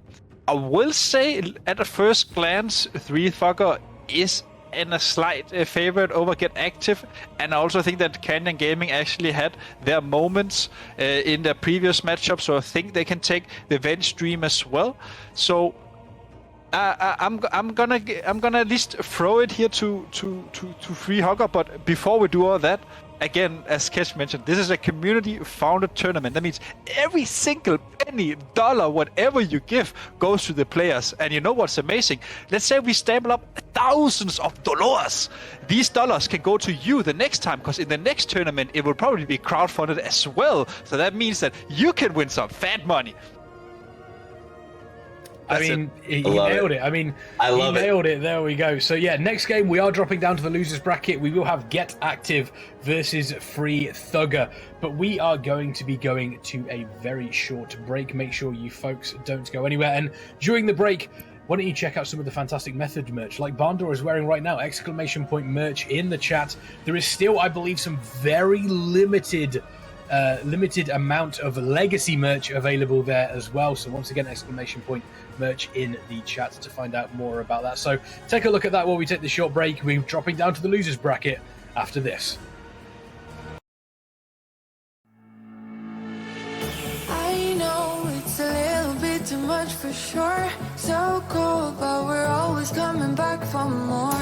Egos in this wicked game, it's all for sure. Oh, I've got you.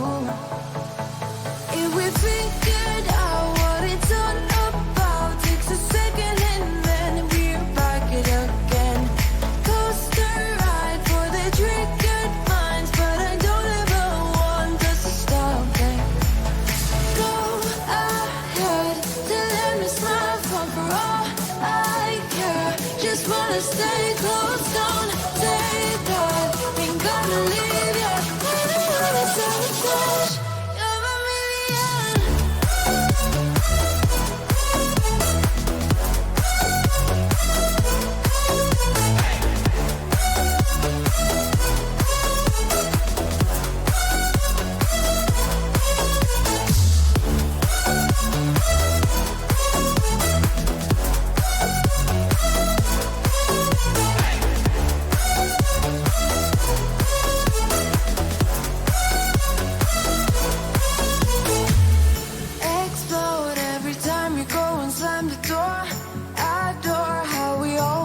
up on the floor.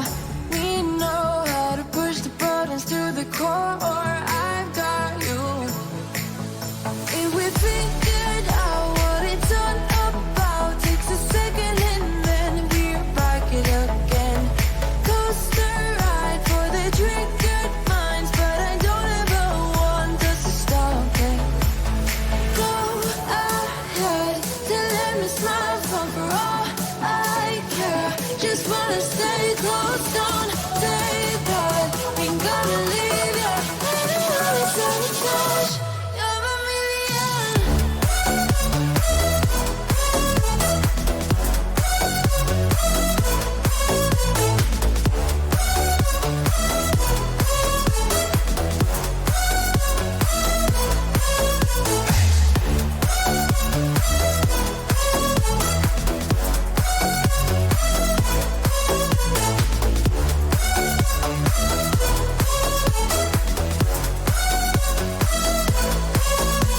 We figured out what it's all about. Takes a second and then we're back it again.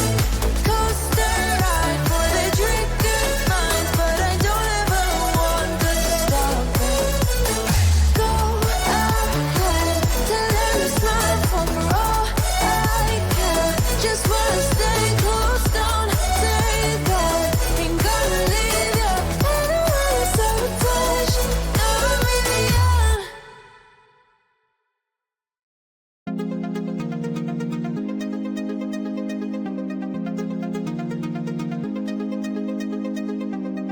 I am so good at pretending. Keep on smiling in my tiny bubble, like a movie without ending.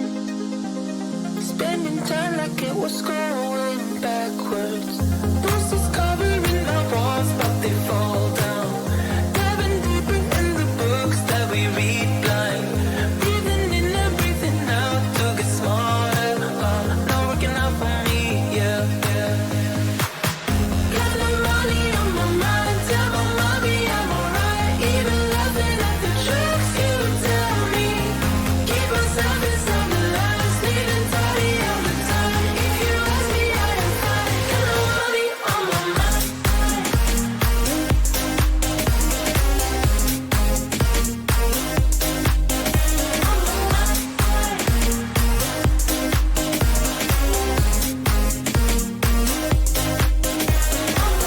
Repeating patterns like the others. Meditation through the yoga lessons. Going greener by the minute. Soon I can't wear any other colors. Bruises covering our walls, but they fall down. Diving deeper in the books that we read blind. Breathing in and breathing out to get smarter. Not working out for me, yeah. Got no money on my mind, tell my mommy I'm alright. Even laughing at the jokes you tell me. Keep myself inside the lines, neat and tidy all the time. If you ask me, I am fine. Got no money on my mind.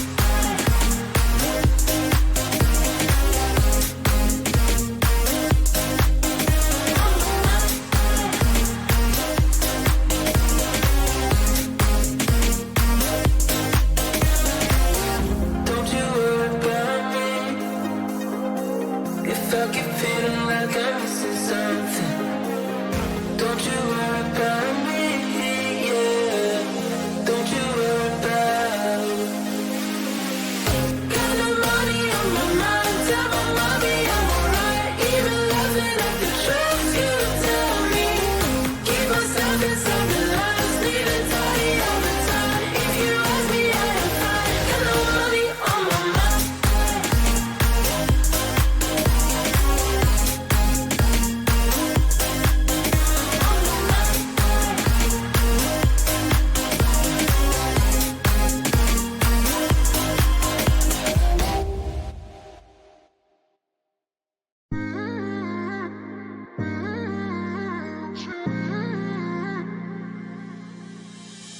You were my best friend. Didn't care about the rules, good on the weekends. I'll be in fools, drifting to deep space. So brave and so stupid, just like the movies. I was gonna stay in the fight with you, just thinking we would do this until we couldn't do it. Each and every high, every night with you, you and me so clueless. We were just broken, shattered, singing along to nothing matters. Stray around like nighttime rumors. We were in too deep. In your worn out sweaters, thinking we'll be young forever. Driving in your mom's old hatchback, and we were in too deep.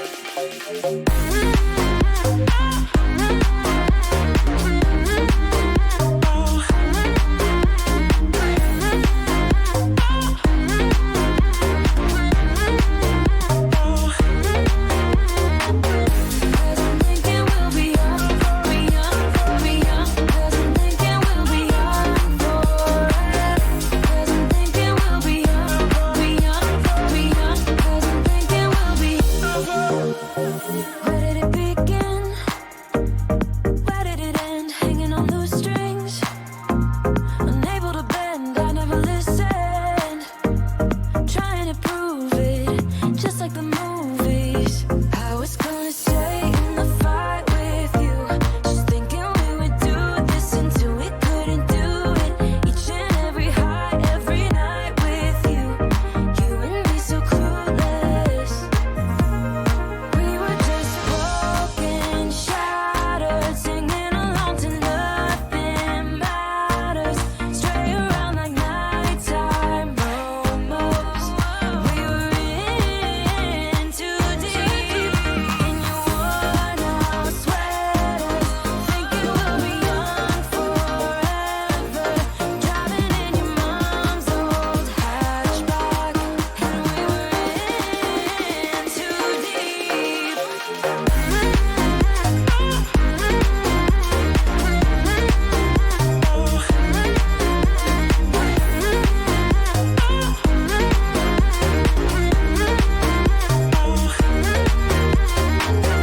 Cause I'm thinking we'll be young, be young, be young. Cause I'm thinking we'll be young forever.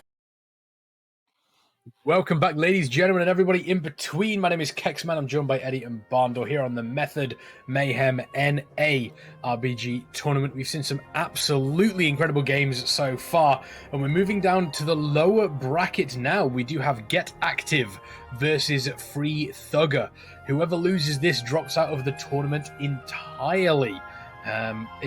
It's a map that is everything to play for here. We obviously will be going to the map roulette wheel to spin it to see exactly which map we do end up here. Seeing these two teams so far, Eddie, you mentioned beforehand you kind of would give the edge to Free Thugger here, but is there a world where Get Active potentially spring a slight surprise on us? Yeah, there definitely is, especially if they get a flag map. I think many in the stream and the players themselves are in favor of flag maps, so I would say that that is definitely the goal for Get Active. Be a bit lucky here in the lottery wheel and get a twin picks or Wars and Gulch, and then hopefully they can pick the last flag map depending on how the second game turns out.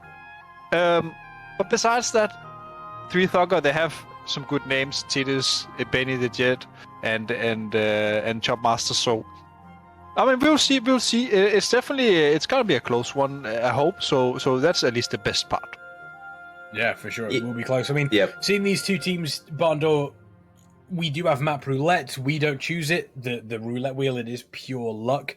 What would you want to see between these two teams?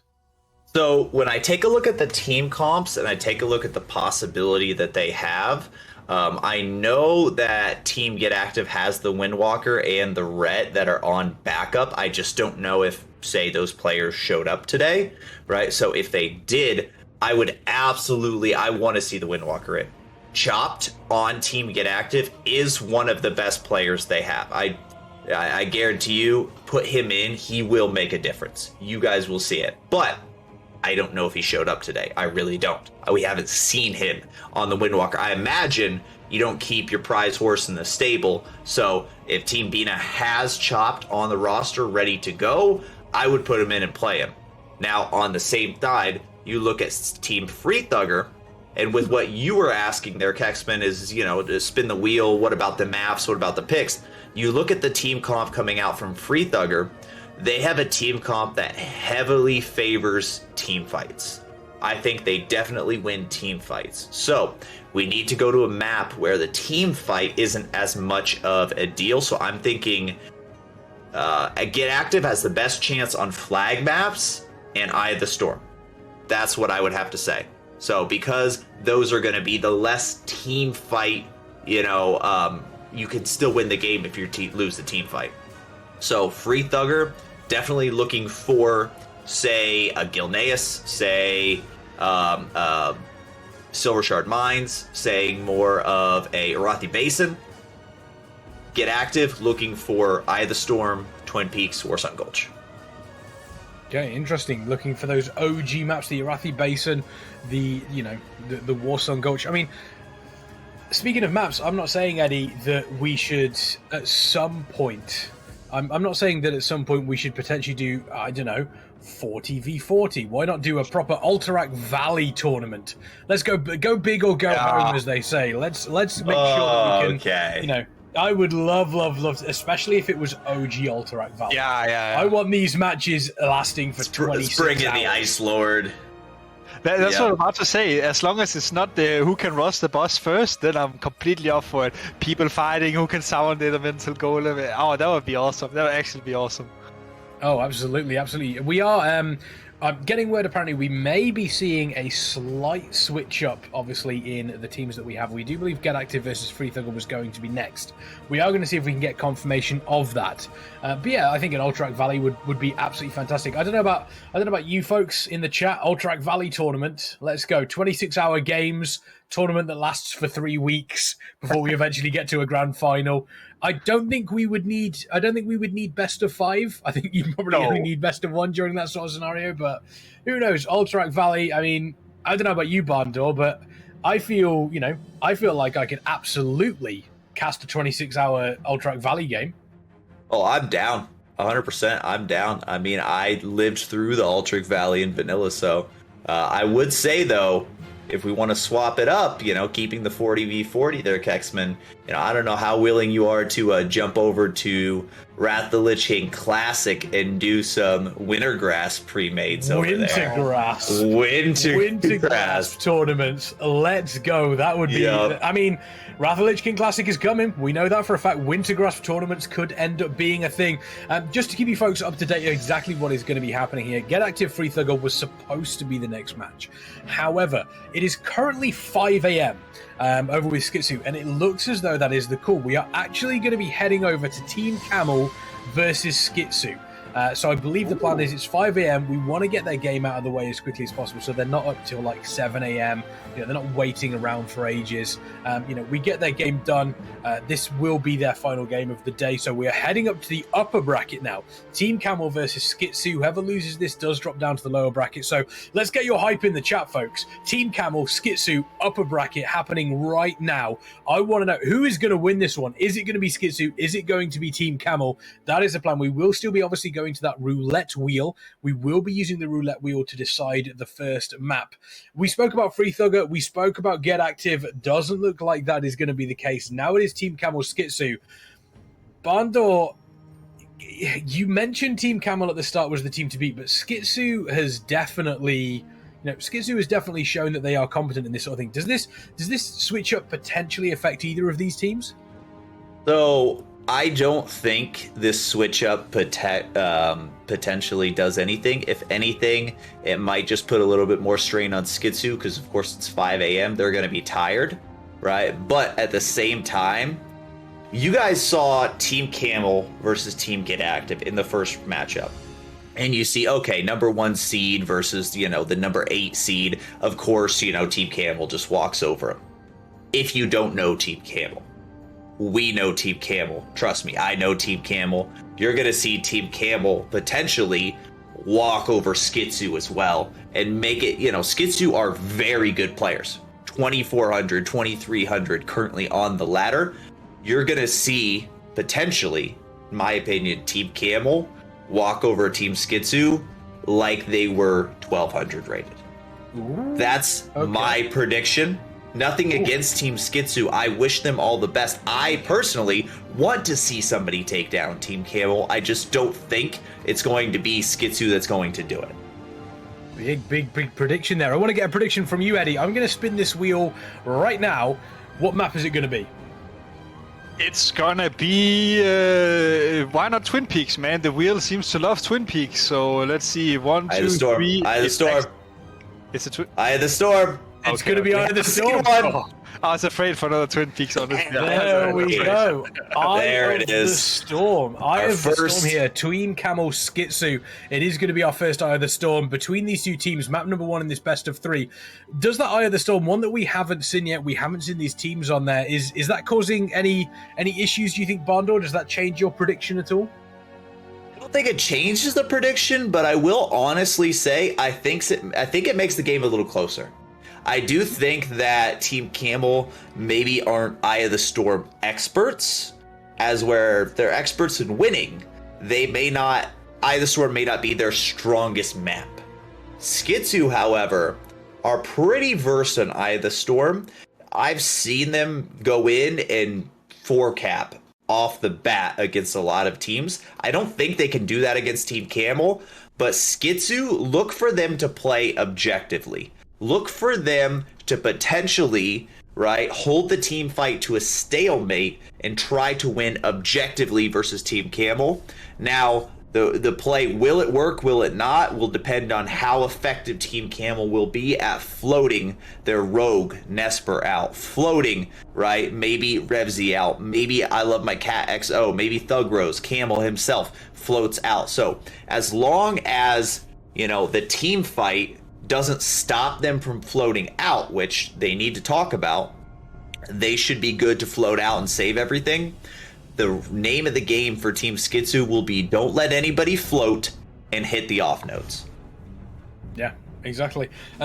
Someone saying in chat, Game 5 and 6 not played before Game 7. No, so Game 7, we are letting the Koreans go first due to the time zone difference. It's currently 5 a.m. where they are, so we're going to allow them to play this game here first, which, it just makes sense, Eddie. It absolutely makes sense for them to do it. Eye of the Storm is going to be an interesting one. If Skitsou can push hard on this first map and potentially even take map number 1, does that then put pressure, and more pressure than you would expect, on Team Camel to perform in the second match, knowing specifically, how good Team Skitsou is? It does mean that Team Camel do get to choose the map, but still, does a Skitsou victory here really cause issues for Team Camel? I think it can. I definitely think it can. We know that Team Skitsou, they love their rogues and warlocks, and one of the profound classes on Eye of the Storm is warlocks, especially when they're playing around the rifts. We saw it in the EU tournament as well, and probably also in the JM Fuel NA tournament, that how the warlock will rift people to the edge, and then they get knocked off by the priest or the monk. And both teams play double warlock. Both teams like to play around their rogues, so I expect, actually, if you want a player to watch out for, it's Kill, aka Decadine, on Team Camel side, and then on Skitsou's team we have another warlock, and this guy is maybe not as known, but he's quite good. His call is Meng Quill, and he's known for his heavy DPS. He will probably be one of the top boys on the meter. So, I mean, it comes down to warlocks, I think, and who can execute some proper rift knocks. Honestly, I was going to say rift knocks. I mean, in the past we've seen one player get knocked off. That's generally what happens.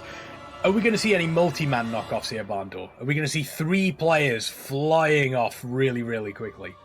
I think that's going to be a coordination question, and I think that you might see a 1 or 2, come here and there. But if Skitsou can nail down the coordination, which they've got the experience, they've got the players, they can do it. But if they can not let this whole, it's Team Camel, undefeated in tournament play, right? If they can not let this pressure get to them and have the coordination to do it, you will see 4 players get knocked at the same time. But I will say, even if they're not able to land the coordination, regardless, you will still see the odds and ends. One person go flying off here, one person go flying off there, because that's just going to happen. This is Eye of the Storm. You will 100% see knocks coming out, probably on both sides. Yeah, it'll be interesting to see how these two teams play this map. I think the big thing for me is, obviously, it's very, very important you control the middle of the map with a flag, but outside of that, seeing if we do get any sort of shenanigans around the outlying points, are we going to see any crazy inks? I mean, as mentioned, Skitsou, we saw in the first map, played a very, very good job on Battlefield Guneus, stopping the enemy from rotating around. If they're able to do that, Eddie, then, Eye of the Storm is realistically going to look like a pretty tasty map between these two, and I'm super excited to see what Skitsou are going to pull out, but at the same time, I want to see how Team Camel do go on, because as Barndor mentioned, Team Camel, they're looking pretty solid, but we do see them going into Eye of the Storm here. Eddie, as soon as we see their compositions, talk us through them and tell us exactly what you expect from the start here. I mean, I at least expect that we're gonna see Team Skitsou play double rogue. They have been playing double rogue for most of the maps, so I expect to see it here as well. Now for Team Camel, I think that they're gonna come into this game and just say, guys, let's simplify. Let's rely on our team fight. Let's rely on our strength in the middle. So let's not do too much early shenanigans where we ink early and all that stuff. I think they're gonna take a fight or two in mid, see what that will accomplish, and then take it from there. Which is kind of traditional for most teams, that you at least give the initial team fight a try or two before you start doing too much objective play. Yeah, we see 2 Guardian Druids coming out. These are no doubt going to be the base sitters. So when you take a look, you're going to see Veng, and you're going to see probably a Peekaborl be the 2 base sitters coming out from side of Skitsou. Team Camel is going to have I Love My Cat XO and Nesper be those base sitters. It looks like Thug Rose is going to be the one who's going to float. Meanwhile, it's also going to be Nas V going to be the one to float. So keep an eye on those players as well. Now, you do see Dingle going for the fast cap here. Might get it, but this flag doesn't spawn immediately. There is a delay. So looks like he's actually going to go try to get a good Ring of Peace here to see what he can do to start everything off. And bang! Caps the base and immediately goes for the enemy base. So we may see some bases traded here. This is exactly what we were predicting, is that Skitsou gonna try to stall out the team fight and go for those objective plays here. Exactly, this is what we wanted to see. We want to see this team fight. Are we going to have any knocks coming in? It does look like it's going to be a little bit too early to tell. We will have to wait and see, but at the moment, it looks as though we did have one that was attempted there, but immediately, obviously, the Soul Shape coming out to stop them from flying off the edge there. These Warlocks, keep an eye on them. They both have 2 Warlocks. Interesting that we do obviously have the Hunter on the side of Skitsou here. Chicken Zach, probably the only Hunter I think that we've actually seen throughout this RBG tournament so far. Yep. So make sure you keep an eye out for those as well. But all in all, super excited to see Eye of the Storm here. It's a map that I think a lot of people do love. Relatively regular opening here, so they're going to pretty much just see exactly what each team has got, and then we will start to see some of the shenanigans, maybe rushing some of the bases, changing stuff up. We do see the water. Oh, there's the rift. Is anybody knocked? It does look as though Nomster has survived that one. So a great job there, obviously, on the side of Skitsou there. Nomster staying alive here in the middle of this Eye of the Storm. But there's a knock there. Nomster does go flying. Looks as though Skitsou trying to get Nick here over on the Fell Ruins here. Is this what you expected here, Barndor, from the start? Trinket sap? Did Skitsou just trinket that sap? Yeah, he did. He did, yes. I don't want to say that was a good or a bad play. I just want to say that it did get him away from Nesper so he could go and be useful in other areas. I don't know that I would have trinketed the sap. I think his idea was he tried to trinket Fan of Knives and see if he could get him out. Sadly, it didn't work. And this is why I think that if Skitsou want to do these inks here, he needs to have at least a Boomer Guardian with him so they can trinket and use Raw and the Rogue will be shown, right? I think inking alone will only work against lesser players. It will only work against players who are afraid or who may struggle individually. But I think that Nesper is not that guy. So for Skitsou here, I would like to see him maybe play a bit more around either middle or at least have his tank Ghost so they can ink together, and he's not doing it alone.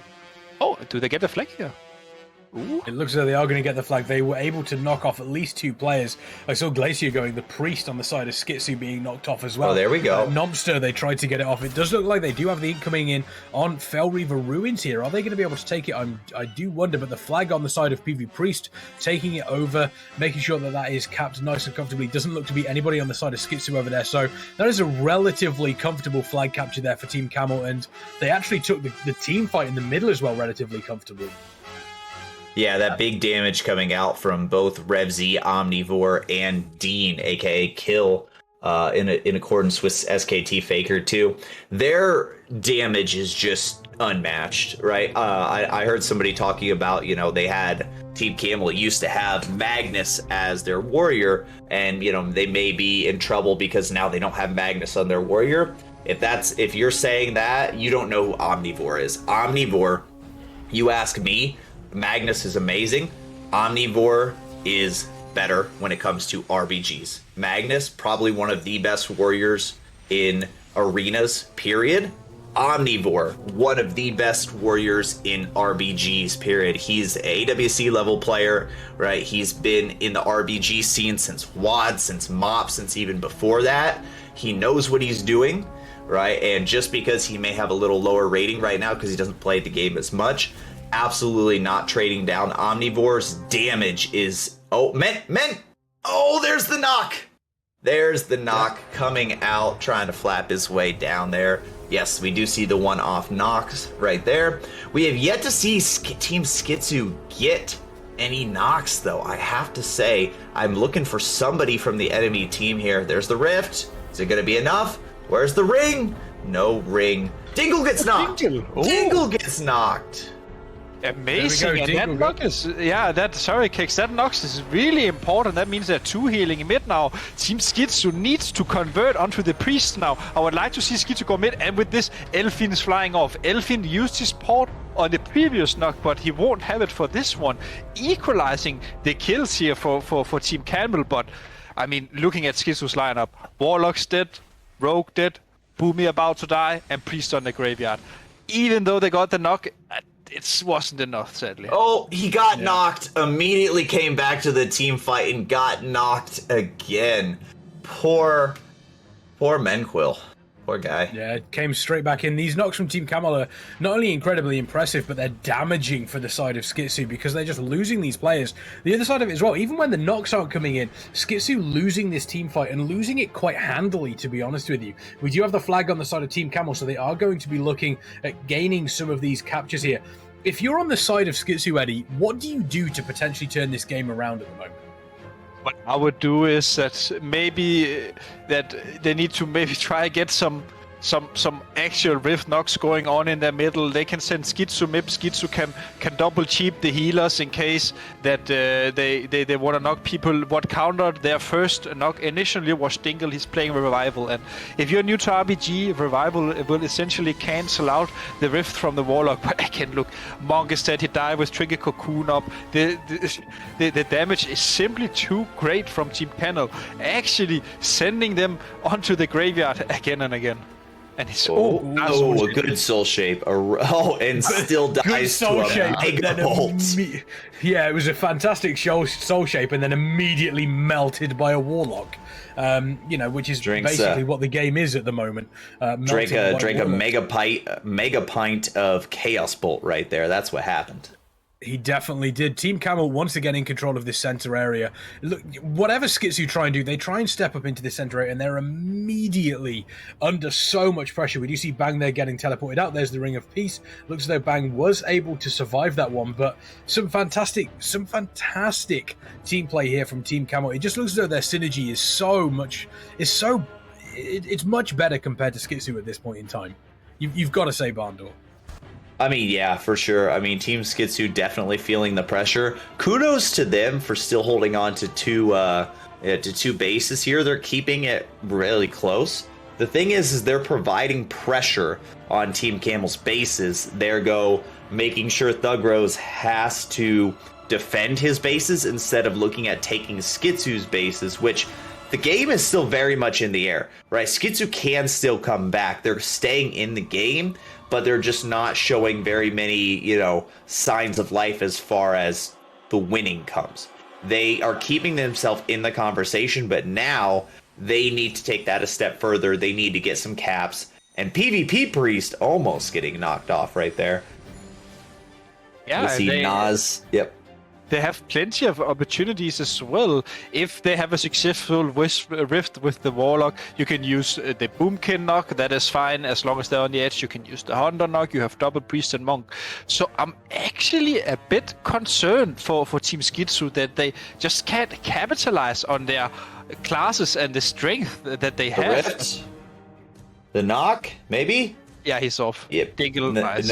Yep, Sim's gone. He saw shapes too late again. Oh, yeah. Anyway, Elf's off again too. Oh god. Oh. Are they gonna lose all three of their healers? Manages to get back on. Are they gonna lose all three of their healers though? Skitsou once again, they're back down to one healer, and now immediately the team just collapses. And this is exactly what I was talking about. In that Team Camel are getting one knock, two knocks, and it is pretty much always a healer. And the moment that happens, just the pressure that is turned on to Skitsou is so high that they don't have anything to deal with it. We see three players there. I believe we've got Meng, Nomster, and Chicken who didn't get knocked off, who are dead simply because the pressure just came in because they had the lack of healers, and it was Skitsou unfortunately dropping there as well. Team Camel have just taken absolute control of this midpoint, and there's Skitsou are under so much pressure that they can't seem to push out anywhere else.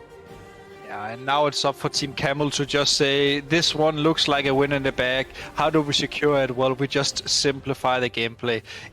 If you have heard this term before, it was spoken by a great League player called Bwipo as well, if some of you are into League of Legends. He also said that once, when you are ahead, a smart thing is just to simplify the game. There's no reason to make it even harder for yourself. Just play to your strengths, and that is what Team Camel is doing. I mean, we are winning mid constantly, so let's just keep this going. Let's not worry about bases. Let's just make the enemies fly, and they sure are doing it. Yeah, for sure. I mean, we see people getting knocked here and there, and exactly what we said. We see Team Skitsou, they are getting 1 and 2 knocks here and there. PvP Priest got knocked once, Todd got knocked once, Dingle got knocked once. They are getting the knocks, but it's not the coordinated 4-player knocks that they're looking for. Team Camel, however, is on cooldown, knocking these healers, knocking these priests, right? We just had 2 players just plummet to their death over here. Team Camel, this is the coordination difference. Team Camel is so coordinated, they're getting 2 and 3 knocks at a time. They're taking care of all these healers. I mean, poor Menq. Menq hasn't got to sit in the middle and play half this game. It's been just, a Camel gets knocked there. You'd love to see that. But Menq has gotten knocked every time she has come back to the middle, immediately. Yeah. Exactly. We do see Glacier dropping there as well on that healer. That wasn't even a knock. I believe Simsel just went as well. I'll just have to double check that one. Simsel, no, still alive. So Simsel didn't get knocked. It was very, very close if that was the case, though. And this is the danger of Eye of the Storm, is that you end up with a bunch of people just getting knocked off. I'm not sure where Simsel has actually gone. No, Simsel is slowly, I believe Simsel put a slow fall on there to potentially try and fix something. Didn't quite work out in the end, though. They do eventually end up off the edge here on Eye of the Storm. Nomster also dropping down, and once again, 1 or 2 players go, specifically a healer, and Team Camel just put the pressure onto Skitsou. And this, you've got to say, even though, points relatively close, all things considered, pretty dominating here from Team Camel, Eddie.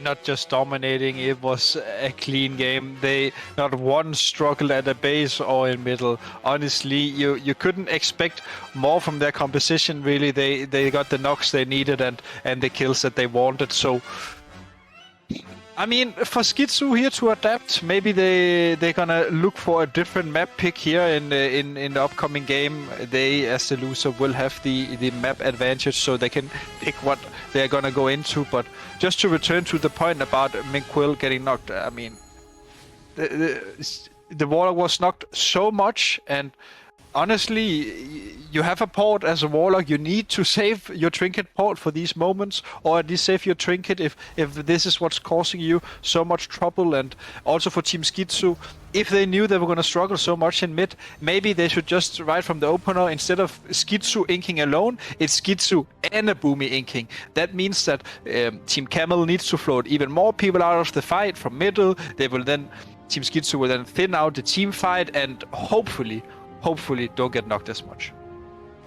Yeah, for sure. I mean, and this is what I was talking about when we were doing our predictions, is that Team Skitsou is a good team. Don't look at this and think Team Skitsou is bad. Team Skitsou just keeps getting knocked. What are they doing? Why are they, whatever. This is a very good team. This is one of the best teams in North America, for sure. The issue is when you have one of the best teams versus arguably the best team in North America. This is what happens. Somebody who's not prepared goes up against Team Camel, they get run over. So, what does Team Skitsou have to do to go back and have a fighting chance? I think they have to bring it to flag carry map and hope for something crazy to happen and have a chance. Yeah, very true. I mean, taking a look at what you saw there, Eddie, we saw Skitsou playing double rogue. You kind of touched upon it. Are you surprised they didn't play more around the map points that were available on that map versus, the team fight that we saw in the middle?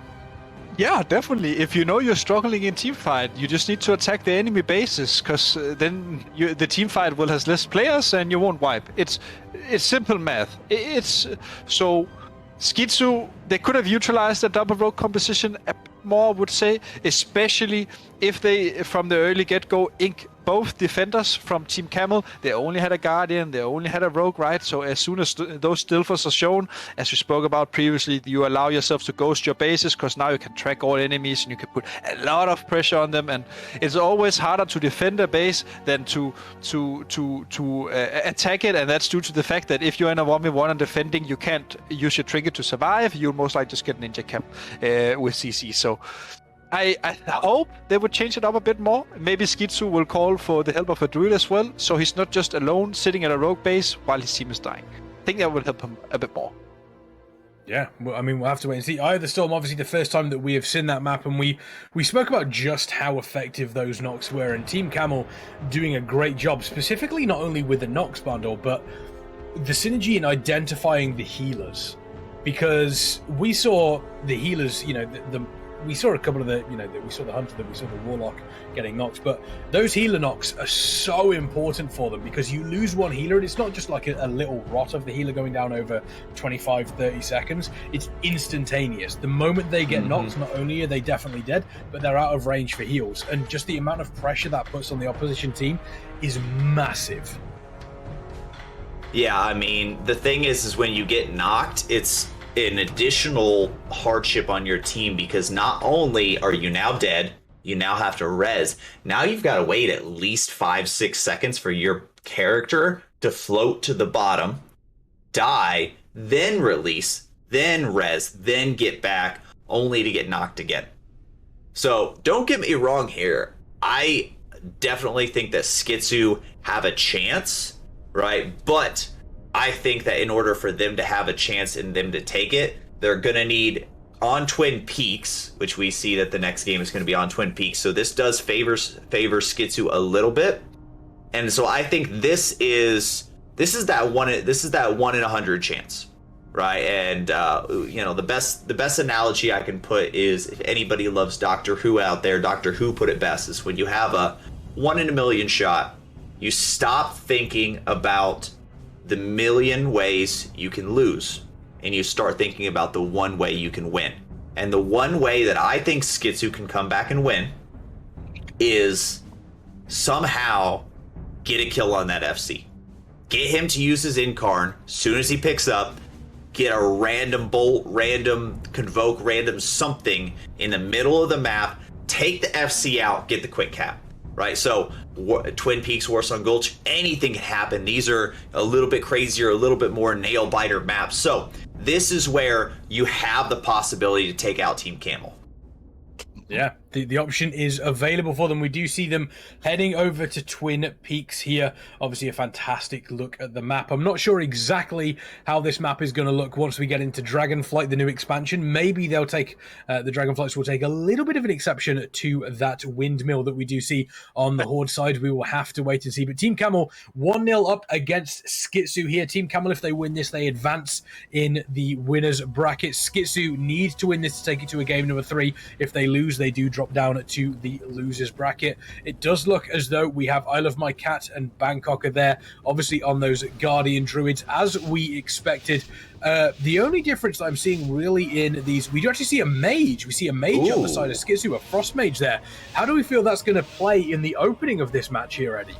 I mean, I feel like the Frost Mage is actually a fine class in RBG. The only problem is, at least looking at the European ladder, is that most of the good mages, they don't play RBG, and you also need to have a certain skill to make a class work. But if you can make it work, mage is actually quite viable. You have the ice walls, you have a lot of slows, so essentially it's a very good class indeed.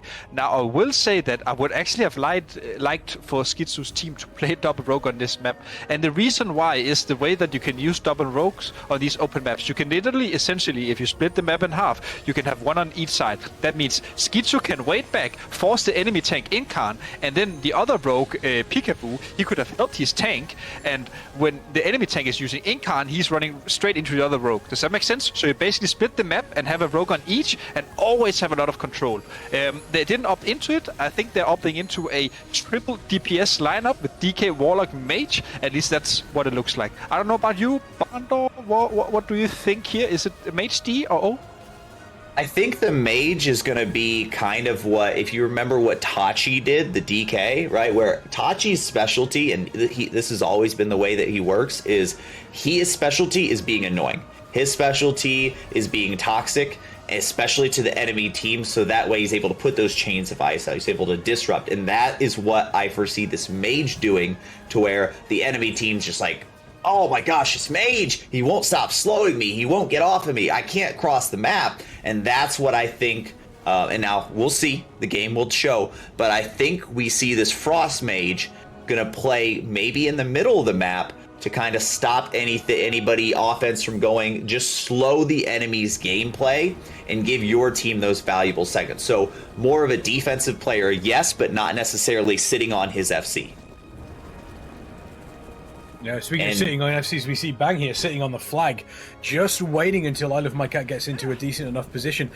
How do you feel about this, Eddie? Do you feel as though this is, and there we go, the instant pickup there. Obviously seeing, as soon as I Love My Cat came around that corner, the instant pickup. And we spoke about this, you know, generally if you are the early flag carrier picking up, Eddie, you're almost at a disadvantage in the EU, whereas we seem to be something slightly different in the NA, but oh my god, we do see Bangkok is absolutely blasting across the map here, going as quickly as they possibly can. Does look as though they do have the Frost Mage there to potentially slow the offense coming in, and it looks as though it has kind of worked. Yeah, and it works like he wants to, even though he is a bit trouble here. He is alone, full convoke here from Camel. He uses his skin, so he should be okay. But again, Bangkok, he did the job. He got the cross. Now he just needs to group all the enemies here, Nespa, Thug Rose, and a DK on top of his own TK. Because this means now that he can then kite away as soon as they're under control.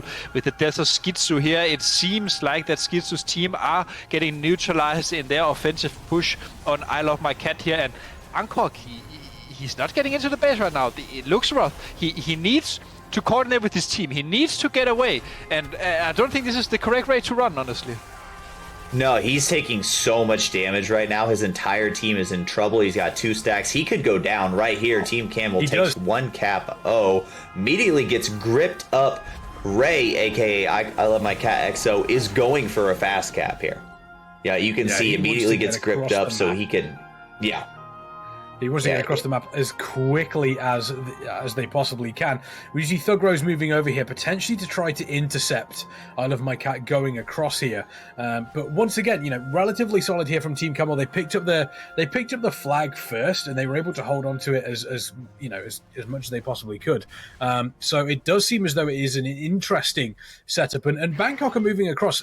Did a good job. We did see Nomsy slowing a lot of people down, but I think as mentioned, you ended up in a position situation where Bangkok are almost moved across the map a little too fast, Eddie. Ran away from basically all their support.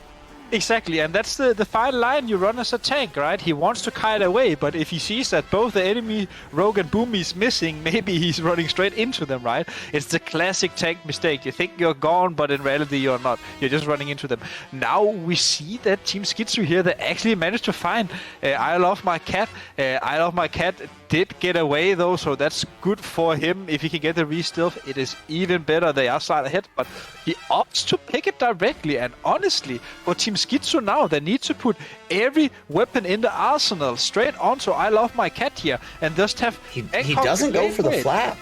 Interesting choice here. I normally see him go for the flap, but he actually elects to run into the enemy team here. A bold strategy. I think he didn't have Incarn right when he wanted to, so he chose to not flap without Incarn. I think that's why. He used Incarn just here, so like 10 seconds ago. So I think that's why. But again, if he gets this cross, right, we see they're playing so well.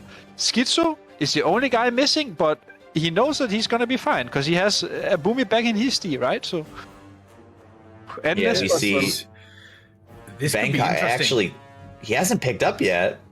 And Thug Rose is waiting on the cap. He might be able to roar him out. This is going to be super important right here. Okay, immediately has to press that Incarn so that way he doesn't get found. But Veng is running out, is going to have the whole team open on him here in a second. You see Omnivore, right? You see SKT Faker, you see PvP Priest right here. But nobody able to slow him due to that Incarn. That's one of the reasons why you see a Guardian Druid instead of a Vengeance at this top end gameplay, because just no CC is going to affect that Guardian Druid, and he just sprints across the entire map. And it seems like he is finally crossing, and if he can get into the base, maybe he can press his Elmerol sleep as well, reset his own cooldowns a bit. Revsi is chasing him though, but on paper, Skitsou's team should be ahead. I Love My Cat, he picked first. I like Skitsou going aggressive here. We see the Zephyr used as well, instantly dispelled though. Great play from the Druid there, but Skitsou really putting damage into our I Love My Cat here. Oh. I mean, speaking of damage, there's a lot of damage that just went right to Skitsou right there. I mean, yeah. Just immediately deleted, shutting that offense down very, very quickly. I Love My Cat obviously trying to get across the map as quickly as possible here. But you see Bang's under a lot of damage. Nespa there doing a great job in taking down Bang. Are they going to be able to cap the flag though? That is the question. I Love My Cat still under a bunch of damage. Here we go. This is exactly what happened to Bang here. Bang under a bunch of pressure. You see Nespa there obviously. We do have Rexy on that DK doing as much damage as possible. There's the grip away. But Nespa able to stay on immediately. Just plowing through the damage there on Bang. It does look as though Team Camel were able to cap. I Love My Cat is now immediately moving over to the other side. And as you mentioned, Bondor, Team Camel just making this look like an absolute breeze at the moment. Yeah, and I know I was seeing people in chat saying earlier that, a little bit biased, but here's the thing. I'll tell you guys right now, I don't want to see Team Camel win. That's just me. Right? I want to see somebody who hasn't won every previous NA EU tournament win. I just want to see new competitors out there. But if you have to take a look at this and you see, can Skitsou win? Yes. Are they probably going to win?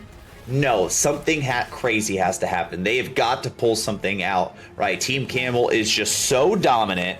They have some of the best players in the entire world when it comes to RBG. So we've got to see one of these other teams, right? Team Skitsou, whether it's Team SEAL Team 6, whether it's Jimmy's Slugga Boys, right? We got to see somebody show up with some good players ready to play, right? And have good strategies that are going to take Camel by surprise. Because right now, Team Camel has not been taken by surprise by anything. No, and I also think maybe it comes a bit down to the way they choose to play the map for Team Skitsou.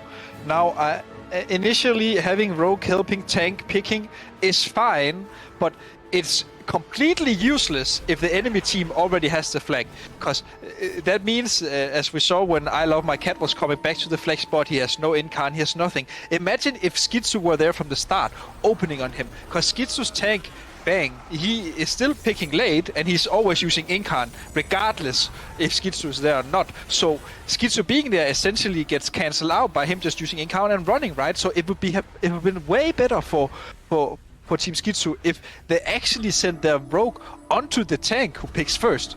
So you start the race. But I mean, maybe they have some strategies around it, but I don't think helping your Guardian, if he's gonna Incarn regardless if you're there or not, is the move. What do you think, Markov? Do you think picking with Rogue when your Guardian Incarns anyway and runs away from you? Like, why is your Rogue not on tank then? So, I mean, when you take a look and you see the rogues on both ends, when I look at a rogue in an RBG, if there's only one rogue on the team, it is the rogue's job to lead that offense. It is the rogue's job to be on top of that tank, sapping, triple blind, kidney, vanish, resap, right? And then until your offense, you control the offense. Nesper doing an amazing job. He's always on Bang. He is controlling that offense. He is keeping his team on there. If you take a look at Skitsou, right, he may be a little bit more preoccupied with the pressure of my team is losing, we're going up against Team Camel, let me micromanage the defense. Meanwhile, he needs to be focused on just his role on the offense. You see him going in a lot solo or with one or two, as opposed to Nesper not opening until he's got his entire team around him.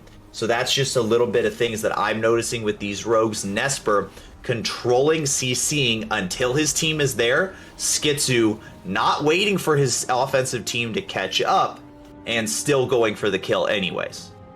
Yeah, you take a look at the difference in the pressure that Bangkoker is under versus I Love My Cat, and it's almost night and day. I Love My Cat having a very, very relaxed flag carry at the moment here, not having to worry about too much. Bangkoker, on the other hand, is effectively just constantly under pressure.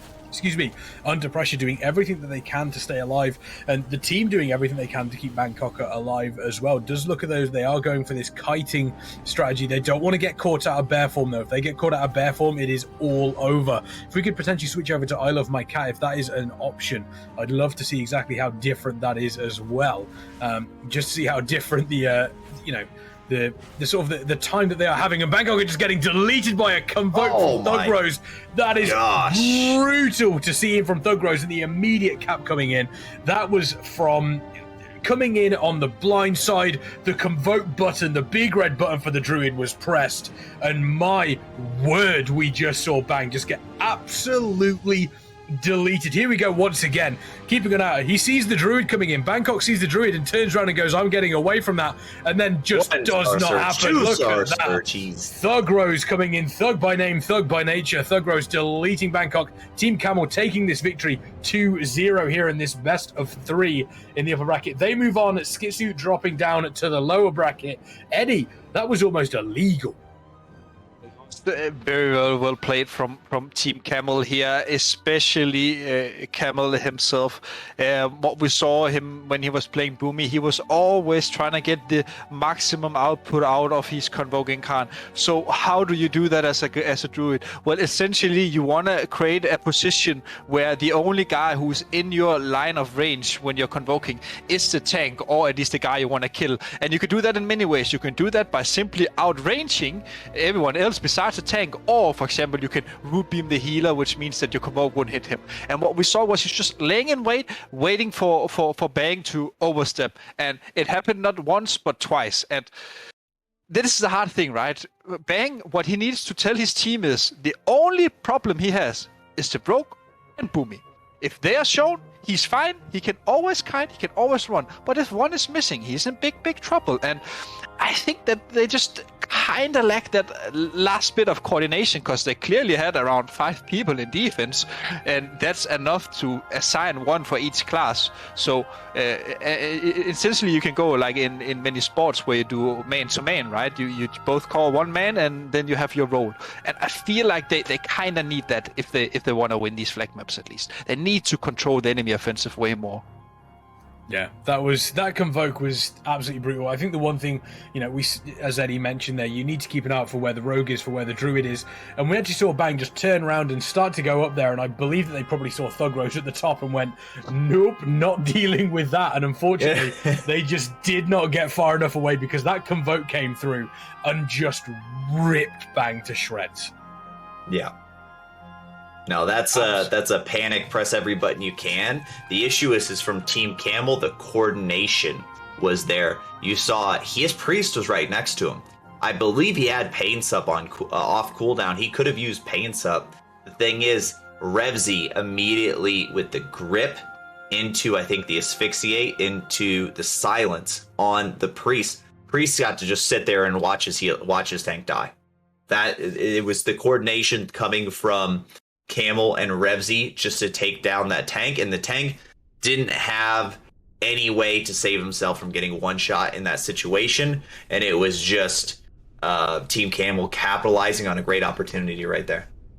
Yeah, exactly. That is a hands-off keyboard moment to make sure, just the convoke's coming, I have nothing. Well, this is game over because there is nothing you can do about that convoke. It is absolutely brutal. But Team Camel moving on in the upper bracket, Skitsou dropping down to the lower bracket.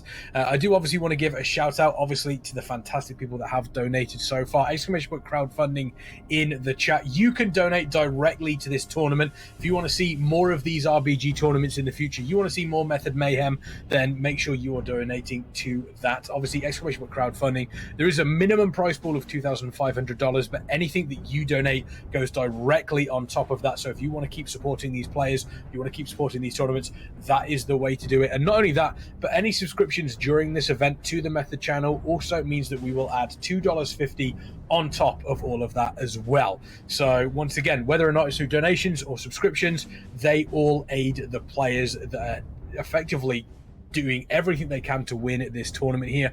We are going to be moving into the lower brackets next. We will see Get Active versus Free Thugger coming up after this break, so make sure you folks do not go anywhere because the Method Mayhem tournament rolls on after this. I know it's a little bit too much for sure. So cold, but we're always coming back for more. Egos in this wicked game, it's all for sure. Oh, I've got you. If we figured out what it's all about, takes a second and then we're back it again. Coaster ride for the triggered minds, but I don't ever want us to stop it. Go ahead, to let me smile for all I care. Just wanna stay close, don't say that. Ain't gonna leave ya. I don't wanna touch. You're a million.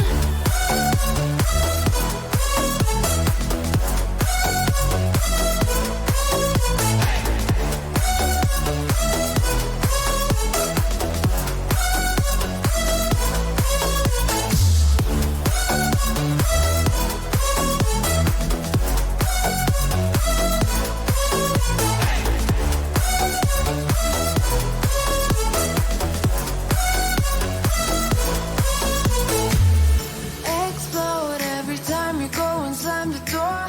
Adore how we always end up on the floor. We know how to push the buttons to the core. I've got you. If we figured out what it's all about, takes a second and then we're back it again. Coaster ride for the triggered minds, but I don't ever want us to stop it. Go ahead, to let me smile for all I care. Just wanna stay close, don't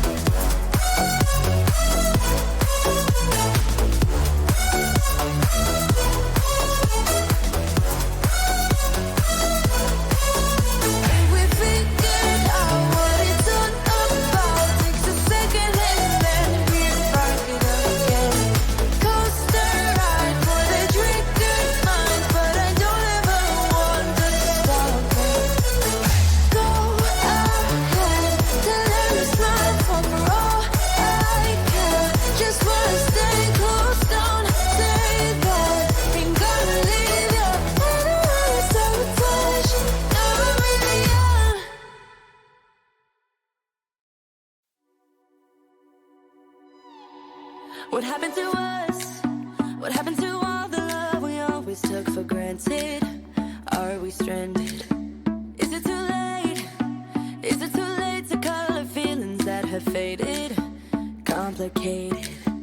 I'm waiting for an answer, waiting for a sparkle to come to ignite love. I need no second chances. I'm tired of romances without love. So where do we go when we can't find our way? I don't wanna be alone. I need you tonight and I don't wanna wait. I want you to show me the way. 'Cause I'm a satellite around you tonight. Nothing's gonna bring me down. As long as the stars in the sky, as long as the stars in your eyes, as long as the stars in your eyes, as long as the stars in your eyes. It's breaking my heart, it's breaking my heart to see you acting like you don't care, like a nightmare. What happened to us? What happened to all the love we always took for granted? Are we stranded? I'm waiting for an answer, waiting for a sparkle to come to ignite love. I need no second chances. I'm tired of romances without love. So where do we go when we can't find our way? I don't wanna be alone. So what do we do when we're lost and depraved? I need you to show me the way. 'Cause I'm a satellite around you. Welcome back, ladies, gentlemen, and everybody in between. My name is Kexman. I'm joined by Eddie and Barndor on the Method Mayhem RBG NA tournament. Our next match is Get Active versus Free Thugger, and we are going to keep the action rolling quick and fast, which is two words that mean the exact same thing. You know what I mean. We're going to go straight to the map roulette wheel here. So let's take a look and see exactly which map we are going to go to first. Here in this best of three series, we are now in the lower bracket. Warsaw Gulch. Whoever Warsaw loses Gulch. this is going to drop out of the tournament. gonna be entirely. Warsaw I think Gulch. It's going to be Silver Shard Mines. No, it's not going to be Silver Shard Mines. At all. Abagoo. It's going to be Arazi Basin. Nope. Arathi Basin here. We were all wrong, apart from Eddie, who I think Eddie was thinking Arathi Basin. Yeah. He just didn't say it. Is that right, Eddie? It's definitely. I was thinking AB because I know that Get Active they prefer flag maps, so I knew it was gonna be AB. No. Oh yeah, no, I could see it on Eddie's face. You know, he knew Arathi Basin was coming. He was just waiting for the rest of us to realize it as well. I was actually thinking Twin Peaks, to be honest, because we have had so much Twin Peaks. I was thinking it was Twin Peaks. So the only map we haven't seen so far has been Caught Magoo. So Yes. I don't know. Any teams out there want to feel free to don't know what you want to pick? Go ahead and go for Caught Magoo. We haven't seen one yet. So it's a wild card here. It is true, we haven't seen it, but we do see that fantastic jersey that you're wearing, Barndor. Looks absolutely beautiful on you. Look at that. It is fantastic. And if you want to get your hands on that as well, exclamation point merch in the chat. You can find all of the Method merch available there, as well as some very, very small amount of legacy merch there as well. So make sure you go and check those out. Free Thugger, Get Active, Arathi Basin, Eddie, predictions. Oh, I mean, I called it a bit before we had the matchup switch up. I think, at least judging from the performance, that Free Thugger were a bit better. But I mean, Get Active, they have something to prove, right? And being the underdog is always a good situation because you have nothing to lose, so you can come out swinging really hard. So I really hope that they try to switch it up. I really hope that they try to maybe counter what they know that Thugger usually likes to do, right? Because you can't play Standard into a better team. You're just going to get wrecked. So you need to mix it up a bit. Yeah, I mean, when you take a look, I think Free Thugger immediately favored. I mean, you got the Fearix on the Warlock or the Mage right there, right? You've got Benny the Jet, you've got Gatane on the DK as well, right? You got Walk Down, you've got so many good players, Lazarus, right? You've got Quad there as well. I think if Get Active has a chance of taking Arathi Basin, I'm looking at their roster. They need to bring in their A tier players from their roster. I think the issue is they may not all of them showed up today, or they may be showing up, not for the first games, but for the latter games. So I think they need to bring in Geo. I think they need to bring in Chopped. I think they need to work around the Windwalker. They need to work around the Ret. They need to focus on what they do well.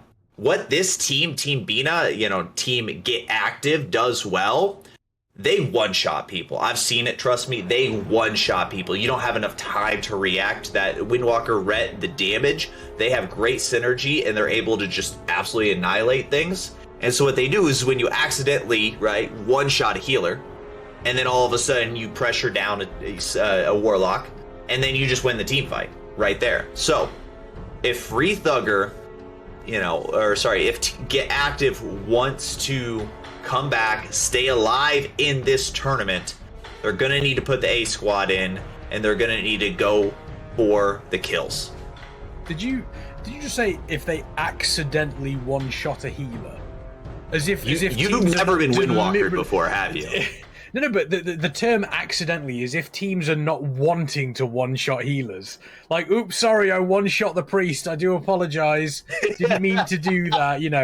Who in their right mind is going to be sorry about accidentally one-shotting a healer? No, trust me. I've played with Chopped many a time in 3s, 2s, and RBGs. He will accidentally one-shot healers. We'll be sitting there talking, and all of a sudden the enemy healer just evaporates into thin air from 100% health, and I'm like, yo, what happened? He's like, I don't know. He's like, oh, I got a proc. Yeah, I accidentally kill him. I don't know. I wasn't trying to. Like, okay. So, yes, accidentally killing somebody. It's a thing. Accidentally killing the opposition team. I mean, it's an interesting take, especially, Arathi Basin coming up. We do know how important the team fight is, obviously, over Blacksmith. We've seen a couple of the teams, trying to ink on certain sort of map points. We've seen a couple of interesting starts here already, specifically some teams going to Lumber Mill.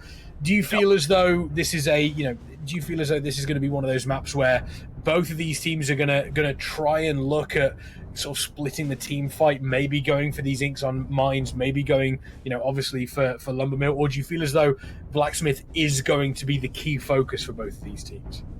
I think that Get Active is gonna come into this game focusing on just taking the classic team fights. As far as I know, they're not such a heavy objective team. However, looking at Free Thugger, especially Benny the Jet, he is known for his let's say feeling for ghosting and stuff. Like he doesn't like to sit his base. He likes to be active on the map and have some objective gameplay going on. So I think it's gonna be like the strategic versus the warrior in this matchup, and I root for the warrior, even though I think the strategist will win. Yeah, I think that is a good point as well. Actually, Arathi Basin, heavily strategized map. You've got to know exactly where to play and when. It's all well and good throwing players in at Blacksmith, but the team fight's not going well. You've got to figure out some other way of breaking the opposition team, and one of those ways is, you can ink on Lumber Mill, you can ink on mines, you can even be very, very cheeky, Barndor, maybe even go farms or stables. We've seen it happen before in the past where, teams have been doing that to potentially break through the opposition team. We're going to see if that is the case here. Arathi Basin, obviously, a very, very beautiful map. I fully appreciate the winter version of Arathi Basin. I do like the snow over the area, but we're going to see these two compositions, Bondor. Anything immediately jumping out at you here? So immediately I do see that we've got double Guardian Druid, and I do know some of the players on the side of Get Active have a very specific strategy that they have used in the past. We'll see if they do it here, but they won't be playing double Guardian because they can't. Well, they have one Guardian. Sorry, that's what I meant. Right, we have double Guardian in the game. We've got two Guardians. The one thing that I was talking about is we might see these Guardians, one of the Guardians, go for a cap and then immediately rush another base. So that's a very cheeky play, or they immediately don't even go for the cap. Yeah, we do have, I believe, Thickum's going to be Boomy right now, even though it shows Guardian. So just to clear that up.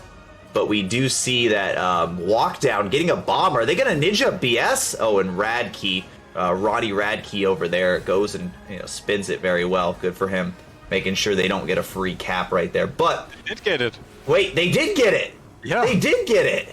They got the very, very early blacksmith. That is huge, but are they going to be able to survive through this initial fight? There's a great amount of damage going out. We do see Bina dropping super low on the priest there as well. We do lose Morna on the warlock over at Lumbermill on the side of Get Active. Free Thugger coming out of this block, coming out of the blocks real fast here.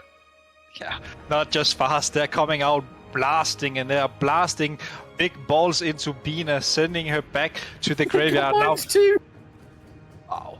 I mean, Three Thugger is really... They're real gangsters this game. They are stealing everything from Get Active right now. Honestly, maybe they need to go back to jail.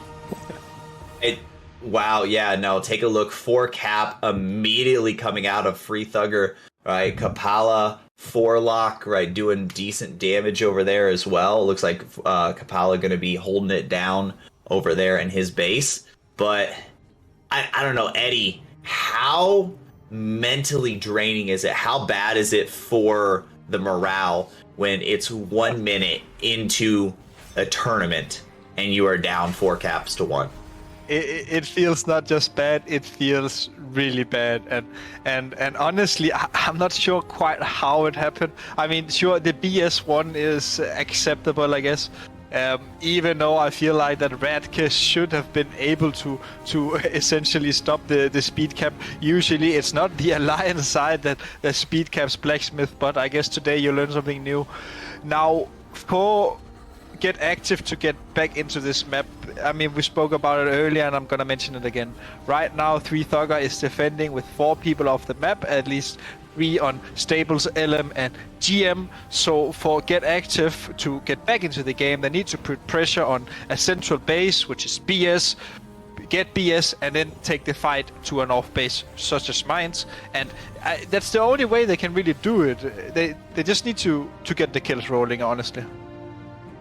Yeah, for sure. I mean, that's the thing, is Get Active. They're putting some big damage into Titus, Katane right now. Lit has no mana. Y has no mana. Wamita has like very low mana right now. Get Active, they're on the brink. They just need to push this team over the edge. And as I say that, looks like somebody went over the edge, died without pressing that cocoon or trinket over there. Tiger Sun on the side of Get Active.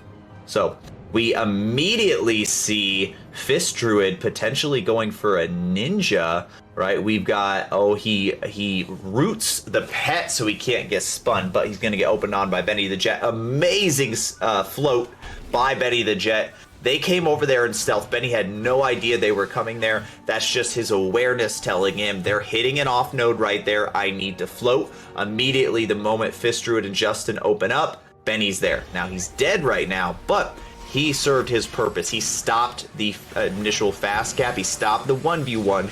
So now it is Walk Down coming in, trying to help out Kapala. Kapala is going to be an amazing Warlock player on his own right, so he's not going to get capped on here. Yeah, but honestly, quite well played here from Justin R and Fist Druid. They did manage to actually initially win the 2v2 Rogue Boomy versus Rogue Warlock versus Rogue Boomy. But we saw the great rotation coming in for Walk Down and stabilizing LM essentially, so that Get Active couldn't cap the node. However, like, this is the point. When you are a weaker team and behind, you don't attack multiple points. You attack one point with such amount of force that the enemies just have to die. And they're not doing that. And we saw it from the other teams as well. They like, we take the teamfight BS and then we ink. But you can't do that. You need to have so much pressure that the enemies literally have to send everyone to middle. And I mean, yeah, a great defense here again from Walk Down, getting the kill onto Titus. Yeah, Justin.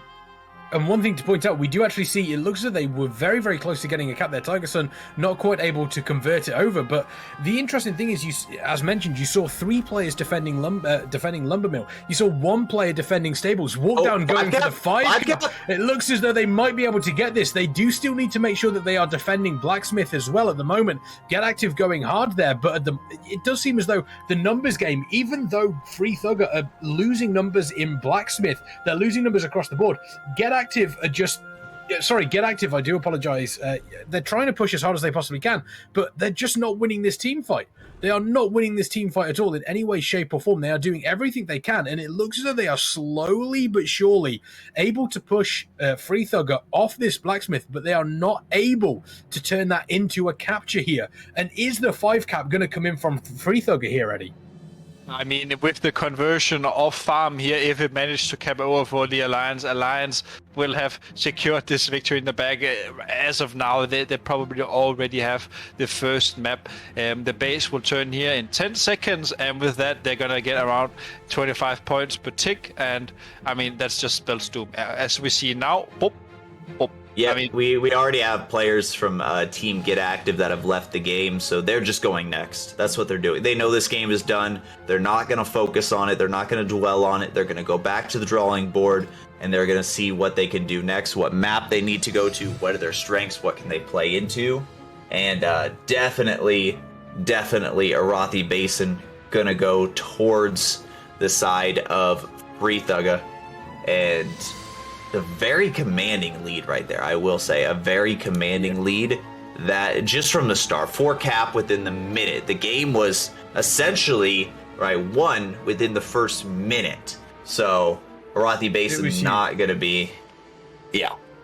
It was huge for them. They came out of the blocks sprinting. The fact that they were able to get Blacksmith as quickly as they possibly were, on top of the other points as well, was huge, Eddie. And it immediately put Get Active on the back foot there. They did potentially have room to step into the game. They were pretty much, Free Thugger were almost outnumbered on Blacksmith the entirety of that game.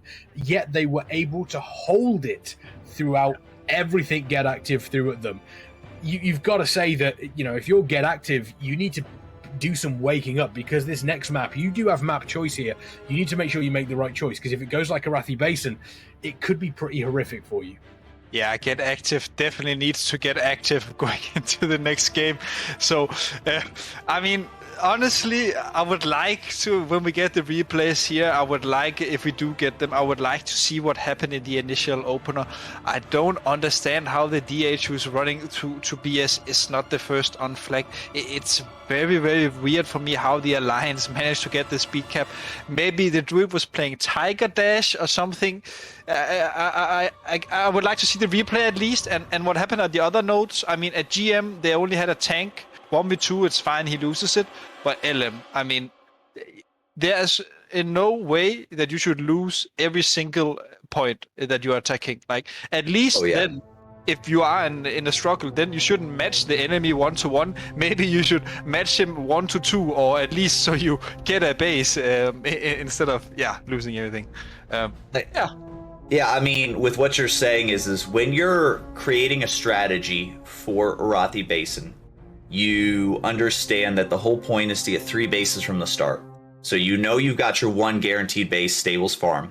And then you try to make it so that way you still hold the other 1 base, right? Whether it's Mines, BS, LM, and just hold that off as long as you can, right? Or just completely abandon it. And you put your resources so that way you're able to at least win 1 or 2 bases. Yeah. So that way you're put in a good spot. You've got 3 bases up, and you can adjust around there, or you get 2 bases and then you can converge for a team fight on the 3rd. What happened was they sent 3 teams, 1 to BS, 1 to LM, 1 to Mines. All 3 teams lost their respective fights, regardless of whether they were numbers up or not. And that just spelled from the beginning disaster for Team Get Active. Spelled disaster for them and sacrifice. Looks as though we do head to Twin Peaks here. Free Thugger 1-0 up against Get Active in this lower bracket. This is everything to play for Get Active. If they lose this, they drop out of the tournament entirely. Free Thugger win this, they move on in the lower bracket. How do you feel about the Twin Peaks choice here, Eddie? Feel like Twin Peaks maybe favors Get Active a bit more. We know that they are the flag map team, at least that's what the stories are saying, that they prefer these kind of maps. So I hope for them, since it's their pick, that they're gonna perform well in this Twin Peaks. I don't think that they are as bad as the previous game just showcased. So I hope that that they can bring their game into this one. Yeah, I mean, fingers crossed. We will see exactly, what happens here in this game. I'm honestly, I am excited to see what happens. I feel as though Get Active, that last map may have been a little bit of a wake up call for them. And you've mentioned this before, Barndor. It's when you're queuing in, just RBGs, queue in random, let's go. It's obviously a very, very different situation to tournament play. There is actual money on the line here. They want to get as far as they possibly can. A map like that can kind of do one of two things to a morale of a team. It can either really boost you up and say, hey, we just got an absolute pasting. Let's make sure that we are on top of our A game, and they come back and, you can absolutely blast through. But sometimes it can almost do the opposite. It can sometimes be very difficult to get back into, the right mindset, specifically when you're in a game that is so important that if you lose, you drop out of the tournament entirely. I mean, yeah, so that's the thing about tournaments is that everything is just dialed to 11. So therefore, when your team is on, your team is competing, your team is trying to win, everybody's senses are heightened, right? Everybody is trying desperately to click that flag. Everybody is trying to CC. They're dispelling, they're kicking, they're doing everything they can. All the micro gameplay is on point. Nobody is just relaxing and queuing while they're eating a sandwich, which you see on ladder sometimes, right? You get to cap on somebody because they're in the middle of watching Netflix while they're carting a base, right? But at the same time, tournament play can be positive or it can be negative because you're losing. You're down 4-0 in the first 1 minute of the match, and all of a sudden, you've got your team turning on each other. We saw it at the end. We saw a team Get Active. Their rogue left in the middle of the game because they knew the game was over, right? Because I don't want to say he gave up. Maybe that was their decision that they made. But personally, I mean, in a tournament, I would never leave until the match says done, right? But yeah. Maybe it's a sign of frustration. Maybe it's just, okay, we'll go next, right? Or it could be, no, you messed up, screw you guys, right? Fix it. And that's the thing when it comes to tournament plays, is it can be super positive because everybody's dialed to 11, everybody's competing, everybody's getting everything on full cylinders, or it can be dialed to 11 as this is your fault, this is your fault, this is your fault, fix it all. Yeah. And so that's what teams don't want to do. It is. Senses are definitely heightened, specifically in tournament play. You mentioned they're obviously queuing an RBG, and you could be eating a sandwich. Eddie, I want to know, if you were queuing for an RBG, what sandwich would you be eating? Ooh. And I want to know from chat as well. Chat, if you're queuing into an RBG, we're currently waiting for Free Thugger and Get Active to both be in the game. If you're queuing an RBG, what sandwich have you got next to you? What sandwich are you eating as you're queuing RBG? So, Eddie, we'll go for you first. What sandwich are you having? Chicken bacon, come on. Chicken bacon curry. What? Yeah, that's chicken bacon. That's classic. That's not bad. Chicken bacon curry? Bacon curry. No. Yeah, that's insane. No. Yeah, the curry's a bit strange. The curry is a little bit strange. No. Bondor, how about yourself? What sandwich are you having? You've got some white Wonder Bread. You've got a craft. You got a. You're getting the breakdown. It's white Wonder Bread, a craft single, a little bit of deli turkey on there. You've got a little bit of mayo. You got some hot Cheetos. You got another piece of white Wonder Bread. That's the sandwich. Hot Cheetos. That just Cheetos. Yeah, I don't. Cheetos. That is definitely an interesting setup. Well, we do see the setups coming in from these two teams here. Get Active playing for their survival in this tournament. They are 1-0 down here in the lower bracket up against Free Thugger. We are Twin Peaks. We do have both of our Druid Guardian tanks here, Fist Druid and Lazarus. Eddie, talk us through the first 30 seconds of this matchup. I mean, looking at this matchup, there's definitely no Cheetos in this one, but I'm sure it's gonna be spicy anyways. And honestly, I really like the composition here we see from Free Thugger. They have a very, very strong melee setup. It's the Warrior, the DK, the Red, and even the Asa Rogue, even though he's probably gonna sit on the Guardian all game. And also, taking a quick look at Get Active, they are not opting into the Asa Rogue. And right now, just for every viewer out there, what is the difference between Assassination and Subtlety? Subtlety has way more CC. It has more options when it comes to objective play, to CC and to peel. But the Assassination, their strongest side is all about Cephus. And Cephus is a spell that the Guardian can dispel, but if he's in a kidney, he won't.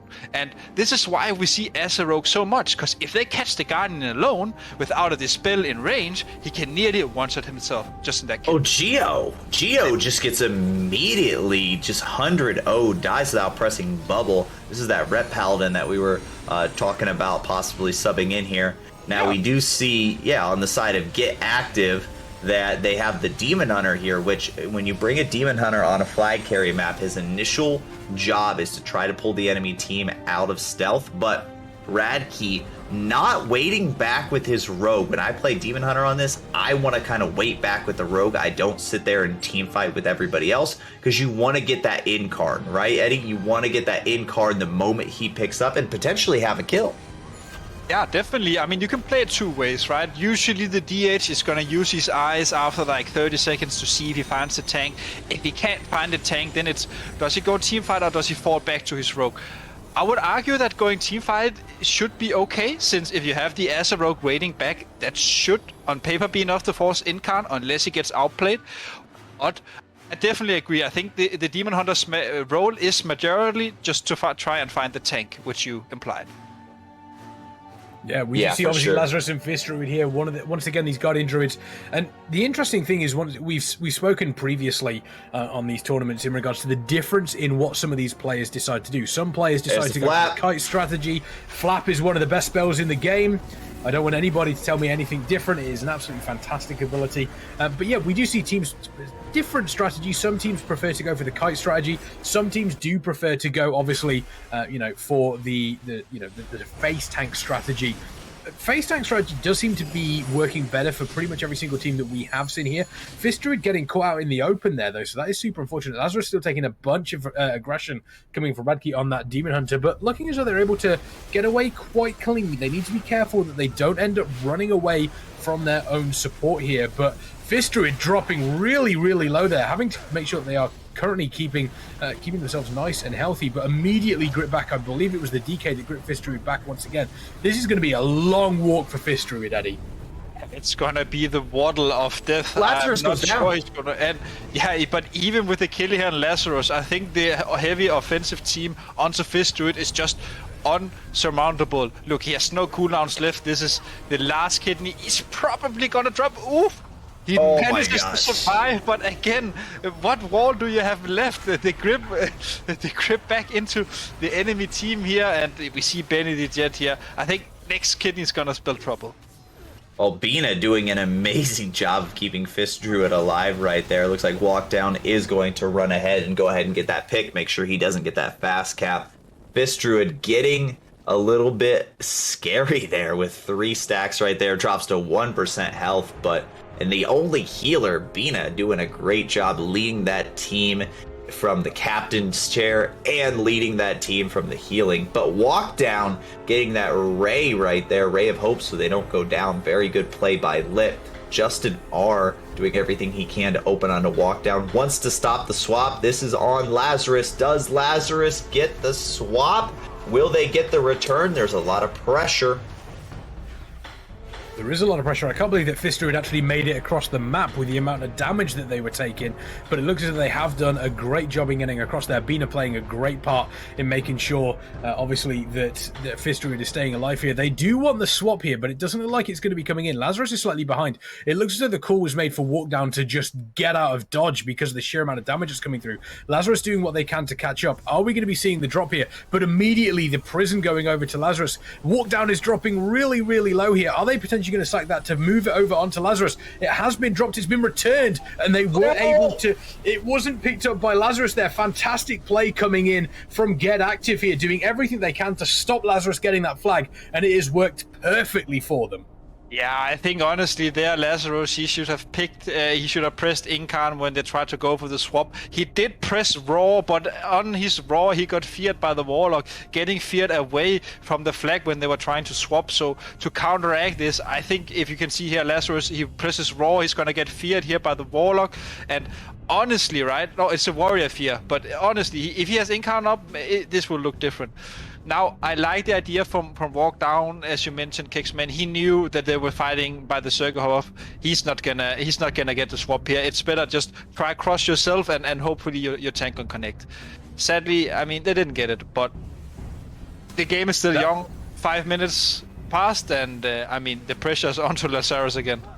I mean, absolutely. yeah, that for was sure. super impressive from Get Active as well, because the amount of pressure that Fistrud was under, I honestly thought that Fistrud was not going to be able to make it across the map. Not only was Fistrud able to make it across the map, but Fistrud was also able to cap as well. Fantastic play from Get Active. They were able to split their defense and offense almost perfectly there. And the other side of it as well is they did everything that they possibly could to stop this switch over between Walk Down and Lazarus. If Lazarus would have picked that flag up, we possibly could have been talking about something very, very different here.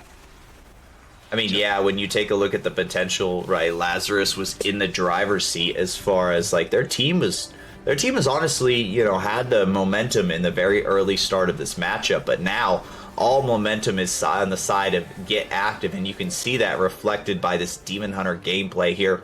Radke has been on top of the enemy team, uncontested, 100% health this entire time.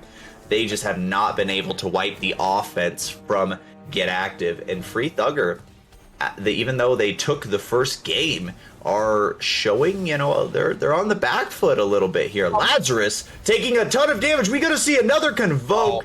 No, lit with the Savior Ray of Hope again for the second time to save their healers. Those rays are absolutely on point. Yeah, but the thing is, the raid just means that you're gonna die when it's gone, right? Lazarus is still under a massive amount of pressure here. He simply can't get away from the strong offensive of Get Active, and Get Active is playing perfectly right now. This is perfect macro. There is no reason to ever have everyone else besides on the enemy tank. They can 9-man go on him. He has no Incarn, and your tank is just chilling in the flag room, waiting for Lazarus to get close enough. So really, really well played here, but now it seems like Lazarus, with the Incarn Soul Shape here, he manages to get away. The only 3 people chasing him, I mean, they shouldn't connect really, because he can just run back out again to his team. Walk down with the flap. Yeah, that was a good flap. Wow. Now I'm trying to look and see, he's going offense right now. That's what's happening. He's going. He used to be heading up. I think he wants to cut Fistrud off at that bridge there. Fistrud recognizing it, stepping back a little bit, which is obviously very, very well played there, noticing exactly what was going on. The danger with Fistrud picking that up late is that Fistrud does run the risk of running through the entire enemy team. We see exactly what we saw on the first flag capture here, which is pretty much exactly that, walking through the entire team. Lazarus still under a lot of pressure here from Radke.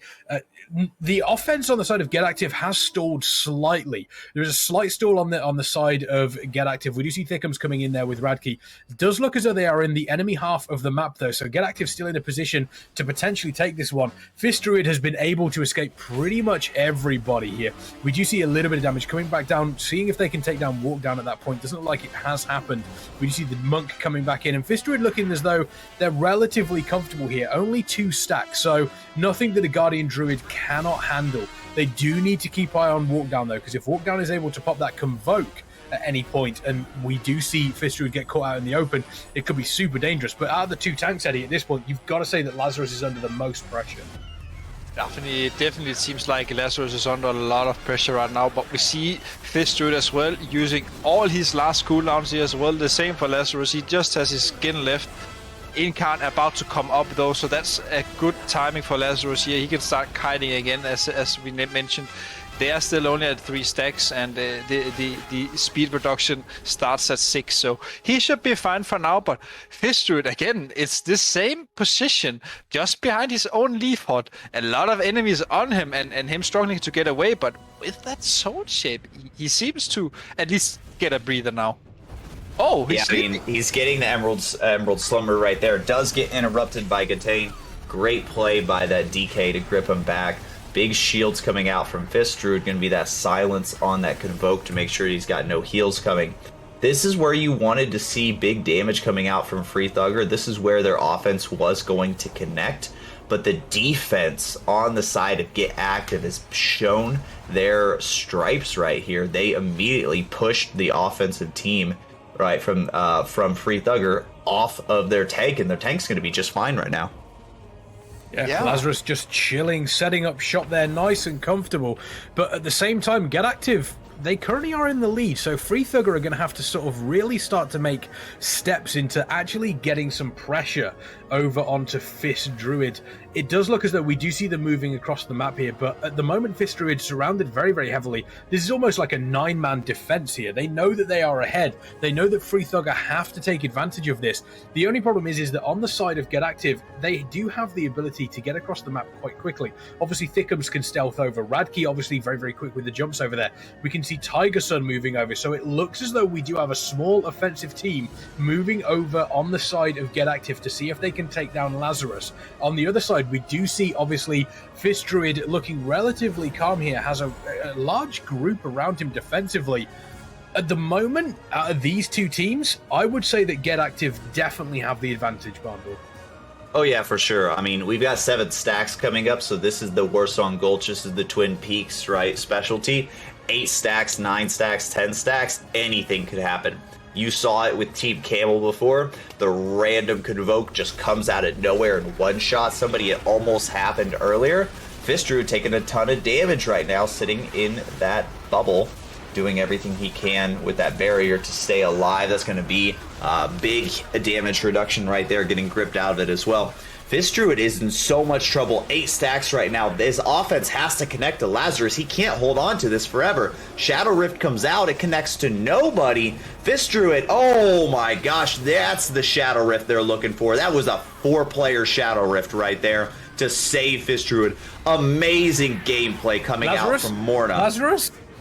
Lazarus dropping below 20% health here. Fizdruid looking relatively... Looks like the offense has been able to get over to Freethugger and Lazarus, but Lazarus looking like they are also able to stabilize. Fantastic Shadow Rift from Get Active, but you've got to imagine the next go that comes in on either of these teams is going to be super dangerous, doing everything that they can. Geospawn just pushing as hard as possible. Studin does drop on the side of Get Active, though. Doesn't look like it's going to be too much of a problem. Lazarus still looking relatively low. Fizdruid also under a bunch of pressure here. Whoever's going to drop here, this is going to be massive for either team. Lazarus still super low. Radkey dropping down there. Looks like the offense on the side of Get Active is starting to stumble. They're at 10 stacks now. This is going to be super painful. The offense still pushing on the side of... This goes down. It looks as though they have been able to claim it, and there we go. We are tied up 1 apiece here. We have just under 7 minutes left here on this game, Eddie, and that was clutch between these two teams here. Both of those druids could have dropped at any second, and Fizdruid was the one that went. I mean, Fizdruid was definitely the one that went, and this is just the power of the Avenging Rings from Tidus here. The Red Paladin single-handedly one-shotting this guy, and look at the damage. Actually unhealable, and this is the power of Red. Red Paladin usually have a hard time connecting, but if he connects, he's gonna smash the druid, and it also stems from the fact that a lot of his damage is holy damage, so it passes through all the armor of the Guardian, which is one of their strong points. So really well played here from Tidus. Normally we don't see a red solo kill like that, but he actually managed to low-key carry his team here.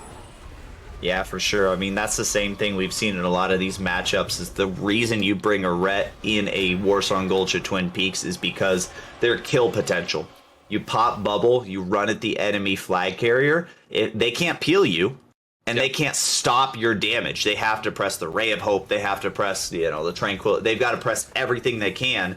And if you've ever been one-shot by a red out there, you understand the damage. A great flap coming out from Fist Druid, crossing the entire half of the map uncontested right here. Makes it to the other side, immediately soul shapes. Great tanking gameplay coming out from Fist Druid right here. He's putting his team in a great position, so now he's all the way across the map. The enemy team hasn't even picked up yet. He could get a fast cap here. Of course, the enemy team's going to do what they can to stop that. It looks like he's going to get grip back. They're going to stop. But Fist Druid didn't have to use the Incarn to pick. Now he's going to use that Incarn. Lazarus still hasn't even picked yet. There it is. There's the pick, obviously, making sure they are getting away as quickly as possible. And they are going to be walking straight through the enemy team. This is going to end up potentially being in a relatively big brawl here. So we'll see exactly how this plays out. But once again, less than 5 minutes left on this map here. And what you can see that Fist Druid is just being chased by so many people. Lazarus almost able to get through here completely freely without anybody coming close to touching Fist Druid here. Lazarus here. Being able to cross the map, Fist Druid under a lot of pressure. We do see Radgi chasing after, obviously, Lazarus here. Lazarus dropping back potentially towards some of his support, just making sure, because once again, the danger, if you end up with a Guardian Druid that just runs away from all of his support, it can be a relatively dangerous time for them. But Fist Druid under a bunch of pressure. Now the tables have almost turned. Fist Druid is the one that we saw that was able to cross the map without any hassle. Now it seems to be the other way around. Lazarus crossing the map is pretty much a free cross for him. Yeah, and we see here Justin R, he is laying in wait from Lazarus, but the difference is here that Justin R is playing Subtlety. That means he has no Sepsis that essentially one-shots tanks nowadays, so he's not going to be as effective as Benny the Jet. But looking at the offensive here from Lazarus and 3Thugger, it seems like the offensive is slowly dying down. If the priest dies, that means that Get Active can suddenly send even more reinforcements after Lazarus, and we are still only at 3 stacks, so it is an open ball game for both here. Yeah, I mean, right now it's coming up on 3 minutes left. This is still anybody's ball game. 3 stacks, going to be 4 stacks, right? So we're not going to see insane stacks. Now, I will make sure everybody understands in tournament gameplay, just like ladder, the team that wins in the event of a tie 1-1 will be the last team that caps. So in this instance, if nobody dies for the rest of the game, Free Thugger will win because they got the most recent cap. So Free Thugger have an option. Do we go for the kill, or do we try to just hold on to this flag, play defense for 3 minutes plus? Now, that is definitely not your ideal. Definitely, you do not want to sit there and play defense. But at the same time, if it wins, it wins, right? Yeah, and it also comes down to the fact that Get Active needs to see if 3Thugger is choosing to defend, then we need to send every man offensive, right? It's always this trade-off. You need to react in accordingly to what the enemy is doing. Now Fist Druid here is taking a lot of damage, and at the same time, the whole Wazoo is connecting onto Lazarus. We see Red's DH and Boom is flying down to him, but Fist Druid here, he's still only at 5 stacks, so he can't soul shape. Now he hits 6 stacks. What a bad timing. At 6 stacks, his soul shape, it basically gets cancelled. Oh my gosh. Wow. Fist Druid just ended up getting deleted there, but Lazarus is so far out. Is Lazarus going to be able to cap before, obviously, we do see the return? I don't believe that is going to be the case. Lazarus actually also dropping the flag as well. Yes, he should just drop it. Yeah, drop it. Yeah, so he's just going for the reset. He already knows he can't run back and risk it. So what he's doing is going for the reset because he knows that his team wins if nobody else caps. So he goes for the reset. So that way, instead of 5 stacks, the next time he picks up the flag, it's only going to be 1 stack, if not less. Therefore, it gives him the ability to hold the flag easier and better, because the enemy team's going to pick up the flag. He's going to go pick up the flag, but now we're only going to have a minute left, no stacks, favor on the side of Free Thugger, right? A very, very good play to actually drop the flag and reset the stacks right there. Yeah, very, very clever. Which Walk Down has picked it up here on the side of Free Thugger, so they currently have Get Active Slag. Get Active have lost a couple of players. They are now reset. Back. It didn't reset. I think no, he's on 80. Older stack. Yeah, but now it just means that the enemy can't cross either, right? Because he's at 80 stack. I mean, it's kind of smart. As long as your Goddess is in stealth, you know, you should be fine. And it's pretty smart play. But yeah, I mean 20 seconds left. I mean, Get Active has to get a cap right now. They don't even have the flag. This is going to be a game in favor of Free Thugger. 2-0 on the side of Free Thugger. Get Active had an amazing tournament run here. They came, they gave it their all. They had some really good games, but at the end of the day, Free Thugger will be going on to the next round. Get Active will just be going on. And I think there we go. I think just like a few quick notes here for Get Active if they want to take something further, especially their Guardian Fist Druid. He has some things that he at least needs to improve on, because especially when you're playing flag maps, your tank is your key player. Yeah, both flap and flag maps. So what happened a lot from Fist Druid was that 3 times during this game he cancelled his own soul shape to go into bear form, which shouldn't even be needed, because if you soul shape while you're in bear form, you will keep the effects of bear form while running in soul shape. So that's one thing he did wrong a lot. And secondly, I felt like that when you're playing against triple melee, you need to play Resto Affinity, and I don't think he was playing Resto Affinity. I never saw a Vortex, I never saw a Mass Root either, and these 2 spells are so essential when you're playing a kiting tank, because the enemy offensive healer can only dispel once, so if you root 5 people, I mean, he can dispel himself, but everyone else is going to stand there looking for 8 seconds, and the same applies to Vortex. So I feel like they still have a lot they can improve on. Hopefully they had a fun tournament, and much love for them showing up today to Get Active. And hopefully they can take a lot of these experiences with them into the bracket and NA. Yep. Yeah, it's again fantastic from Get Active. They do unfortunately drop out of the tournament. Let's get some love, let's get some hearts in chat for Get Active, doing an incredible job. They do unfortunately leave us. Free Thugger moving on in the lower bracket. Our next game that we do have coming up is Canyon Gaming against the Vengeance Dream in the lower bracket. Whoever loses this is obviously going to move on to play Skitsou in the lower bracket tomorrow. So make sure that you folks do not go anywhere. And whilst we are on a short break, make sure you check out the crowdfunding, !crowdfunding in the chat. You can donate directly to the grand prize pool. You can find the link there. Once again, !crowdfunding in the chat. All of those donations do go directly to the prize pool. And also, any subscription to the Method channel during this event also adds $2.50 to the $2.50 to the prize pool as well. Is that money you're waving, Eddie, or is that just pieces of paper? It's money, but I'm broke boy, so you need to donate more for us. There we go. !crowdfunding in the chat. We're going to be taking a short break, but when we come back, we continue on in the lower bracket. Canyon Gaming against the Vengeance Dream. Do not go anywhere.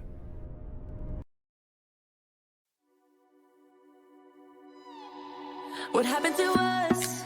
What happened to all the love we always took for granted? Are we stranded? Is it too late? Is it too late to color feelings that have faded? Complicated. I'm waiting for an answer, waiting for a sparkle to come to ignite love. I need no second chances. I'm tired of romances without love. So where do we go when we can't find our way? I don't wanna be alone. I need you tonight and I don't wanna wait. I want you to show me the way.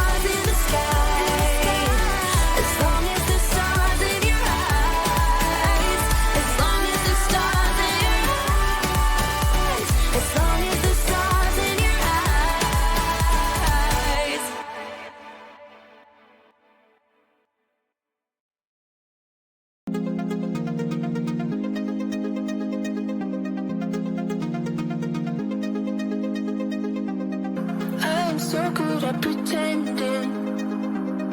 Keep on smiling in my tiny bubble, like a movie without ending. Spending time like it was going backwards. Bruises covering our walls, but they fall down. Diving deeper in the books that we read blind. Breathing in and breathing out to get smarter. Not working out for me, yeah. Got no money on my mind, tell my mommy I'm alright. Even laughing at the jokes you tell me. Keep myself inside the lines, needing tidy all the time. If you ask me, I don't find. Got no money on my mind.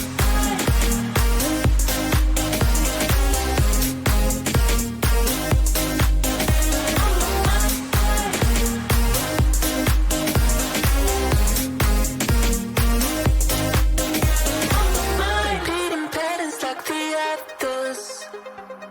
Meditation through the yoga lessons. Going greener by the minute. Soon I can't wear any other colors. Bruises covering our walls, but they fall down. Diving deeper in the books that we read blind. Breathing in and breathing out to get smarter. Not working out for me, yeah. Got no money on my mind, tell my mommy I'm alright. Even laughing at the jokes you tell me. Keep myself inside the lines, needing tidy all the time. If you ask me, I don't find. Got no money on my mind.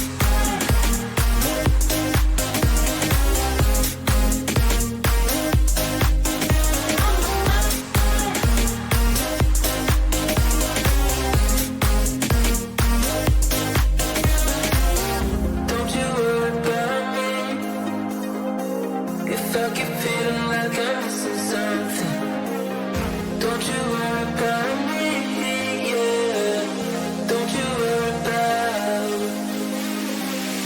Got no money on my mind, tell my mommy I'm alright. Even laughing at the jokes you tell me.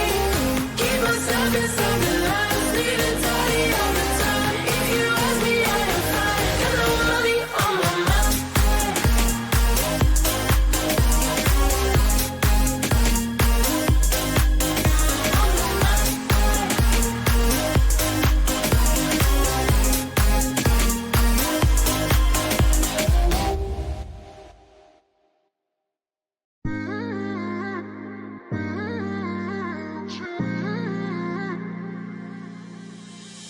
You were my best friend. Didn't care about the rules, good on the weekends. I'll be in fools, drifting to deep space. So brave and so stupid, just like the movies. How it's gonna stay in the fight with you. Just thinking we would do this until we couldn't do it. Each and every high, every night with you. You and Welcome back, ladies, gentlemen, and everybody in between. Method Mayhem NA RBG tournament. My name is Kexman. I'm joined by Eddie and Barndor. We've had some fantastic games, but now it is time for the final series of the day. Obviously, tomorrow we will deal with the rest of the games, but this is the final series of the day. It is Canyon Gaming against the Vengeance Dream. And I do want to point out something very, very special. Obviously, we do have crowdfunding available. Exclamation point crowdfunding. We're currently at $135, and that is on top of the $2,500 that is minimum for this tournament. You folks can help crowdfund this. However, if you get us to 150 before the day ends, if we get to 150 before the day ends, or before this series ends between Canyon Gaming and the Vengeance Stream, Barndor will do a dry scoop live on stream. A dry scoop live on stream. So once again, $150. We're at 135 now. Get us to 150. Barndor will do a dry scoop live on stream. It's going to be absolutely beautiful. Let's take ourselves to the roulette wheel, though, and see exactly what we have got coming up for the first map here in this best of three series in the lower bracket. Once again, both of these teams playing for survival here.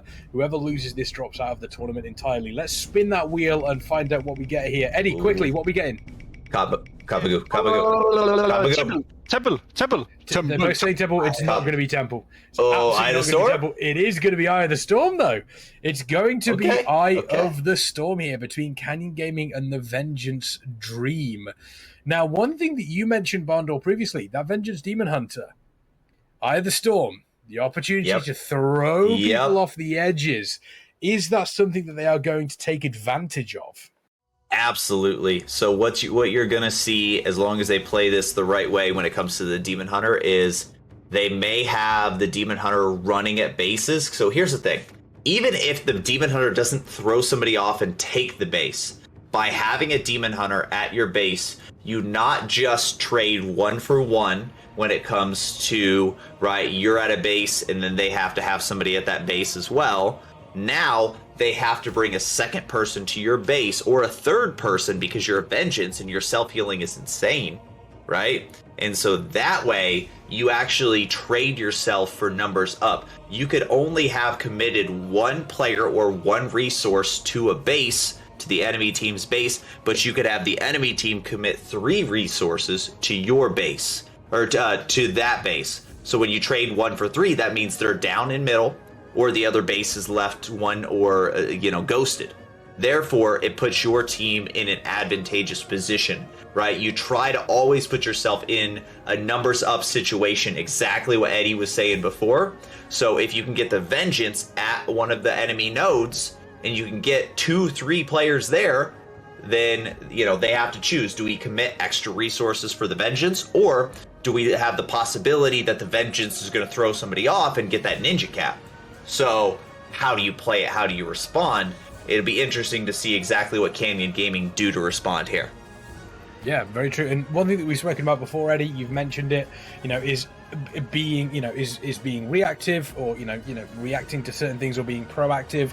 If you queue into this, you see a Vengeance Demon Hunter on the other side, what do you do to make it so that the Vengeance Demon Hunter has to respond to you rather than the other way around?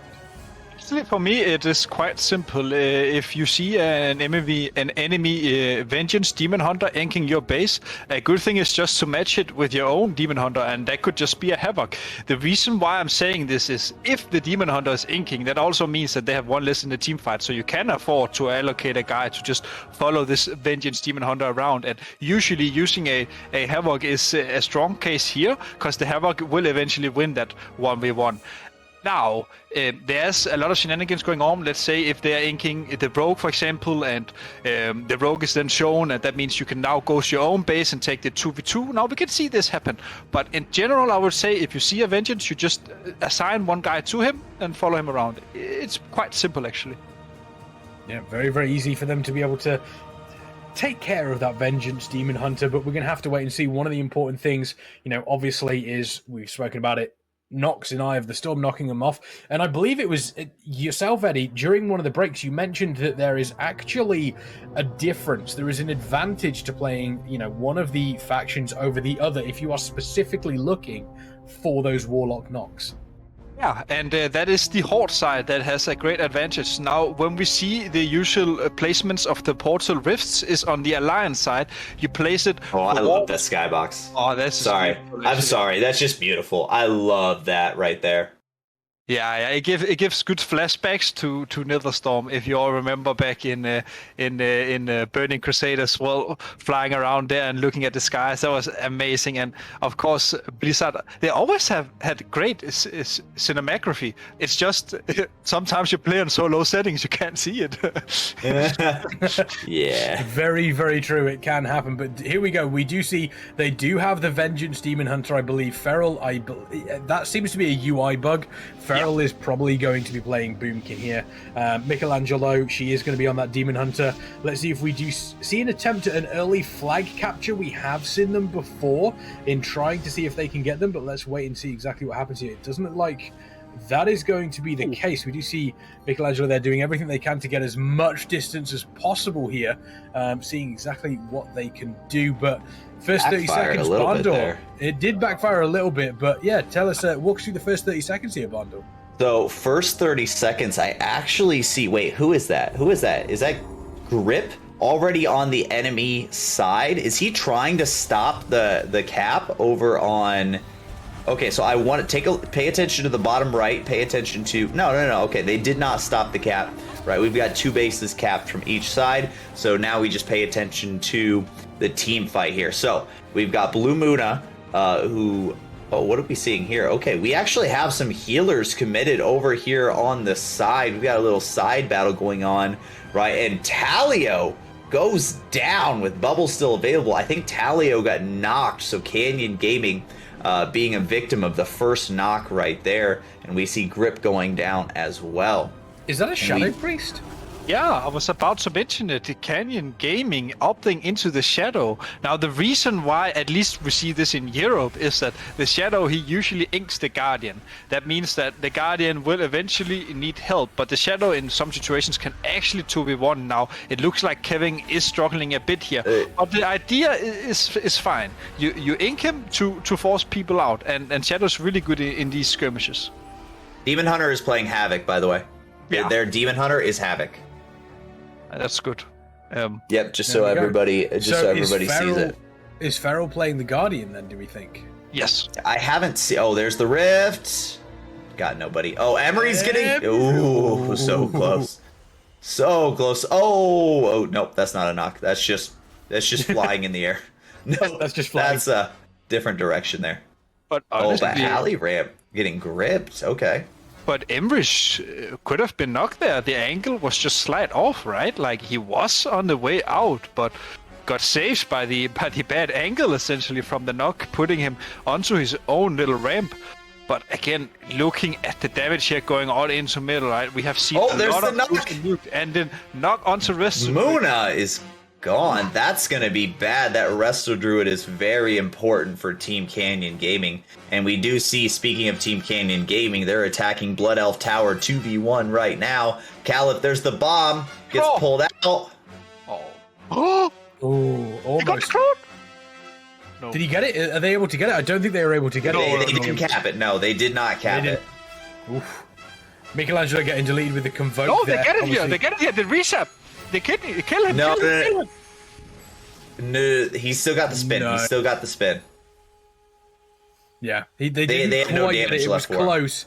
It was close, but they didn't quite get it. But Caliph also Oh my dropping super low gosh. here. Looks as though you say that they didn't have anything for him. It looks as though they had everything for him. Caliph dropping down. Looks as though they are going to be able to take this one here. They've got a reser. Yo, they take it. Wait, are they going to 4-cap? I don't know. Wait. They might be able to. No, they haven't taken it. They've decided to let it go. Canyon Gaming inked here, but the winner of this base trade was the Veng Stream. The Veng Stream securing the opposite base here, getting Drane ruins here. So honestly, great play from the Veng Stream.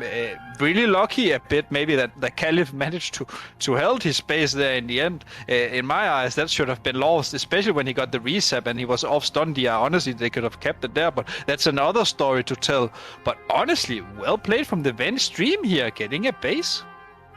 Yeah, no, I mean... getting the base here. Is that pressure going to tell in the middle, though? At the moment, it doesn't look like as though it will be telling. Canyon Gaming, a slight advantage, though. Markso just getting knocked off. See you later, DK.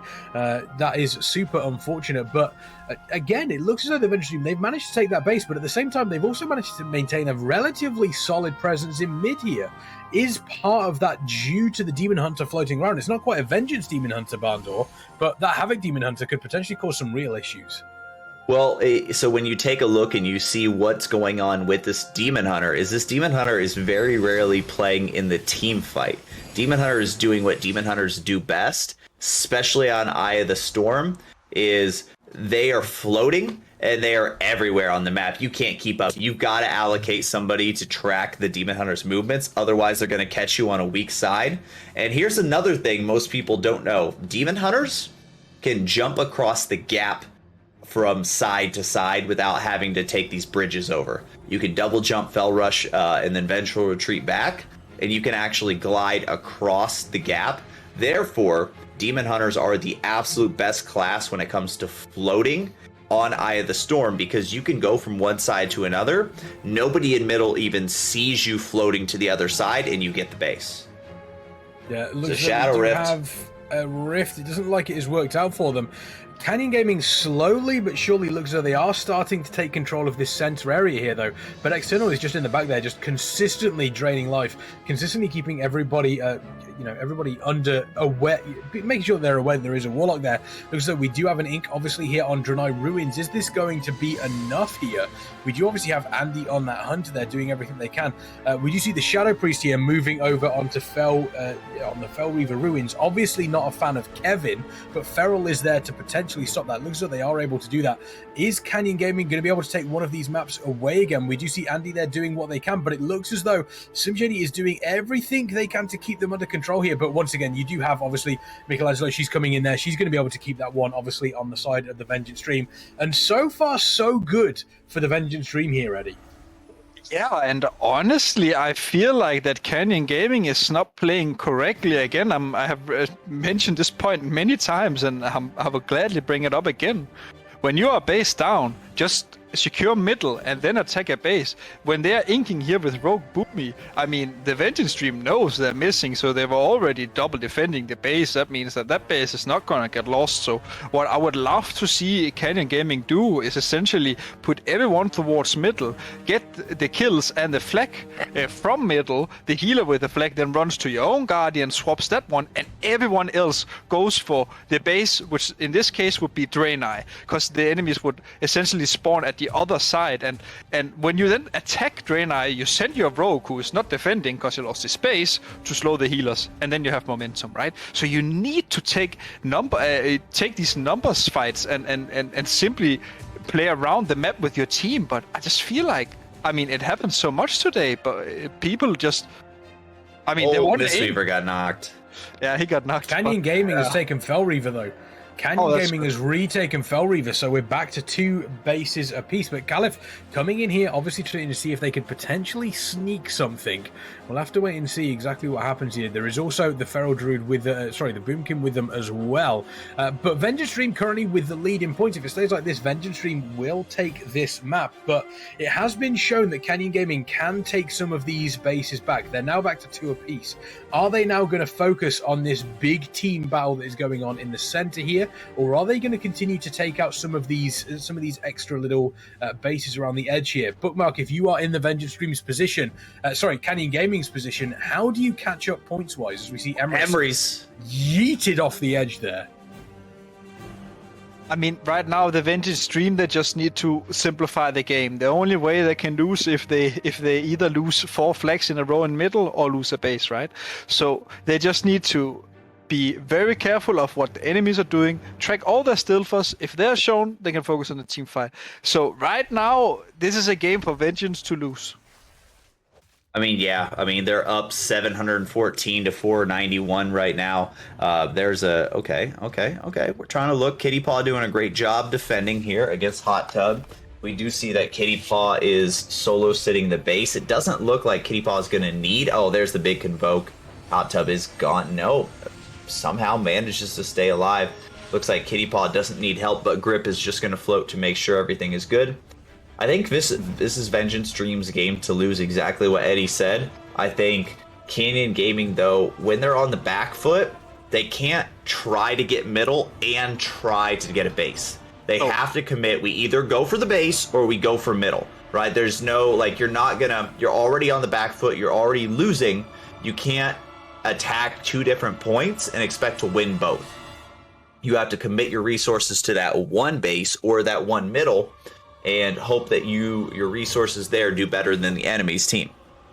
Yeah, and that is a classic thing we see in RBG, right? That if the teams are very equal, you can't attack multiple points. You'll just stall yourself out. But here, great ink here from Simslady, and he even got the... Caliph, wow, that was kind of good, but I think Caliph could have played it a bit differently. If he gets the Vanish off here now, he should be okay. He's still holding his Vanish though. I don't understand why. Okay, he's fine. Waiting. He was waiting to use that at the last second so that he could get the Monk Healer coming in to help support him. I think that's exactly what it was. If he popped that a little bit too early, then it could have ended up in a little bit of a rough situation. We do see the Shadow Priest hater of Kevin here up against Michelangelo. Unfortunately, she does go down, but is so low that they're immediately just going to get picked off here. Once again, defense here around Draenei Ruins. This is something that Canyon Gaming do need to take if they want to potentially start to look at as though they are going to be winning this match. Every single time that these scores tick up, Vengeance Dream just get closer and closer to that victory. Something needs to happen for Canyon Gaming, whether it is one of these bases picked up, whether it is a flag capture. They need to do something, Caddy. They definitely have to do, and I feel like maybe they need to practice these inks a bit more, because when you are inking a rogue, I mean, Caliph didn't even open with the duel on the druid in the initial go, so I mean, it's kind of scripted. So when you want to ink, right, essentially your druid starts capping, he gets sapped, you trinket raw. With this raw, the rogue will get out unless he pre-evasion. Now, let's say he pre-evasions, that means he will actually leave stealth so the rogue can cheap shot. It's very, very like, there's a lot of things you can do, but essentially I feel like the rogue is usually on the back foot, but Caliph, he played it really well and managed to hold the base, so props to him. Yeah, no, I was kind of wondering why, because we saw that Canyon Gaming took Mage Tower back. I believe it was their rogue who managed to, Slim Shady managed to help out with that. I'm just wondering if he got some extra transmog for that. Yeah, because he conquered the Mage Tower. The Vengeance Dream has picked up the flag here as well, so we're going to see if they can potentially get this over. See if we can get to the flag carrier. I would love to see exactly who that was. We do see Shady there, obviously stopping Hot Tub to get that one. Are they able to capture this flag? I don't even know. It looks as though they were. It looks as though Martin was the one that was carrying it. It looks like that has just been captured here. So that puts even more pressure onto Canyon Gaming here to take this map number one, to take Eye of the Storm here in this best of three in the lower bracket. Canyon Gaming, something needs to happen, Barndor, and I don't quite know what it is, because every single aspect of this game, the Vengeance Dream just seems to be so far ahead of them. Yeah, so what it's looking at right now is they need to stop the deaths, they need to stop the bleeding, because immediately they are just getting put on that split res. So the only thing left for Canyon Gaming is they have to grab a third base right now. Otherwise, Vengeance Dream is just too far ahead. But they also have to get at least 1 or 2 flag caps. So they're gonna need to, I don't know, dig down deep and find something if they really want to take this. Simslady, aka Chicka Chow, is amazing at finding the last minute clutch base cap. So you're gonna want to put your faith in him to get a base for you, but the team has to pull through in getting these flag caps. Yeah, it does need to happen, and not only the Vengeance Stream have the have the points advantage. They are the only team so far that has actually been able. We do see Gip dropping off the edge of the map there. Unfortunately, see you later, Gip. And as mentioned before, Barndor, the fact that they are dropping, they have to wait for them to fall, then they have to die and release, then they have to come back in. It's those fine margins, Eddie, that is making sure that the Vengeance Stream here is looking so solid on Eye of the Storm. Yeah, and honestly, I just think it comes back to the initial opener. If you think about it, it was Canyon Gaming that initiated the ink with them ghosting their base essentially and attacking Caliph. And Andy, the hunter from the Vent stream, he instantly saw that Draenei was ghosted and went there and got it right, and that 3 capture gave them a secure 200-point lead here. And it's not like it was like the fights in middle. It's not like that the Vent stream they got a million flags or anything. It's simply just the objective play. Yeah, we see Slim Shady taking down Hot Tub right here. Potentially this could be that base cap that they're looking for, but Vengeance Stream have the flag. Oh, okay.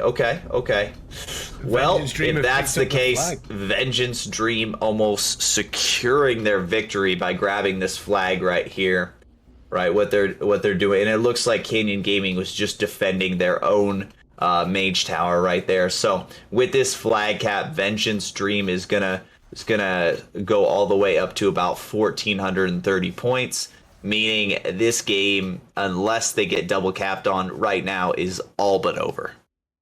Yeah, it would require something extraordinary from Canyon Gaming for them to be able to take this map here, but it looks as though this is going to be going into the hands of the Vengeance Dream here, going 1-0 up against Canyon Gaming in the lower brackets. Once again, the loser of the series does drop out of the tournament entirely. You've got to say, Eddie, that Vengeance Dream played that map almost perfectly. Yeah, they played it really well. They even anticipated the ink from the Shadow F Kevin, which we saw he was attacking the Guardian right from the get-go. So they knew what the enemy was going to do, and they reacted accordingly, sending Michelangelo directly onto Kevin all game, because they know that he's only is to ink the Guardian. So good adaptation from them, and honestly, well played. But again, shout out to Andy or whoever made the call that they were ghosting, because I think that was like the game breaking point when Andy managed to get the base. Yeah. Team Canyon there, obviously losing against Eye of the Storm. They do get the next map pick, though. They do get the next map pick, Bondor. If you're Canyon Gaming, you're fighting for your survival. If you lose this, you are out of the tournament entirely. What is your choice when you see this Vengeance Dream team? Do you go for a flag map because you believe that Vengeance Demon Hunter is going to come out, and you saw them how they played on that flag map previously? Or do you pick something else that plays more to your strengths rather than the weaknesses of the Vengeance Dream? So I try to, if I'm Canyon Gaming, I try to game the game here a little bit. I would honestly go to Kot Magoo, because I think if I'm Canyon Gaming, I'm favored if they are playing Vengeance. Therefore, if they are playing Vengeance on Kot Magoo, that is going to be somebody that they're going to think is going to be a safe flag carrier, but yes, they're going to be a decent flag carrier, but it takes away an entire, big damage dealer from the enemy team. So it's actually a little bit of a disadvantage. So if I'm gaming the game, I'm Canyon Gaming, I say, let's go to Kot Magoo, right, and hope that Vengeance Dream actually plays the Vengeance instead of the Havoc, because Vengeance is a little bit weaker on Temple of Kot Magoo. Okay, interesting. I mean, your thoughts, Eddie? Do you think it is going to be Temple, or do you think they're going to go something for a little bit more simple? Speaking of simple, they've gone for the simplest of simple. They've gone OG. They've gone Warsong Gulch. Okay, so as soon as I said that, they've gone Warsong Gulch. Very well. Now the question comes down: is Michelangelo gonna play a DH tank again, Vengeful? So I think they won't. I think she's gonna go Havoc. She just had a decent Havoc game as well here now. I think she had a good feel for it, and maybe realized that we need to play a bit too much around our DH if we want to make it work, and maybe we are not at that level yet. So hopefully they're gonna up back into the Guardian and still have her on DH, and we all know that DH is very strong on flat maps, so flag maps. So hopefully it will be fine. But I mean, Canyon Gaming, I don't know, or Barndorf, the pick for flag maps here. What do you think is about this? Is this something to table? I think it has a lot to do with their leader is going to be Skitsou. And that is going to be their rogue, that is going to be their leader, their shot caller, right? And so and I can just say this from experiences, when you're leading a team and you're the offensive shot caller, it feels a lot easier to have more control over the game. That's one thing that, I struggled with as a leader of teams. It's one thing that some of the other leaders out there might struggle with as well, is there's certain games, like, I don't know if you guys remember the Azurite map. You guys remember that one? There are certain games like that you feel as a leader, whether you win or lose, is very out of your control. Doesn't matter how good you do, doesn't matter how good you make calls. It's all about individual player skill. And so when you looking at a Warsong Gulch and you're looking at how do you win the game, the rogue Skitsou can just go on a solo mission, 100-0 the enemy team, and then solo win the game by himself right there. Skitsou is good enough, he can do that, right? He is a very, very good player. So if I'm Skitsou, I'm thinking I want to, right, I'm 1996 Chicago Bulls. Game's on the line. put the Michael Jordan, put the ball in my hand, right? And so that's what I'm thinking, right? So go to Warsong Gulch, let me do what I'm here to do, right? Let me call the shots, let me attack the flag carrier. You guys worry about your defense. So maybe even see, I don't know, maybe even see a bigger defense coming out of Canyon Gaming for this next matchup, because Chica Chow might just want to have a safe peace of mind of the defense and then control the offense himself. Yeah, we will have to wait and see. We see a massive overview of Warsong Gulch here. You can even see the beautiful edges of the map. It is absolutely fantastic. But here we are, the final map of the day, ladies, gentlemen, and everybody in between. It is the Vengeance Dream at 1-0 up against Canyon Gaming. If Canyon Gaming lose this, they drop out of the tournament entirely. If the Vengeance Dream win this, they continue on in the lower bracket. Let's get some hype in the chat. Once again, this is the last... This could potentially, be the last game of the day. Maybe we will see it go to a game number 3, but this could potentially be the last game. So let's get some hype in the in the chat. Even I'm losing my mind here. Let's get some hype in the chat. Vengeance Dream, Canyon Gaming, Warsong Gulch. Eddie, walk us through the first 30 seconds here. We see now here a very, very traditional composition from both teams. We have one Guardian and one Boomy on each setup, and a little cam down in the bottom there. That's Vengeance. Is it Vengeance? Wow. It is Vengeance. Michelangelo on the Vengeance. Okay, yeah. I think this could be more interesting though. One of the things that we mentioned with Twin Peaks is obviously, you end up in that situation of, okay, I've got to get across the map. It's a very, very big map for anybody to get across. For a Demon Hunter, Warsong Gulch is a much shorter map. It's easier for them to get across the map. Is that possibly why they've why they've gone with that, Bando? I mean, yeah, for sure. Being able to have that peace of mind of the mobility, the self heals, and everything is good. Maybe they just don't feel that they're very deep when it comes to their roster of Guardian Druids. Maybe Fell Rush or Hot Tub are just not comfortable doing that. So I think now Vengeance Dream, they've had the notes are there, right? The notes are written on the whiteboard. Did Vengeance Dream pay attention, and are they going to have their team support their vengeance, which it looks like they are. And so if you see right here, the Vengeance actually getting across to pick up the flag, this is when it gets dangerous. Oh. Honestly, help her, kinda. Does it in the clone? Does it get dangerous in the clone? We'll have to. We will have to wait and see. I'm trying to see who they got. It does look as though Kitty Paw is going to be playing the Guardian on the side of Canyon Gaming there. Once again, that UI error. I believe that is what they're going to be playing. It looks as though that is the case. But here we go. On the side, they are the first ones to pick up the flag. Are we going to see Michelangelo doing the exact same thing here? Or is it going to be... They are a little bit... they're under a fair bit of pressure, but it looks like they have picked up that flag. Now, this is where we want to see them getting across the map. This is so important for them, Vando, is to get across this map as quickly as possible. Yeah, I mean, that's the thing is that the strength of the Vengeance Dream comes once the Vengeance has the flag. Very, very on the back foot when it comes to picking up the flag, getting from the graveyard to where they need to. But once they're in the thick of things right here, they are going to outperform a Guardian Druid in certain aspects. Therefore, the team supporting the Vengeance Demon Hunter, they are doing absolutely what they need to do. They took notes, they learned from the first matchup, and look, her health is 100%. I haven't seen her dip below 70% this entire time.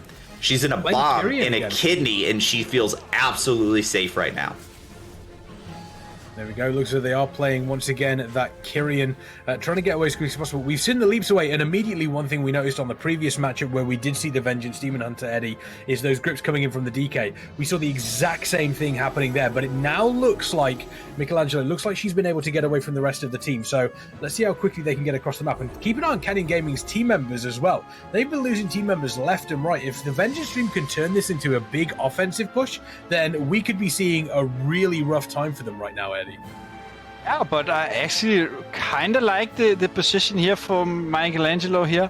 if she manages to get into her own base, demon hunters, they shine in their own base, and the reason why they definitely shine in their base is because that you can't mount up and you can't have increased movement speed from, for example, mounts, right? So having a demon hunter means you can jump up. Yes, she can jump up here. She can jump up one more step as well. Even in the flag room, she can jump up and down between the first and second floor, always making sure that the melees are aligned. Or so as a demon hunter tank, essentially what you want to do is you always want to tank like 1 or 2 guys. You don't want to have 6 people on you, but if you can constantly kite where it's only 1 guy hitting you, you're in a fine spot. And that's why Wars and Gulch is the best map for a Demon Hunter tank. It has a lot of corridors and it has a lot of levitation, and which we saw in the graveyard. When you have levitation, Demon Hunters can do jumps that no other class can, and that's what makes them strong. Yeah, for Interesting sure. tactic here from Kitty Paw. It looks as though they are going for the kiting strategy. How do you feel about the kiting strategy here, Bondor, versus the face tanking strategy that we do see a lot of Guardian Druids go for? I mean, it's right here. This is exactly what Eddie was talking about, and what you're talking about right here with kiting strategies is this Vengeance is doing a great job of kiting up and down, right? So choosing to face tank here a little bit, right? And then when she gets in trouble, bam, jumps up to the second story, gonna be A-okay. Nobody else in the game can jump up like that, right? And, you know, the kiting strategy that's coming out from the Vengeance is great. Now, Kitty Paw has not had the pressure yet, so electing to be a little bit more of like kiting, you know, just like most Guardian Druids. But we will see whether Kitty Paw is more, you know, this game going to be more of the, you know, the kite and run, or the sit and heal. And here I would like to take over the Demon Hunter here. She can jump up if she knows. She from this position she can jump on roof. Right here she can jump up. I don't think she knows though. I think I need to teach NA some Demon Hunter tricks. But she can actually jump up. Eddie. Teach us, Eddie. I mean, she can jump up off roof right here, but I don't think she knows. I mean, she's kind of dying as well, so it's hard. One thing that we did point out, Blue Moon are obviously on the offense there, doing everything they could. It looks like they were able to step away. The offense completely dying here on the side of Canyon Gaming, and this is where the Vengeance Dream really need to make that count. It looks like they are pushing hard here on Kitty Paw. Kitty Paw under a lot of pressure, but there's also a couple of healers there. Pretty much, I think every healer is currently with Kitty Paw, just making sure that they are surviving through all of this. And we do see the big leap coming in there, obviously. Make sure they're trying to get as much pressure over onto, making sure that Kitty Paw is looking nice and healthy. It does look as though that is the case. Is this the case of, you know, this is now the time for Vengeance Dream to really push out, Eddie, or do you feel as though they should wait a little bit longer before they push out hard? I would argue that they need to push out as soon as their defensive is cleared, right? And as it looks of right now, they look pretty fine, you know. I mean, honestly, Kitty Paw here on 9 stacks, he should still be under a lot of trouble, even though it's struggling. But with the death of Hop Top Deer, I think Caleb is going to drop as well with Andy. This just gives all momentum to Canyon Gaming. The offensive team of the Vengeance Dream is dead. They're going to spawn by their own graveyard far back in their own base. So if Canyon Gaming is smart now, they're sending 2 healers offensive. They cannot solo heal this. They can only keep maybe the Warlock and Priest and try get 1 Rift. That's it. Okay, and they are doing it. Perfect. Julian pushing and Blue Moon is pushing. This couldn't be better, honestly. Oh yeah, 10 stacks right here. If anybody connects, it's going to spell disaster for one of these flag carriers. So look to see, right, this Vengeance do better in higher stacks, because those leaps are not barred down by that movement. So they're still going to be able to, you know, leap up and leap down and do, you know, quote unquote Vengeance things. As opposed to Kitty Paw is going to have to kind of sit there and kind of face tank a lot of this damage. So it's just going to be, honestly, which offense connects first. I mean, we see External back on defense. We see Emery's back on defense. We see DK. There's a big defense on the side of Vengeance Dream in order to wipe this offense. And it looks like looks like Canyon Gaming didn't even send that many offense. I'm just wondering, where is Slim Shady? He passed. Where? He passed. He got past the Warlock. He was just a second too low. You see? Oh, there he is. Yeah, he got through. Like they didn't have the. I was gonna say, I just didn't see him. Yeah, he was he double stepped though, so it's very well. Oh, the Shadow Rift. Oh, okay. Oof. There we go. The Shadow Rift dropping some Shady down. That does give Michelangelo, she does have a little bit more breathing room, but still under a bunch of pressure. And as mentioned, Canyon Gaming not sending over a huge amount of players here. We're using some Shady trying to connect back up, obviously, once again to Michelangelo. Doesn't look like it is going to be working out. Blue, keeping an eye on the side. It does. Kitty Paw has dropped. Kitty Paw has dropped. So somebody has picked up the flag here. I'm not sure exactly what happened on the other side. Kitty Paw has dropped. We do have somebody else with a flag at the moment. It is Blue Mooner, the healer. Blue Mooner still taking a bunch of damage here. 13 stacks here, but Michelangelo also dropping real low. Are they going to be able to survive through this? 14 stacks. The amount of damage that's coming through this is huge, but Michelangelo just needs to drop down. Blue Mooner, I believe, is getting out of the base here, so they may be able to drop this back over to Kitty Paw. This does work in the favor. You've got to imagine, we do see Michelangelo dropping down here. It looks like they may be able to think that they can take down Blue Moon. In comes that Ring of Peace, keeping people away, but the grip coming out from our team, it does look as though they are able. Blue Moon is currently in that tree form, doing as much healing as they possibly can. They are trying to get to Kitty Paw. There is the drop-off. Is it going to work? It looks like it has done, but Kitty Paw has been immediately rocked. What a great recovery from Canyon Gaming there. But they still have 15 stacks, and Kitty Paw is not out of the water just yet. Kitty Paw did an amazing job of getting that res off and immediately getting, but we can see right here, Kitty Paw in a kidney. Looks like it was a negative ray that did him in. Looks like it was a negative. Yep, the negative ray was, right there. And just to elaborate on that, the big argument, disc versus holy. Now, I would argue that a disciplined priest will always be better on flag map after the rework. So what happened was that besides the stacks increasing the damage taken, it also reduces the healing taken and the healing done. That means that stuff like shielding, damage reduction, all these things, they become so much stronger at higher stacks. So let's say you're at 100 stacks or at 10 stacks with a ray on. I mean, the ray is barely gonna heal you compared to a big dome from a disc that gives you damage reduction. So this is like the fine lines between do you play holy or do you play disc? And honestly, wow, what a one shot. It all comes down to the stacks. Yeah, dropping there, but Michelangelo also dropping as well. We do see Blue Mooner being able to pick it up. It has unfortunately been dropped once again. We do see the pickup on the Vengeance Stream. Who currently has it? Let's take a look. It is Seattle there. Obviously, they did have it. Looks as though they have dropped it once again. They're trying to see if Feral is going to pick up here. Both flags dropped here. And once again, this game is obviously in the lower bracket. If the Vengeance Stream win this, then they do advance on and Canyon Gaming drop out entirely. If Canyon Gaming win this, we go to a game number 3 here. Michelangelo just doing everything they can, just jumping away, but unfortunately it looks as though those leaps that you spoke about, Barndor, almost working against them. They leapt completely away from their support. Yep, and watch right here as Talio connects. Bam! One single ability, right? Rogue opening on him the entire time, and done. Lights out, right? Talio, 18 stacks is definitely way too much. You're not going to live through a ret. Yeah, you cannot really put any blame on a tank for dying at 18 stacks. You should honestly applaud your tank for surviving to 18 stacks. But Kitty Paw here getting caught out before he even has a flag. They could honestly be a very bad situation here for Canyon Gaming. Okay, nice, an amazing grip here for Giuliano, making sure that Kitty Paw could get away. Because if they manage to help Kitty Paw shown, that means that it's basically the same situation as the DH. Both tanks are getting trained. But Michelangelo here getting away, double leap to safety. I mean, it's pretty good play from her.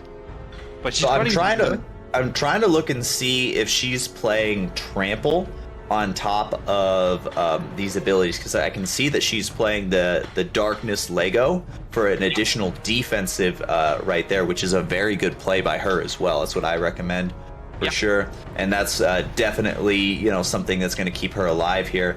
But I would also be interested to see if she's playing demonic trample, which it may not be where demonic trample gets her out of so much CC, but demonic trample does stop you from taking some CC, and it does immediately let you walk over and shortly stun the enemy team as you walk over them. So it is a very kind of slept on ability. A lot of Vengeance don't play it, but I always recommend it.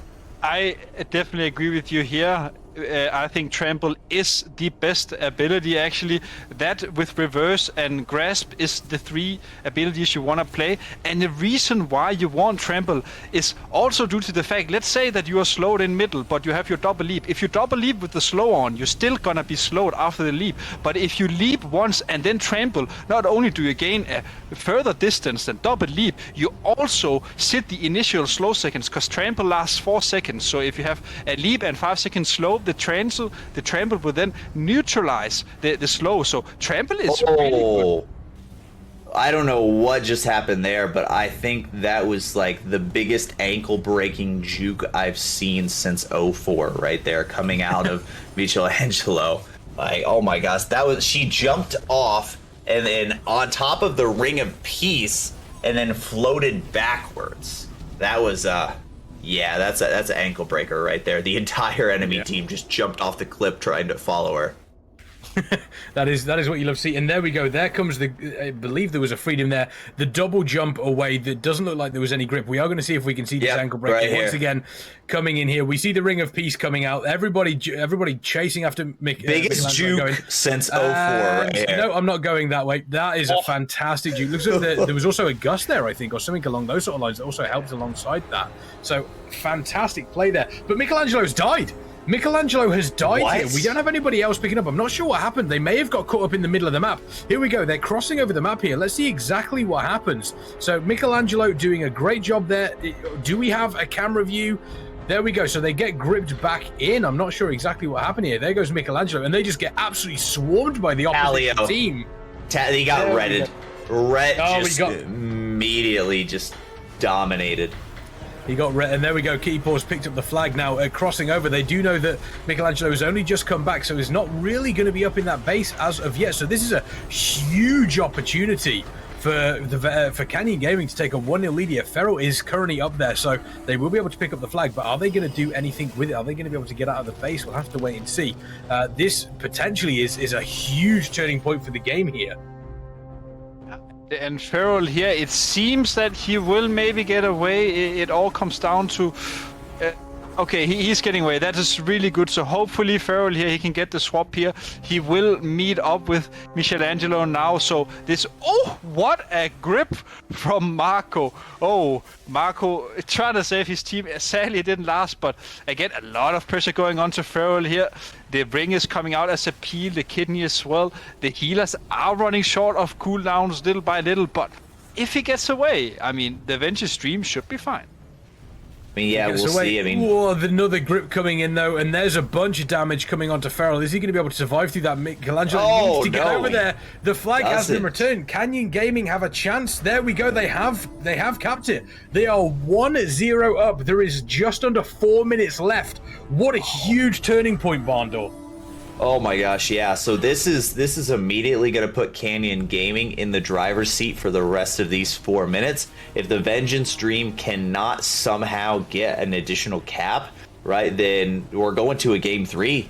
And right here we see Canyon Gaming, they don't even have to worry about the flag anymore. They can stick all 10 people on top of this Demon Hunter and just say good to go. Yeah, that's all that is needed, and that's exactly what they look like they're going to be doing here. Slim Shady taking a bunch of damage. They're doing what they can to take over Michelangelo, but she is powering through the middle of this tunnel, and in comes the leap again, making sure they are getting as far away as possible, but immediately grouped back. And as you mentioned, they just need to sit players here, Eddie. They don't need to do anything. They don't need to go on the offensive. If they can just stop the Vengeance Dream from capping, they've won this game. Yeah, they definitely have, and honestly, I think they can actually hold her here for the next 2.5 minutes. They can start cloning her now, wait for the Diaz for stun, restun. After Diaz on stun, you clone again. You just play around the diminishing returns, and I mean, the only way for the Vengeance Stream right now is to just 10-man D and try to get her through. But if they choose to do so, that means that Kitty Paw is going to be free to run as soon as they get close, so it looks rough for the Vengeance Stream here, but it looks good for the tournament as well, because it means that we get a third game. Yeah, I mean, could potentially be going to a game number 3. That you'd love to see it, Barndor. You love to see it, you really do. Speaking of love to see it, you love to see the fact that and it really plays a toll to these players over here on the Vengeance stream. Vengeance is not meta. Vengeance is not like a free ticket to win. This is actually putting your team in a little bit of a disadvantage in certain aspects.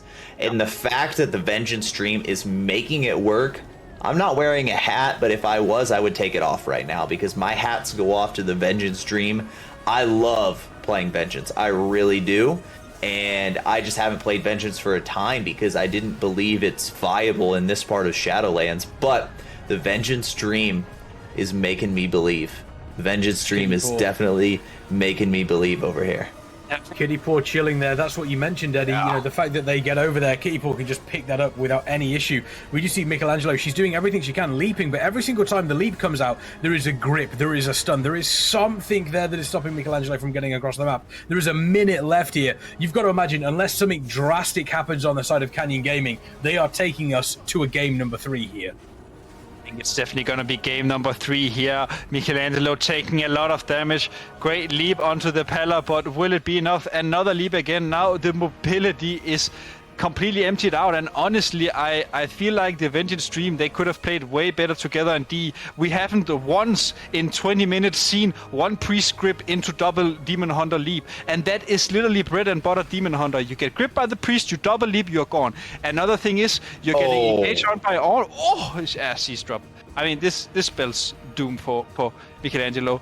And just a quick side note as well, Emrys as well. I would have loved to see Emrys playing Blinding Light as a Holy Pella. One of the things as a Holy Pella you can do is you can peel your tank as well. So when you know my tank is gonna double leap now, the only thing I can do is go in and blind 6 enemies. And it's so strong, but it requires coordination, and coordination wasn't there today. Yeah. Yeah. Unfortunately, didn't quite work out for them in the end, but a fantastic job on the side of Canyon Gaming to take us to a game number 3 here.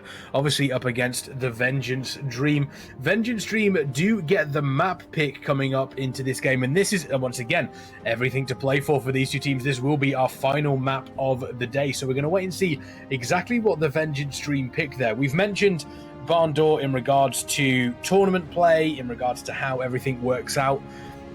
You've got to imagine that this is something that Vengeance Stream kind of have to pick themselves up from. They played a great map number 1 on Eye of the Storm. They looked relatively strong at the start of Warsong Gulch here, but unfortunately it kind of fell off for them towards the tail end of the map. Now they have to pick themselves up for game number 3 for a must-win game for themselves, and Canyon Gaming needs to do the same thing. The only advantage is they have that momentum going into this game 3. They have that belief. Yeah. It's going to be difficult for Vengeance Dream to pick them up, but you've got to say there is also a world where it could be overconfidence on the side of Canyon Gaming. I mean, we'll see. I think I'm going to call it right now, Silver Shard Mines. That's where I would go. Vengeance has a very interesting role on Silver Shard Mines. They may pick Gilneas, they may pick something else, but I would go to Silver Shard Mines because of the grip. And because of Vengeance's ability to rotate and float between off nodes. So, because you can grip and you can throw somebody out and you can hold somebody there, it's a 5-second stun. What it is you've got somebody who's sitting in the cart, you walk up, you grab them, you throw them behind you, you get in the cart, you CC them out, you hit them with the 4-second stun, or you hit them with the 4-second silence out of that, in cap. All of a sudden, you just 1v1 took the cart from them, and there's nothing they can do. So, yeah, there's holes in it if you have, opposition, stuff like that. But then with that demonic trample, with the double leap, with all of the movement abilities you get out of Vengeance as well, you could float from middle to top, top to middle extremely quick. So, I foresee them going to Silver Shard Mine. What about you, Eddie? I mean, I think if they want to play Demon Hunter tank, I think Silver Shard Mine is a good one as well. The mobility, as you mentioned, but also, again, the grasp. You can throw them out with grasp, put your fear mark below them if they don't have a trinket, and essentially turn the card yourself. So there is play potential. But for the Vengeance stream, I mean, maybe they go Twin Peaks. We know they like this Demon Hunter tank, so maybe they felt like that the communication was a problem, not the tank itself. So Yeah. I mean, it's hard for me to predict, honestly. I think you had a better grasp on it. Okay. Gilneas. Okay. We go to Wanna go team Gilneas. Yeah. I think she plays Havoc on Gilneas. I think she plays Havoc. I hope. I mean, I don't see that much of a benefit to having a Vengeance on Gilneas. There's nowhere that you can throw somebody off, and there's nothing you could do that is more advantageous than being Havoc. You could go run an enemy base, but if you can't kill the flag carrier or you can't CC them, that, you know, throw them to where they can't, you know, cap it, there's no reason to do that. So there's nowhere in Lighthouse or Mines or Waterworks that you can really throw somebody to where they can't just turn around and spin you. So Yeah. I don't know. I think we see Havoc coming out here, and they have 100% win rate as a Havoc Demon Hunter. I will just point that out. True. I mean, could be interesting. Once again, obviously, game number 3 here, Battle for Gilneas. We know it's a relatively heavy team fight battle, especially when you're looking, at Waterworks there, Eddie. Is this something that these teams are? Is this something that Vengeance Dream was like? Okay, final game, let's throw everything at them. Let's just throw everything at them. Go to the most team fight map that we can pick that also features points so that we can potentially try and sneak stuff if possible. Or do we feel as though this was just a the other map pick that they feel comfortable with? I mean, I see both angles. I feel like they maybe have felt that, hey, our team fight is quite strong. We actually managed to keep our tank alive and wipe them, so maybe taking a team fight is not bad.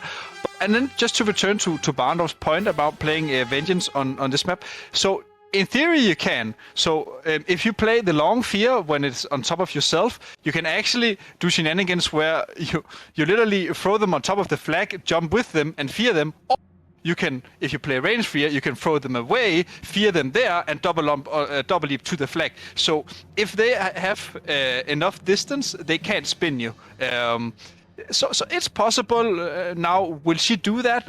I think I agree here with Barndor. I think we're gonna see the Havoc. I think she felt like she had a fine performance on it, and I hope we're gonna see some standardization from them. And again, honestly, what a great match! I think this is our closest match we have had all night. Really, like, isn't it our first third series? This will be our final match of our final series here. This is actually this view here of Battle for Gilneas coming from the Method helicopter, the Scocopter, as we have called it here. As we zoom in for a closer look, weather looking good over Battle for Gilneas. A little bit foggy, but doesn't look too wet at this point. As we take a zoom in here, obviously. There is the double rainbow as well. But this is the final match, the final map of the day. Ladies and gentlemen, and everybody in between, get hype in the chat. We do have Battle for Gilneas, Canyon Gaming, the Vengeance Dream. One of these teams is going home after this. One of these teams is advancing on. I want to know who it's going to be. Is Canyon Gaming advancing on? Is Vengeance Dream advancing on? Let us know in the chat. Eddie, we're going to be taking a look. 5 seconds until these gates open. What is going to happen? What are you hoping to happen? Looking just quickly down at the lineups, I will say that Canyon Gaming has the slight better comp when it comes to pure team fighting. Double Boomy, Shadow, Red, Warrior, Warlock. This couldn't get more teamfire oriented than this. And this is mostly due to the fact that both the Shadow and the Warlock both applies spell protection for each other. That means that if the Warlock puts UIs on healers together with the Vampiric Touch, any dispel on a healer will essentially put them out and CC them. So it's a really strong combination when you want to see these massive 99 brawls. But then again, looking at the Vengeance Stream, double Boomy, Warlock, Hunter. We know Hunters right now has been rising a bit in meta, especially due to the fact that they have so much burst. And looking at the damage here, Bob is popping all his defensive cooldowns. Nearly only the retaliation is left, and the bubble used from Talio as well. A lot of damage coming out from the Vengeance Stream. Yeah, for sure. I mean, looking right here, you see a big knockdown, drag out team fight here. Everybody committing 9 players. We don't see very much off-cart playing right now, except for As I say that, we've got Felrul running at mines here. We do get a little bit of a 1v1 here, so the Havoc Demon Hunter also floating, being followed by Mr. Slim Shady. Yes, the real Shady. All you other Slim Shadys are just imitating that this Slim Shady is trying to save that mines. But we see Caliph on the other hand going for the double defense. Oh no, the double offense over. They're trying to trade nodes. That's what's happening. They're trying to trade nodes. Yeah, so they have taken the lighthouse. The mines haven't been taken yet, though. The mines haven't been taken yet. We got a 2-0. Vengeance Stream. Yeah, we currently have a 2-0. There's still a big battle going on over, obviously, at the Waterworks. But at this point, and once again, the pressure now coming in from Canyon Gaming. They're looking to retake Lighthouse. Are they going to be able to, though? That is the big question. It's a 3v3. There are the two there's a Balanced Druid. We've obviously got the Resto Druid there. Sorry, no, it is two Balanced Druids and a Resto Druid versus a Hunter, a Rogue, and a Balanced Druid. Is this going to be able to be something that they can actually manage to capture? If they can take this will actually be, it might not be for the longest time, but it will give them a point advantage, which is not necessarily a bad thing on Battle for Gneis, Eddie. Oh, any advantage is a plus point in my book, and looking at this, honestly, very well played from the Vengeance Stream. From the get-go, they noticed that Canyon Gaming is going to rely heavily on their team fight with their strong comp. So what do? We just instantly attack the enemy base, and they found the ghosted base, which allowed them to secure it. Now, looking at this, it looks like the Vengeance Stream is struggling a bit here at Lighthouse, and it looks like Waterworks will be captured by Canyon Gaming. Now it's up to Canyon Gaming to choose, do we go for Mines or do we go for Lighthouse? Personally, I would go for Lighthouse here, because when the Horde dies on Lighthouse, they're going to spawn back at Mines. So it is on paper the best base to attack, but again, a quick tip for everyone who plays RPG. If you're Horde, and you have Lighthouse, and you want to spawn at Lighthouse, what you do is you just go across the water where we see alley ramp is, external is. If you go across the water there, you will actually spawn back at the base. So the map is always split, and you always spawn opposite, so they can abuse it. However, it looks like Canyon Gaming is going to put pressure on Lighthouse.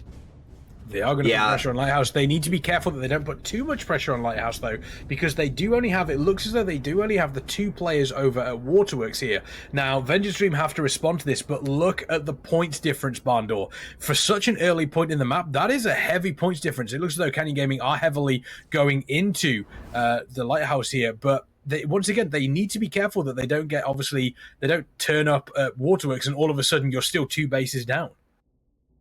Yeah, I mean, when you take a look at the point difference, I mean, Vengeance Dream being able to take those two bases very early, it took Canyon Gaming a while to get started, and that's reflected via the points, because the Vengeance Dream already had two bases that were ticking over for them before Canyon Gaming even got their first cap. So they're going to be over 300 points ahead, which means that this kind of point disparity, Canyon Gaming needs to get a 2 cap here very early in the matchup. Otherwise, if the Vengeance Dream gets over a certain amount of points, it's going to be almost impossible for them to win without a 3 cap. Yeah, it is. And they're actually losing this team fight here, it looks to be, on Lighthouse, which I wasn't expecting, Eddie. I thought Canyon Gaming were going to absolutely roll over Lighthouse. Definitely thought so as well, but again, I'm going to call out a bit here. I mean, they were double defending on Lighthouse, so I don't understand why. We had both Slim Slady and Kevin waiting at Lighthouse. I guess they were afraid of a Hot Top who was missing. They managed to kill him, though, and put pressure here. We see Kevin just rotating in from Waterworks now. I think that means that Slim Shady is defending, but honestly, Canyon Gaming on the graveyard, they need to just honestly die and regroup. You are wasting valuable time right now, and every second matters. So the best thing you could do is just reset and go again. And this is a mistake we see a lot of times on Gilneas. It's when the team fight is already half over, the enemy may have kept the base, but your healers are still trying to stay alive, but you have lost 2 DPS, etc., etc. You're just wasting time. Die and go again. And I think that's what we're seeing Canyon Gaming doing here. Yeah, I mean, when you take a look at this Havoc, when you take a look at what's going on with the Vengeance Dream, they're doing an incredible job of just just wiping the enemy team every time they push into their base. Canyon Gaming, they're staggering. Exactly what Eddie's talking about here is they're not just, you know, regroup, go for the team fight. Okay, we're losing, get out, regroup, go for another team. No, they're, oh, okay, we're going to go for the team fight. Oh, we lost 2 players, keep team fighting. Oh, you know, they just came back. Now we lost another 2 players. Keep team fight. All they're doing is keeping themselves on a perpetual cycle of losing and being numbers down, right? We need, if you're Canyon Gaming, you need to get another base, and you need to do it now. They're almost at the point of no return. I even believe they could be past the point of no return because the point disparity is so different. They're almost 600 points ahead. It's 850. I think at that point it becomes the point of no return. You have to 3-base them, I believe, and they're getting close to that point now. And the beauty of this is Vengeance Dream can play this very, very relaxed, Eddie. They don't need to push hard. They just need to do enough to stop Canyon Gaming from capping Lighthouse. And they've done that almost perfectly. They don't need to do anything too drastic. They don't need to suddenly rush to Waterworks. They don't need to suddenly, you know, be defending at mine. Just stop them capping Lighthouse. And it looks as though they have finally been able to turn it, but now they have to push hard because they have to continue on to mine. If they don't take mine here, even if this plays out and they continue to score points, Vengeance Dream are too far ahead. They have to take the mine. So once again, Vengeance Dream, they can just 10-man mine. That's all they need to do here. I'm gonna do the math quickly to see who is in the lead. So we say we get a number crunch here, Abdul. Canyon Gaming wins with this. Canyon Gaming will win if they hold this. If they we're saying Vengeance Dream only has about a 33.33, repeating, of course, % chance of winning here. Yes, no, but doing the math quickly, if we just do a rough math here, Canyon Gaming will cap the base when they're at 300 points. That's 12 or 1200 up into 3. That's 400 ticks. The Vengeance Stream will then be at 1k points, but that is 500 ticks. So Canyon Gaming is winning right now. So it's all up for the Vengeance Stream to I mean, honestly, regroup and put some pressure on here at Waterworks. This is exactly what they're doing. We see them putting as much pressure in as possible. Their team fight has been relatively solid, but the other side of it as well is they do have this team fight, but is there also an opportunity for them to potentially sneak out Lighthouse once again, Barndor? I mean, there absolutely is, because what's happening right now is there's a lot of resources committed to Waterworks right here. So if I'm Vengeance Dream, I'm taking a look. You don't need to, like, if you're Vengeance Dream and you want to win this game, you don't even need to take another base. You need to cap another base over for a couple seconds, right? That really would be the difference between winning or losing at this point. So capping over another base just to do it might be exactly what they need. So if I'm Vengeance Dream, I'm sending Caliph, I'm sending Tub, right? I'm not keeping them in the team fight where they currently are, but what they are doing, I respect. Not that I recommend it, but I respect that they're committing all of their resources to Waterworks to try to win this fight instead of trying to team fight at Waterworks while they're pushing somewhere else. They're putting all their eggs in one basket and trying to win it like that. So I do respect that decision. There is still time as well. Blue Mooner is currently tapped on mana, running completely on fumes here. They are going to slowly but surely start to push the team back. Mana looking really healthy on the Vengeance Stream. On the side of Canyon Gaming, both of the Disc Priest and the Holy Priest looking relatively low. Blue Mooner is completely low. So if this team fight continues here and these players are not able to go out and be able to get... if these players are able to not get a drink, then this means that Vengeance Stream are going to win this team fight here. Caliph does drop down on that Rogue, though. Borbizzle is down on the Warrior, so this is the opportunity for Vengeance Stream to really start to push hard. Blue Mooner still, it looks like they may have been able to get a drink off. No, they haven't yet. They still have yet to get a drink off. Talio is dropping super low as well. Canyon Gaming cannot afford to lose anybody else, but look at that healer mana. It is awful. We do see Blue Mooner getting a little bit more. Vengeance Dream, Eddie, they're looking solid here, but time is running out slowly but surely. Time is definitely running out. Luckily, they still have a bit of it left to turn Talio this around. and Kevin!